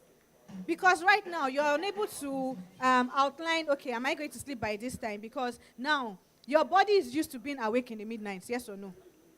That is because your circadian rhythm, the part of your brain that is telling your body, oh, it is night, you are awake, you are seeing light everywhere. If this happens continuously, night is day to you, to your brain. So even if your body is ready to rest, like, okay, I need to relax, that part of your brain is telling, no, the light is still on, this is bright. No. So sleeping is essential. It is very, very important. It is very, very, good sleep is extremely important, because not just do you get to rest, but you also get to think better with the kind of job that you do. When you sleep well, you have more ideas. When you sleep well, you're able to come up with different ideas. You're able to put two and two together. You see, any confusion before you went to sleep, you get clarity. That is if you sleep well. I'm not just saying if you sleep. I'm putting the well behind, because that is also important. So the next one here is emotional symptoms. When you have increased irritability, like you just get very agitated for no reason. Somebody is trying to have a conversation with you, and you are either giving that blank face, no expression, or you are not even interested in the conversation, or you are doing something else when the person is talking to you. There is that increased irritability. When you experience this, it is fine if you experience it once in a while, that's good. But if it is consistent, please, it is a sign that there is something wrong. You have your friends, your siblings, they tell you, you don't behave like this. When did this one just happen? When did you start acting like this? Somebody wants to talk to you, the next thing be shouting. When did that happen? And if it is consistent, it is a sign. You might not even know what is wrong. That is fine. But talking about it, like just identifying it yourself, or the identification that people around you they've made, not ignoring it helps as well. So the next one here is feeling overwhelmed. Everything just tire you. You don't even know what it is, but everything just tire you. You have done that one, you have done this one, everything. I didn't say some things, everything just tire you. Even to talk to your friend, talk to your girlfriends, your wives, everything, you're just tired. Like, what do you want to talk about? What is it? I'm not talking. You don't even know why. These are things that you don't regularly do. It just came abruptly. It is a sign that you need to start prioritizing your mental health. It is a sign that there is something wrong. You don't, like I said earlier, you don't have to wait for it to be a big thing before you start to seek help. No. You don't have to wait till it becomes something that you're unable to focus on a job. You would wait. You have a job. The client tells you that he needs the job. Today is Monday. The client tells you he needs the job on Wednesday. You know Wednesday, he has given you time and I can do it. You will not start this thing till Tuesday night. You will not start to rush yourself. It is a sign.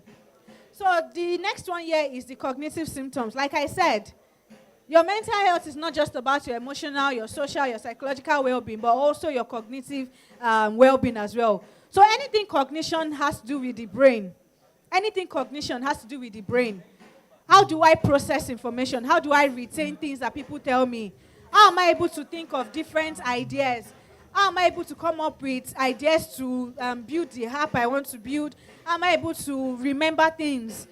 How am I able to put different codes together? How am I even able to ask questions? Know the kind of questions to ask. These things are very important. There is a difficulty focusing. You're working on something and somebody just passed beside you. The next thing is you're distracted. That's a sign. When you easily lose attention, when you get easily distracted, it is a sign.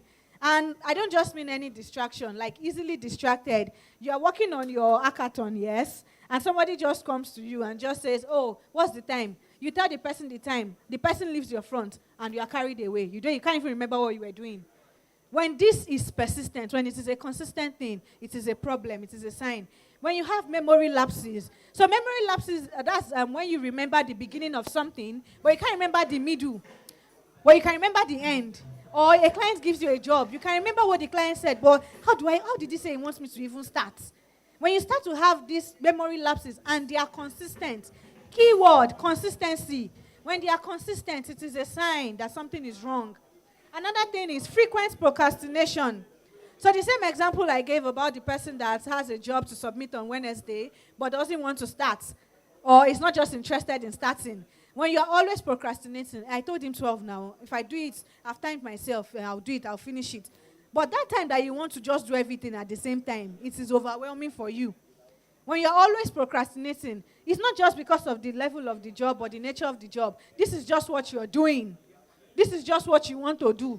You are not just, you don't just feel like working on it. You're not just ready to work on it. When you have frequent procrastination, that is a sign. So I'm going to rush through this. Strategies for mental health care. How do you take care of yourself? Now, I've explained the stressors, right? The question I have now, how do you take care of yourself? As a tech person, as a tech professional, how do you take care of yourself? Why did you look like that? This is coming. Okay. So how do you take care of yourself? Exercise, stay physically active, sleep, enough sleep. Food, good food, healthy food. Any other person? How do you take care of yourself? What? FIFA. Okay. Who else? How do you take care of yourself? How do you take care of yourself? Um, Proper rest. At least siestas. Most times you might find it difficult to sleep early at night. So if you find time to get siestas, that would also help. And also like fruits, eat edible and stuff. That's very good. So he said siestas and also fruits. So these are various ways. The reason I'm going around is so we can all learn from one another. Your jobs are mostly similar, so you can. He's doing this. I can try it. You would not know if it would work for you if you do not try. So the key word here is just to try. So the first thing I've identified here is to prioritize tasks. You know you get a lot of clients. You have a lot of things to do, but do you prioritize? Do you prioritize, or you're always, okay, bring it, I can do it, bring it, I can do it. Then you forget the person that his deadline is quicker or sooner. Because the money, the money is a very major incentive, yes. But are you going to push for the money at the detriment of your own health? That's something. Sometimes, okay, that's also valid. But the thing is, if you do it every time, if your sometimes gets to be often, if it gets to be regularly, then it gets to be every time. It's concerning. It is a problem. It's a problem. So there are calendars to use. You can use your Google Calendar just to put your tasks, your jobs. So you know, okay, this person came first, and the deadline is these dates. Because remember I said, memory lapses. I forgot to say forgetting.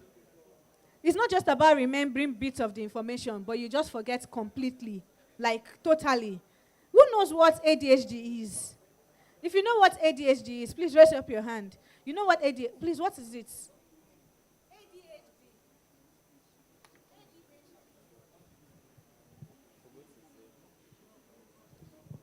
I know the HD is hypersensitivity disorder. I know it's.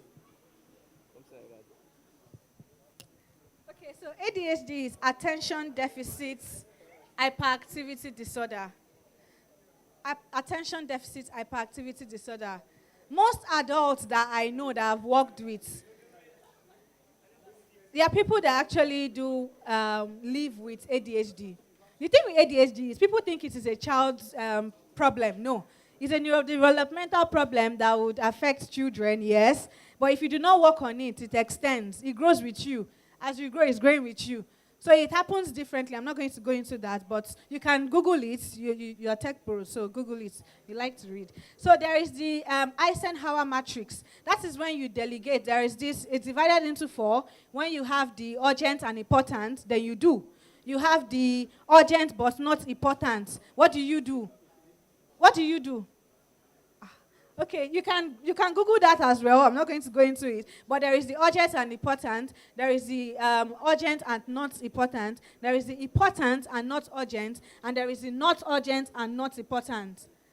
So these things are things that can actually help you. Knowing the kind of work that you do. You have to be honest with yourself. Like I said at the beginning, what I'm saying here, it is a choice. It is when you know, you do. If you don't know, you will continue to do what you are doing. But when you know, you do. So the next one here is the Pomodoro technique. Who knows that? Nice. Can you please explain? Yeah. So you work for 25 minutes, you rest for 5 minutes, continue for the next 25 minutes, rest for 5 minutes, something like that. So does it work? To some extent. I like that. So the thing is, all of these things, right, they are not expected to work the same way for everybody, no. But like I said before, you would not know if it doesn't work if you don't try. You will not know. All of these things, they are important. Please take note of them. Try. Knowing the kind of job that you do, this is actually very, very helpful for those that are always sitting. That's 5 minutes. No, it doesn't just work for school. It works for literally anything that has to do with attention and concentration. Anything that has to do with concentration and attention. The Pomodoro technique is you start to work, you set your timer. 25 minutes, you take a break. That break is just 5 minutes. Maybe it is just for you to stretch your legs. It helps. Because when you're sitting in a particular spot for a long time, the blood circulation, it's not like it's not flowing, but it's going to be slow. But that moment you're walking around, One moment you're walking around, even if it's just for 2 minutes, it helps you. It helps you. So the next one is to stay physically active. Dexterous. Where is he? He said he walks, right? Exercise. So physical exercise also does a lot of good. It does a lot of good. You don't have to go to the gym and go and carry all of those dumbbells and everything. Little things. When you can have walking meeting. At least one of my clients had that yesterday. We're in a session and he was walking. I just noticed, and what's going on? He said he's practicing his recommendations. So that is very good. Because when you know you are always sitting down and you have meetings, you have conversations with your clients, it is very, very helpful. You can just start walking. It's not going to stop you from walking, but when you are walking, it's like you're killing two birds with the same stone. So all of these things, right, they are very, very important and helpful. So the last one here is to take breaks every 5 minutes after every hour of work. So the break is not for you to just go and sleep or go and eat or anything. No. That break could just be you going on social media. It is also a break. But you know you have to be intentional about it because social media can also carry your attention away. You see one post on social media, before you know it, you're interested in the next one. In the next one, there's an addictive thing in that social media. So the benefit of using all of these things, right, is to help clarify priorities. When you're able to start with the Eisenhower matrix, you would be able to clarify a lot of things. Instead of you assuming or being confused, this particular one will help you. Also to reduce procrastination.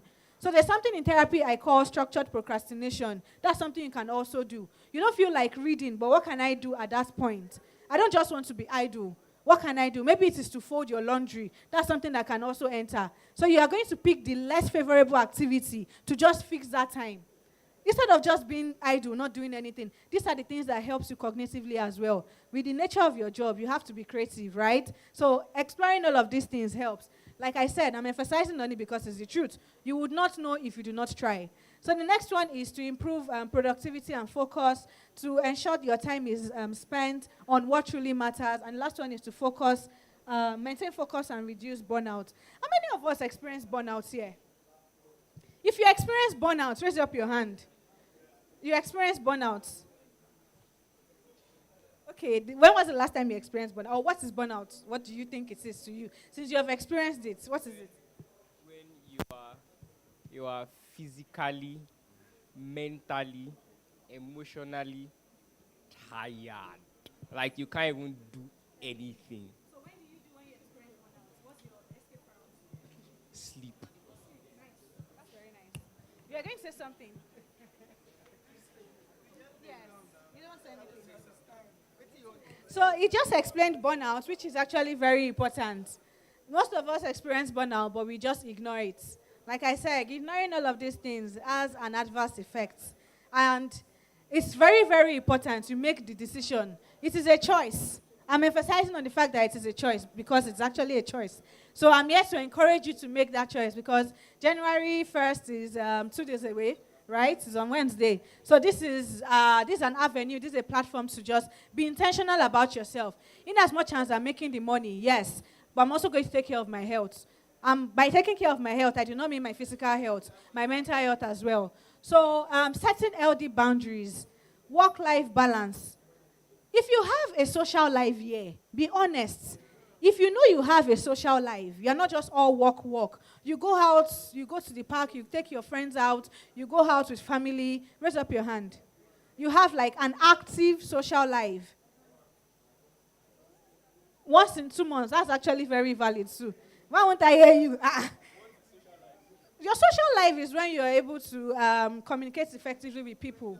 You're able to do things that you want to do with people. You have a social life. Okay, can you explain what you do?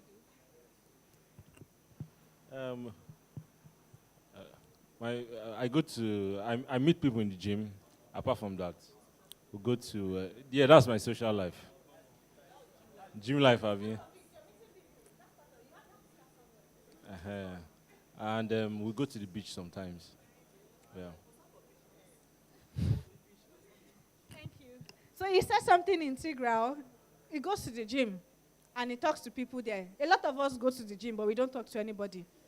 So that's another different thing. You see, the social part is essential because you cannot do life alone. Oh, I don't like people. I like to be on my own.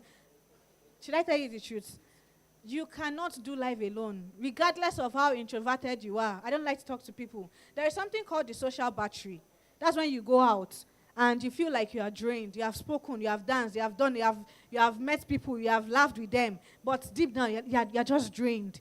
So staying at home, doing what you like reading or sleeping or eating or talking to your loved one, your sibling, your parents, these are the ways you recharge that social life. Because when you are always putting yourself out there, and you know deep down it affects you. This is something that this is something that's going to have another effect entirely, an adverse effect.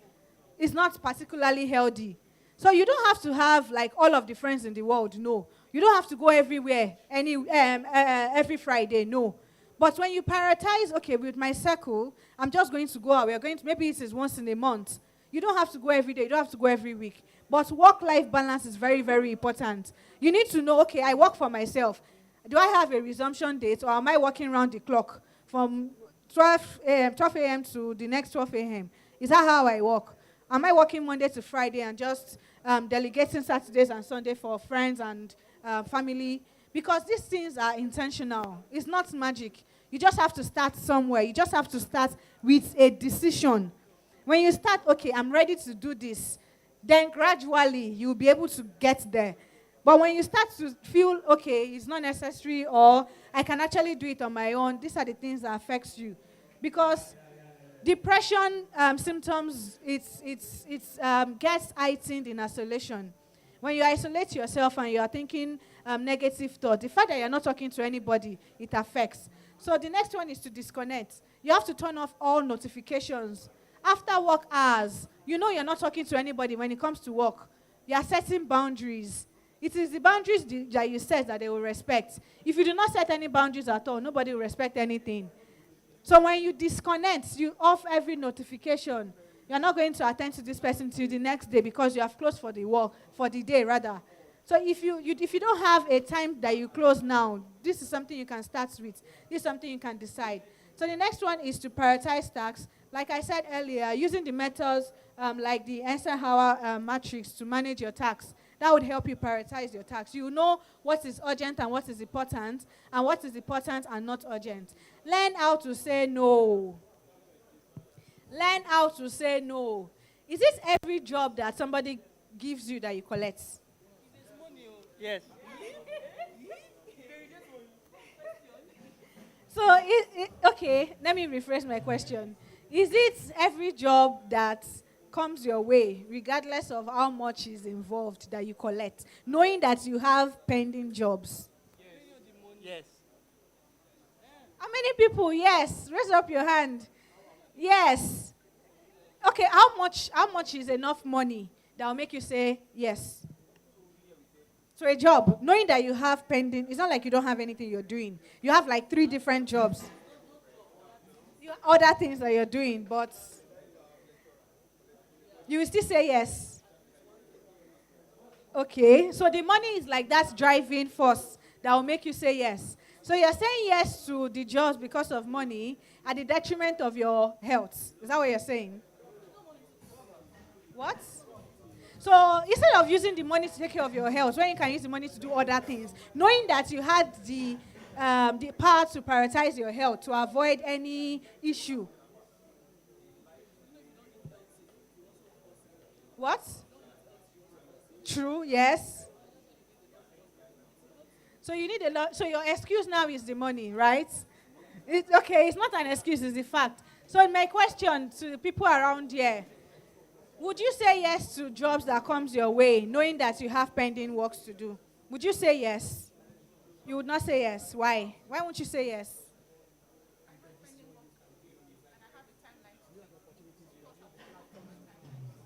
No. Okay. What about you?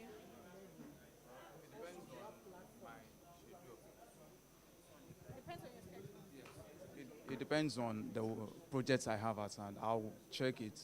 If the one coming does not have any interruption with my current jobs, of course, I will accept it. And then put it in my...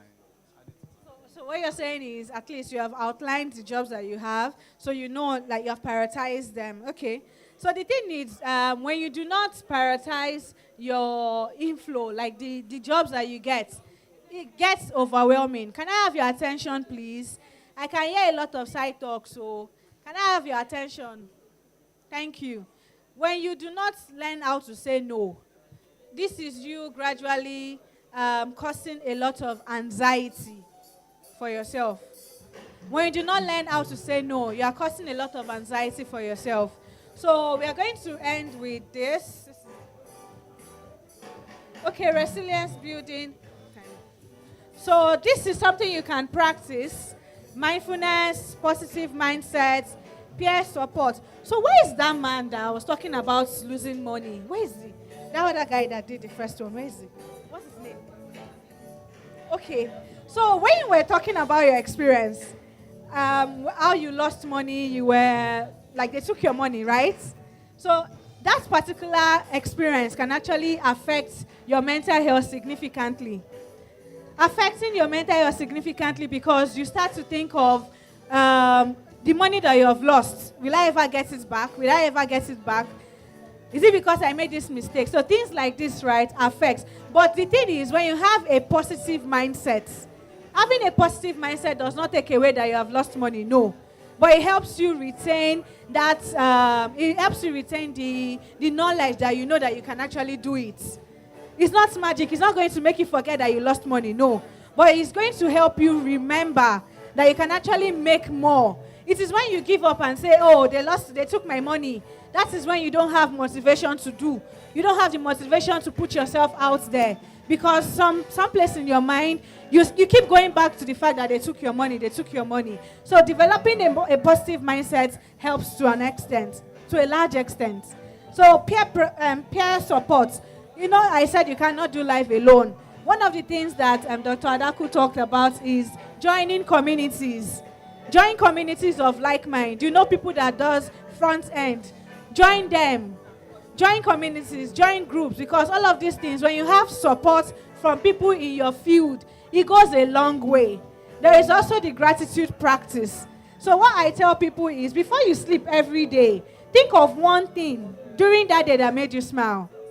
Maybe there are other things that are getting you worried and upset. Yes, that's valid. But before you go to bed every night, just think of one thing.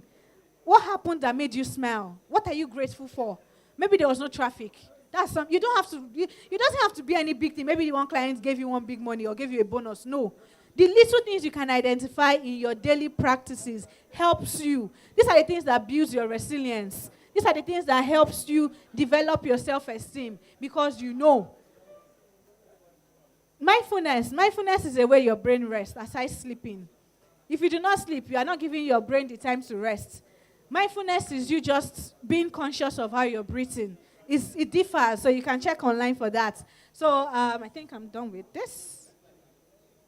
So yes, in conclusion. So before I conclude, right, I just want to say this last thing.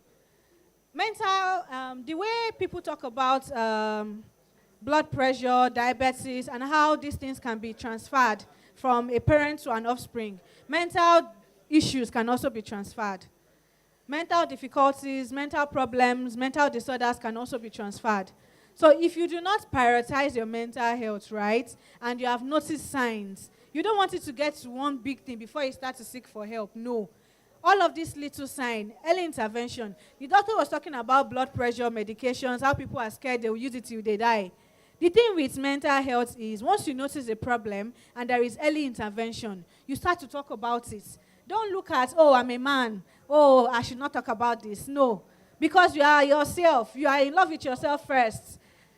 You are your priority before any other person. I understand the stigma and discrimination out there, but there is that intention. You have to prioritize yourself. Like me, I don't want to experience anything that has to do with mental issues. You can. Because mental health can be passed to your children if you don't work on it. Mental difficulties, mental issues. Depression, anxiety can be passed to your offspring if you do not work on it now. So now that you are noticing, oh, I get easily tired, I'm just always frustrated, I just lash out, I don't sleep. When people are sleeping, I'm crying. These things are valid things that happens to people. So talking about it now prevents depression, it prevents anxiety, it prevents PTSD and the likes. So it is very, very important to make that conscious decision. It's not a decision that you are making because your friend is making it. No. Like I said, if you do not prioritize your mental health, people around you, they will just tell you, hey, yeah, sorry. They will tell you, hey, yeah, sorry. Because, the mental health conversation is something that is gradually becoming open.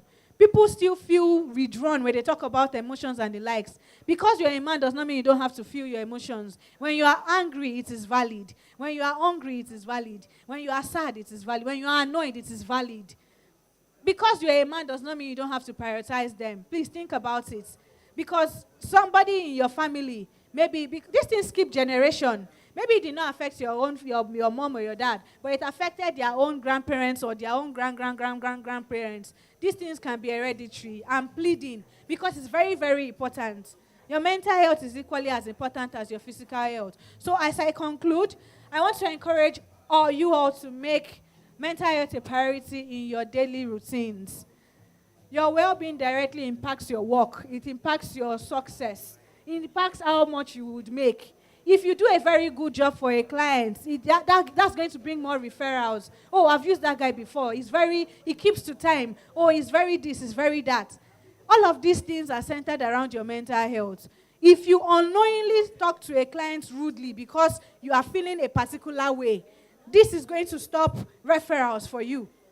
Because that person would not forget that experience. So how you can, when you start to notice all of the signs the stressors have indicated, this is one step to getting better. It is not magic, but it starts with you being vulnerable, talking about it. You don't have to talk to everybody because you have to be careful about those you talk to.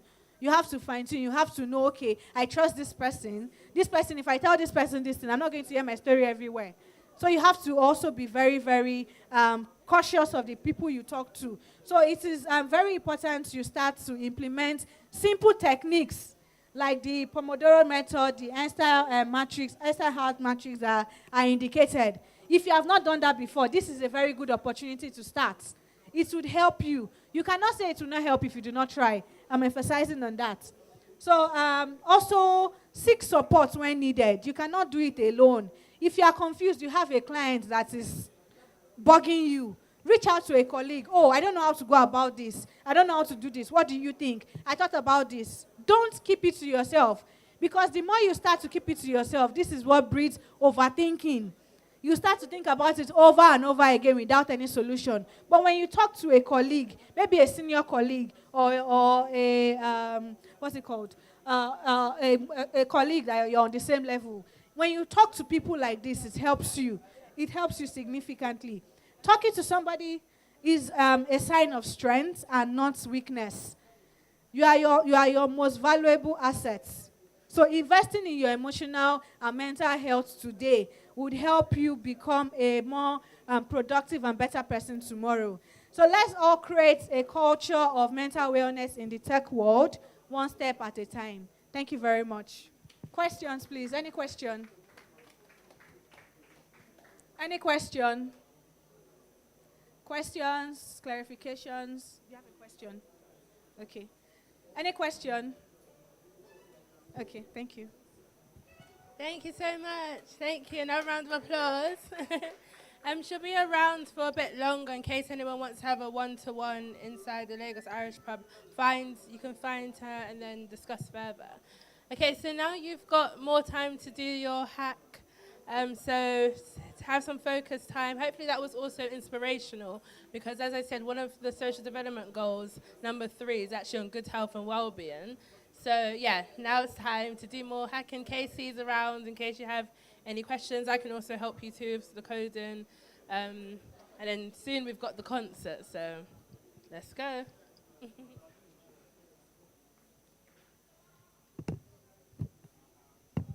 Oh, and a reminder, you're going to be presenting soon in your groups, so remember that too.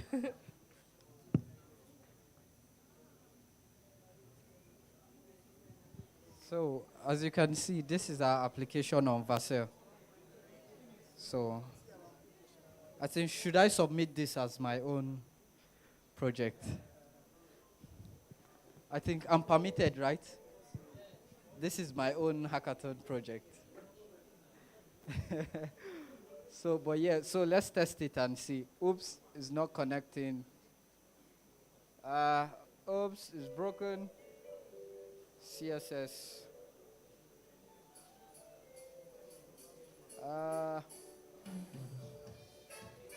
oops. Application is broken.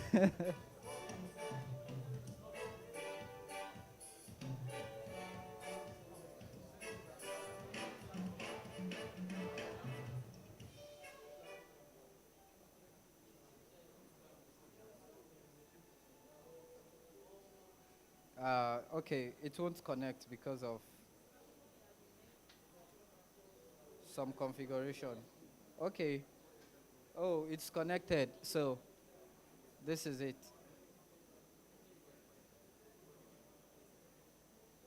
Oops, I need to register. So I need to connect back my front end and back end and all that. Oops, my application is closed. So let's get the, where is that?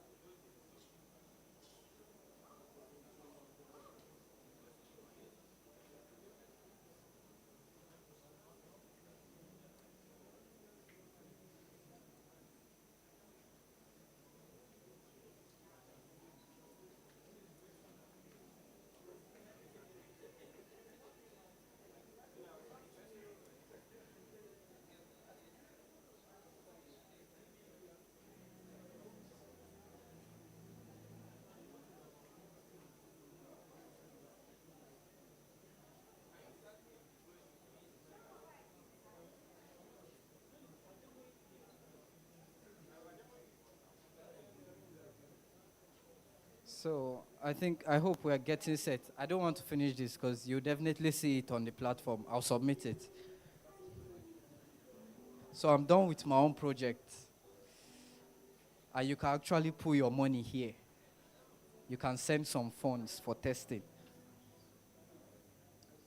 You're done?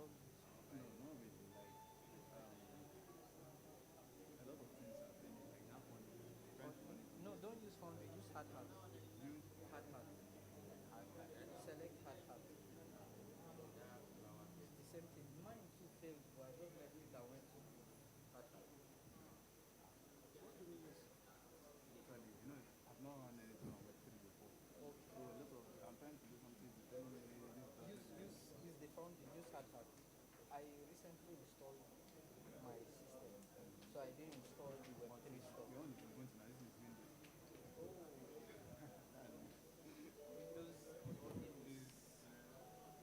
But try hard hat. Let's wait. Let me see. npx create. So who wants to? He's asking how come? Hmm?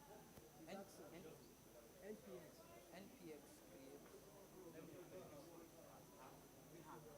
Hack. What are you pronouncing? Hard hat. Hard and hat. HARD.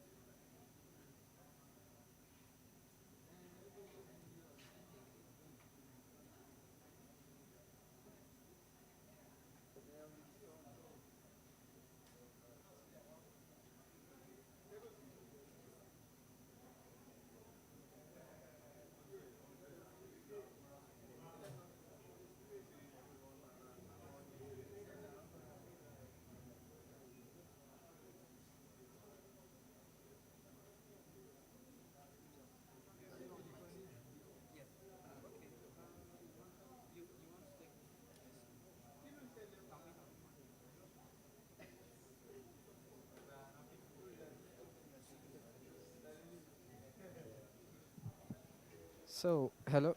Yes, my mic is not working. My mic. Testing. 1, 2.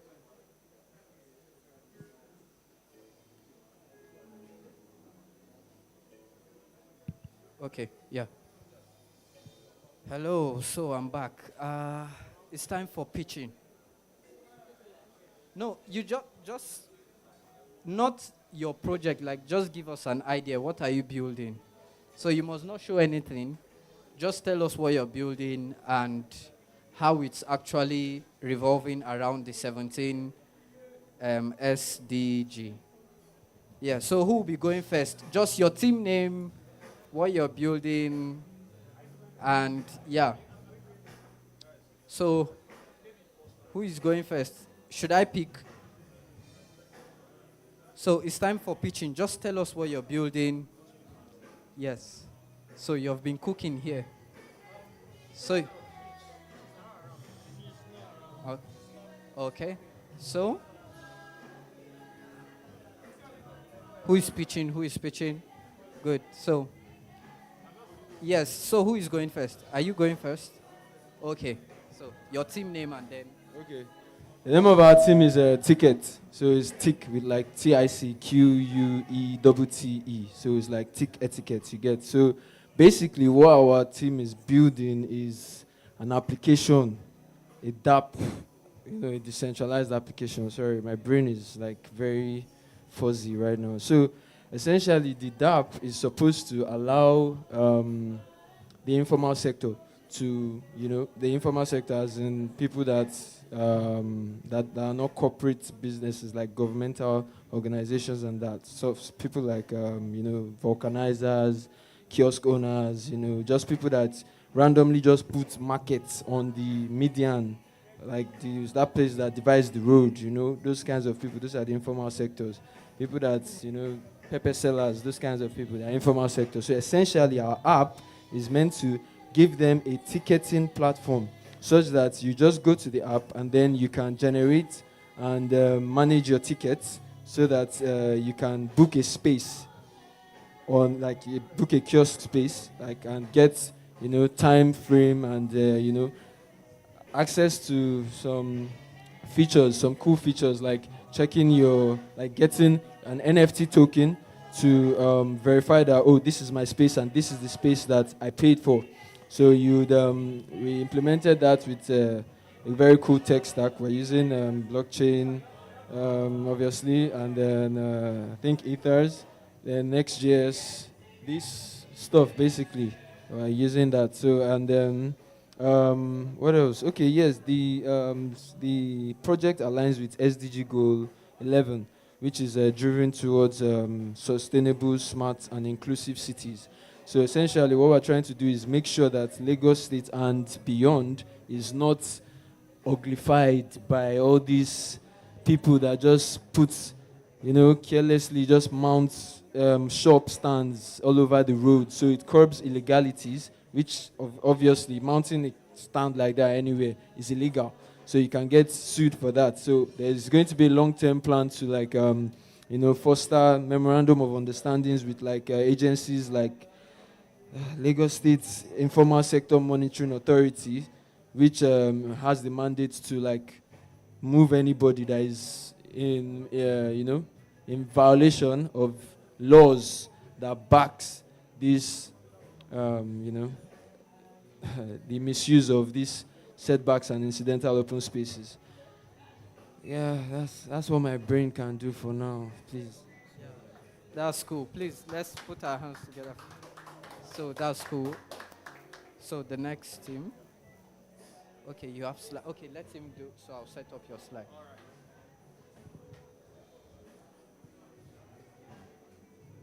So, what's the name of our team again, sir? Okay. So my team members and I got our inspiration. What we developed was a platform that verifies educational certificates. Okay, and it's in alignment with the UN social development goals, among the 17 social development goals. We got our inspiration from a blockchain course we did last year, and they verify. Can you hear me? Okay. So we got our inspiration from a blockchain course we did, my team members and I, last year, and then we have a way of verifying educational certificates, the decentralized way. So what you do is just put your serial number, or each educational certificate comes with a key. Okay, so what you need to do is just put in your key, and then it has all your biodata, the date it was issued, your course details, and the university you graduated, whatever. All those details are embedded, are connected to the key. So what you do is, whenever you are trying to apply for a job or you're trying to get into an organization, once you have that key, you just put it in, and it brings out all your details too. So if it's valid, then it returns and confirms that your certificate is authentic. Okay, and we plan on scaling it, because for now, what we just did is that just to verify that that certificate was issued by the organization, that's what we just worked on now, okay? But in the future, we plan on scaling it by working with other organizations. So for example, we add other features, like, sorry, I can't remember. What other features are we adding?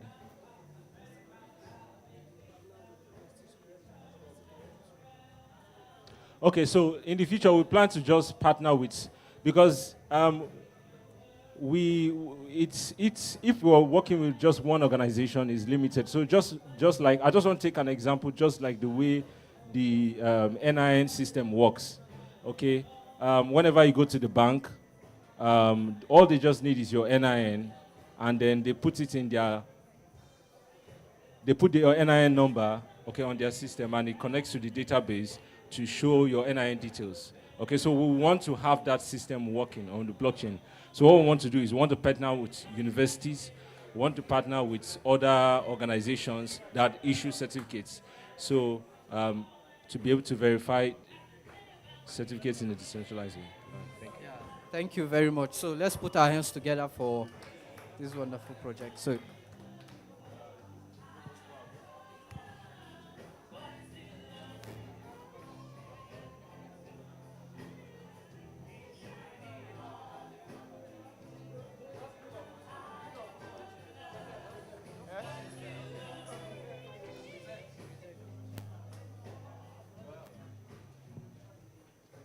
All right.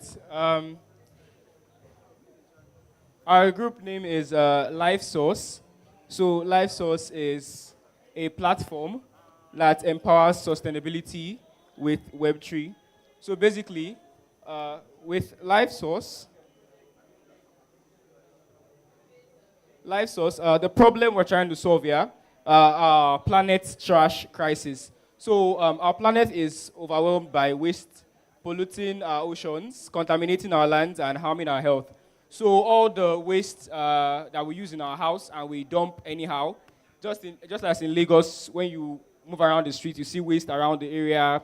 In the lagoon, there's all sorts of random plastic waste. So we at LifeSource hope to fix that with blockchain by creating a platform where we can reward people with tokens for their waste that they throw away. So imagine this: when you package your waste, right, we will scale it and pay you some tokens based on the waste that you want to throw away. So these tokens, you can use it to redeem medical checkups. You can use them for gym memberships, and you can also convert them to USDC and get your cash.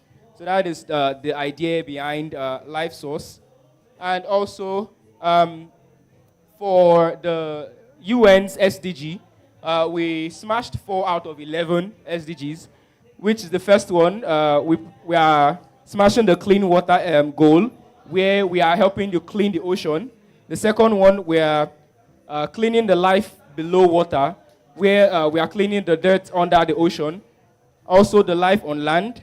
All of us here, we live on land, so all the dirt's around. So when we pay people to take this out, we are also sustaining life on land, also building sustainable cities and communities.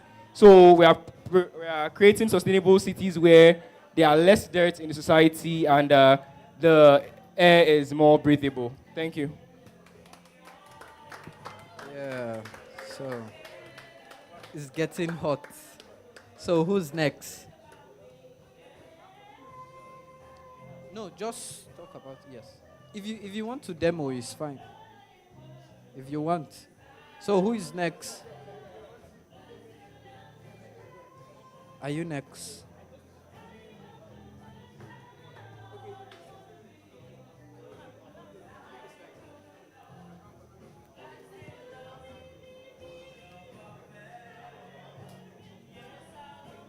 Yeah, so you don't need a slide, just tell us about your project. Okay.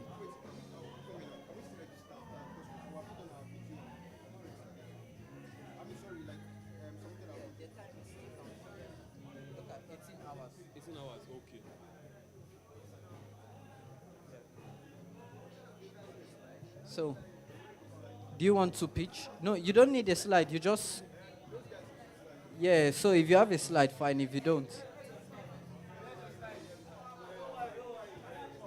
so let's listen. Let's listen, please. All right. I don't have a slide ready, right? So you guys will just bear me. What I was looking to build, right? I have a team. Okay, my team name. We don't have a team name too. We're just workshopping. So what we're looking to build is MediVerify, and under the 17 SDGs, it's under good health and well-being and all of that. So the aim of the project is to like keep track of pharmaceutical and medical drugs from production to the consumer stage to ensure that it's legit and all good products. And so by extension now we can also extend it to other different kinds of products like consumables, Coca-Cola, Gala, blah, blah, blah, blah, blah, blah, blah. So you could search the scan, QR codes and all of that and then verify if that particular product is legitimate or not. So, yeah, thank you. Yeah, so that's good. Please, a round of applause, please. So who is next?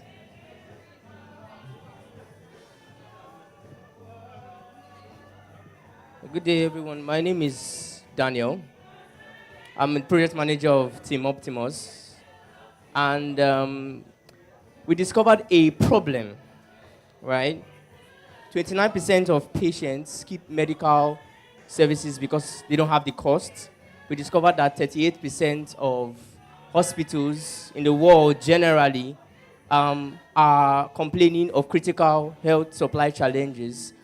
We discovered that up to 180 million people in the world generally don't have access to health facilities. And the same way you cannot do a random checkup to check your health because there's not enough funding to do it. So we discovered that and we prescribed a solution.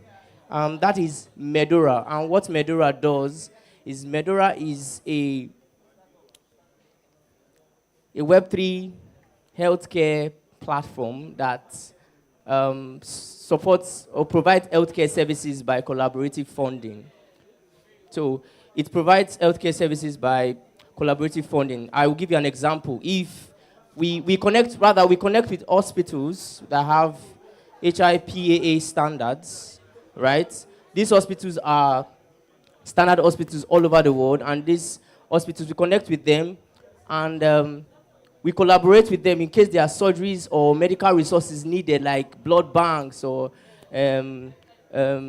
surgery tools or surgeries generally. You know this thing that happens when a surgery is about to go on and the person that is supposed to undergo the surgery does not have enough funds, and then all that is supposed to happen. So we connect with those people, and then we bring them to a platform, Medora, and then on that platform, the neurosurgeon, for example, can decide to display a campaign. Do you understand? And so the campaign is where participants of this platform will now raise the fund. That's collaborative funding. So that's how we do that. We also have futuristic goals. So these people who are funding these health, services, maybe the surgeries, the whatever, these people would ascend up the badge rather. So they can go from the rank of a lifesaver to the rank of a philanthropist. So they can also, through this thing, earn NFTs as reward.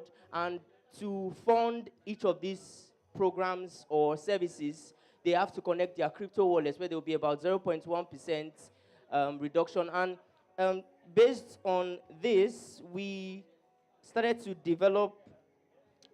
We don't have a slide to explain that. Okay.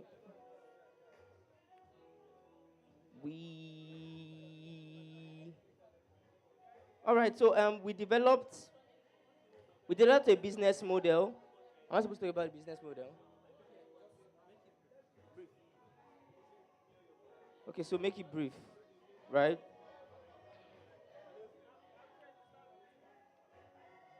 So we developed a business model, and one of the things we explored in the business model is revenue streams. So we hope that these platforms, we can earn money as in the company can generate enough income from transaction fees, right? 1% platform fee on successful fundraising. So when there is a successful fundraising, there'll be a 1% fee for the platform, right? 0.5% on resource matching, subscription services. So the hospital will subscribe, the patients will subscribe, and even the NGO platforms also would subscribe monthly to the platform to be able to access any of the services in the platform. So why is this platform so unique from every other platform? One of the reasons is because really crowdfunding is one thing that has not been properly explored in the Web3 space. And so we are trying to bring that to the healthcare sector, which is supporting the UN social development plan, the fourth one, which is health and well-being. So with this,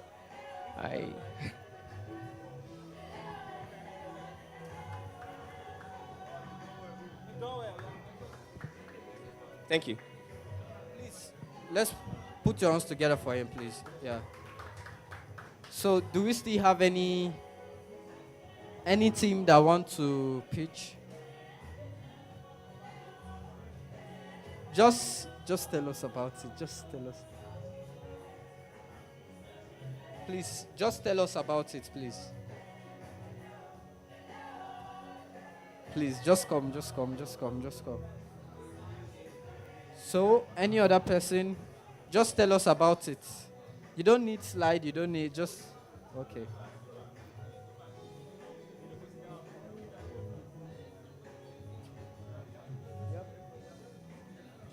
Okay, GM guys. So, I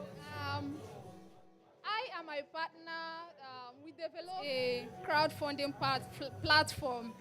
Okay, so I don't know how many of you have heard about Very Dark Man and the story that is circulating online. Wait, I thought you guys are on Twitter. Anyway, so recently, so recently a popular Nigerian celebrity came out and said that his what's it called now? His platform has been hacked, about 180 million plus, and they had to go to the bank to withdraw it. You know, stories like that are kind of suspicious, and some people might see it as fake.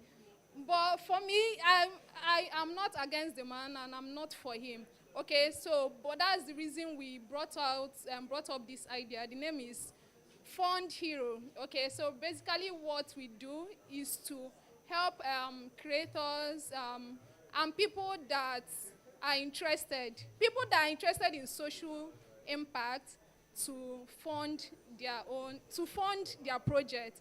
Okay, so the solution that it offers is decentralization. So it's actually decentralized because government is not going to flag it any day. And then the platform is also secured. We give you security about your fund because whatever it is we are building is on the blockchain. So it's very, very secure. And then the third one is that it's transparent. So we're using smart contracts. We are building on the blockchain, and this means that anybody can see whatever transaction that happens, the funds, and whatever it is that people have created. So I think that's all about the project. Thank you. Yeah, thank you so much for that. So, do we have any other project? Any other project? Please, for submission, just take note of these few details. For submission, as you can see, it says what? Pitch deck. This pitch deck is just probably a Google form where you have just a written form of what you are actually building on Google form, and then make sure that form, share it to somebody, and then make sure they can view it. Yeah, because you might end up sharing, including the video and the pitch deck with private, and then there will be no, it happens. So you try to click and it would be saying request for access. So this should be a Google Docs, and for the video, you just screen record your system, and then you talk about your project, what you built, this is what it's doing. You can create an NFT, you can mint, you can do XYZ, and then fine and good. For example, we can just come here and say, okay, this is our project. This is, and mostly, always show the side that is very beautiful on your application, even when you're talking about it. You can just show this part and, okay, my team and I built this XYZ, we did this and this. You just scroll through so that it would catch the judge's eye, and then you can now go into the functionality. This is what it's doing. You can create a plan. You just simply create it. If the plan is taking time to create, just move. Don't wait for it to, it might be slow. So just continue with other things. Okay, after creating the plan, you get to deposit. You can withdraw any amount, and then you can also view plans and all that, and you're done. And then you now move into the code and then show something like this. Okay, this is the code, this is the smart contract, we deploy on XYZ blockchain, and this is the front end. My teams, A, B, and C, and you're done within 5 minutes. Just keep the video below minimum 5 minutes. If you make it 10 minutes, they'll keep skipping it. 10 minutes, what are you saying? 10 minutes. So 5 minutes, the idea, and that is why they made provision for pitch deck. Just explain little, the pitch deck would do the rest. So that's all you need to do for the submission. I think here, and which other one? So the real world problem it's solving, all these are your personal details. And then for the organization, this is team name. Then one of your team members can use his email there. And intro, just talk about the team. You are a team of 5. You are here to build XYZ on the team intro, that's all. Yeah.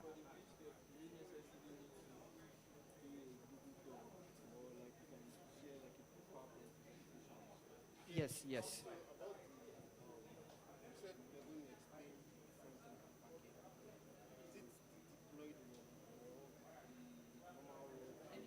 Anyone that works faster, you can just show the local host on, but make sure you have a live URL that they can click on when they want to check, yes, of the deployed one.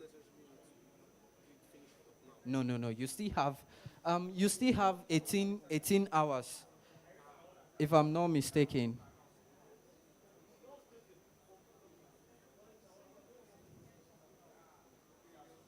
I think the network. Okay, here. This is counting down. So please, before this gets to 0, try and submit this. So probably when it is 5 hours left, just do any video you have and then submit. And keep updating your front end, your pitch deck, and every other thing. So It can be a slide, like your slide. Okay. Yes, yes. Just you can add more stuff to it and then submit it. So it can be a slide. I think we are almost done. Let me.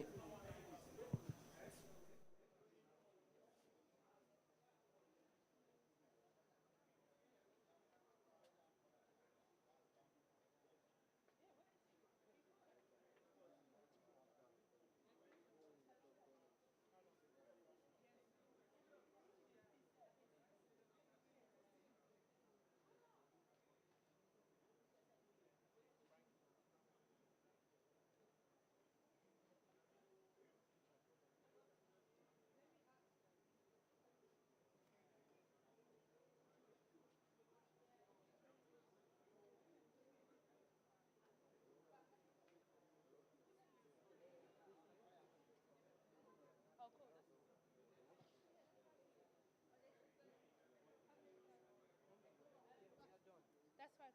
So when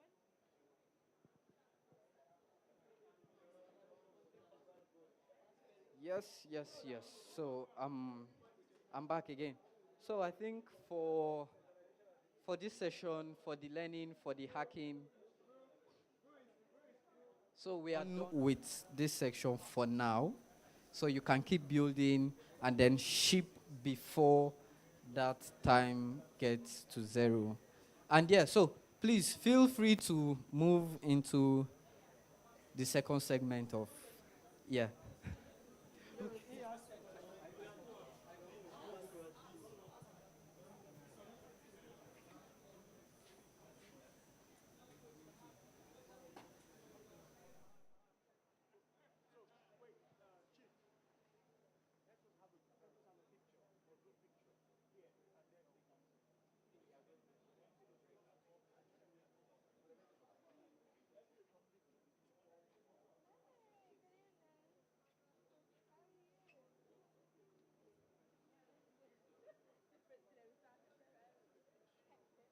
So, okay.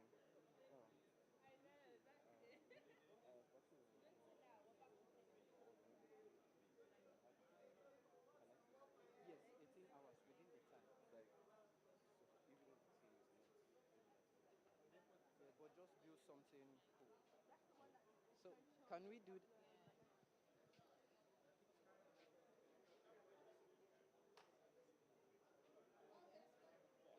Will you? That's fine. Are they going there? Yes. So just get them there. Okay. So, attention, please. Just 2 minutes of your time. Please, can we move there so we can just take a group picture, please? Yeah. And then after that, I think something would be in there for. No, I don't think. No, I said something. I'm not thinking. I said something. Music and fun. No, it's still something.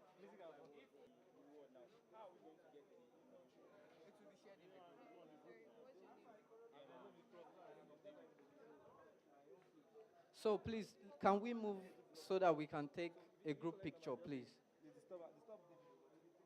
Okay, yeah, thank you, sir. Check it out.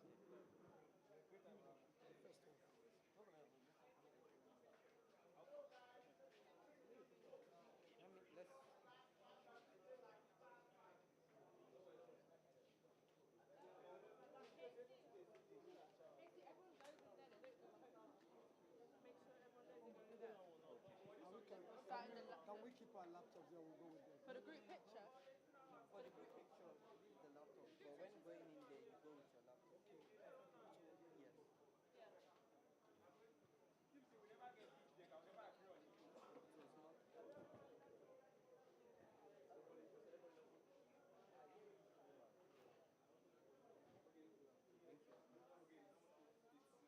So please, let's move so we can just take.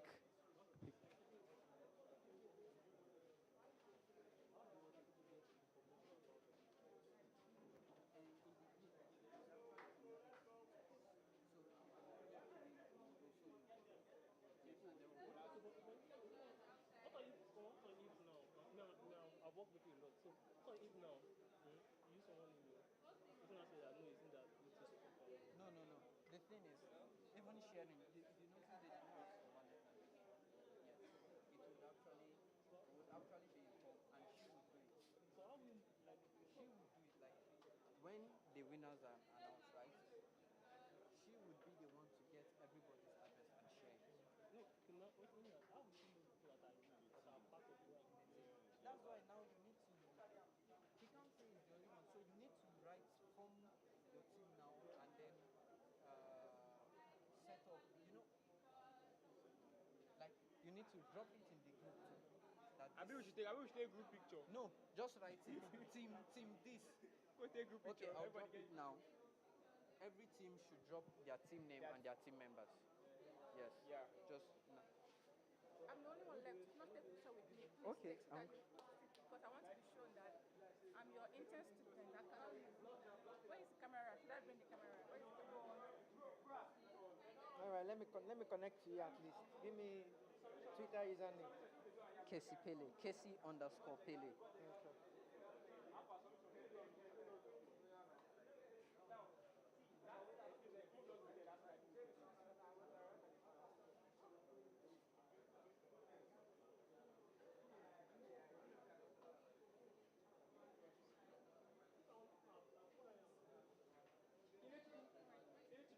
Okay. Okay. Please, let's go down. Let's all move. But we can snap right before we go there. Yes. All right. Where's?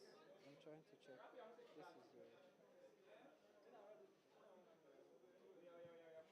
This is the.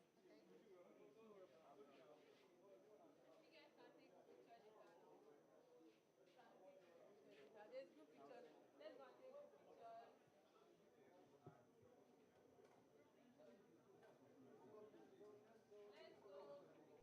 Let's go.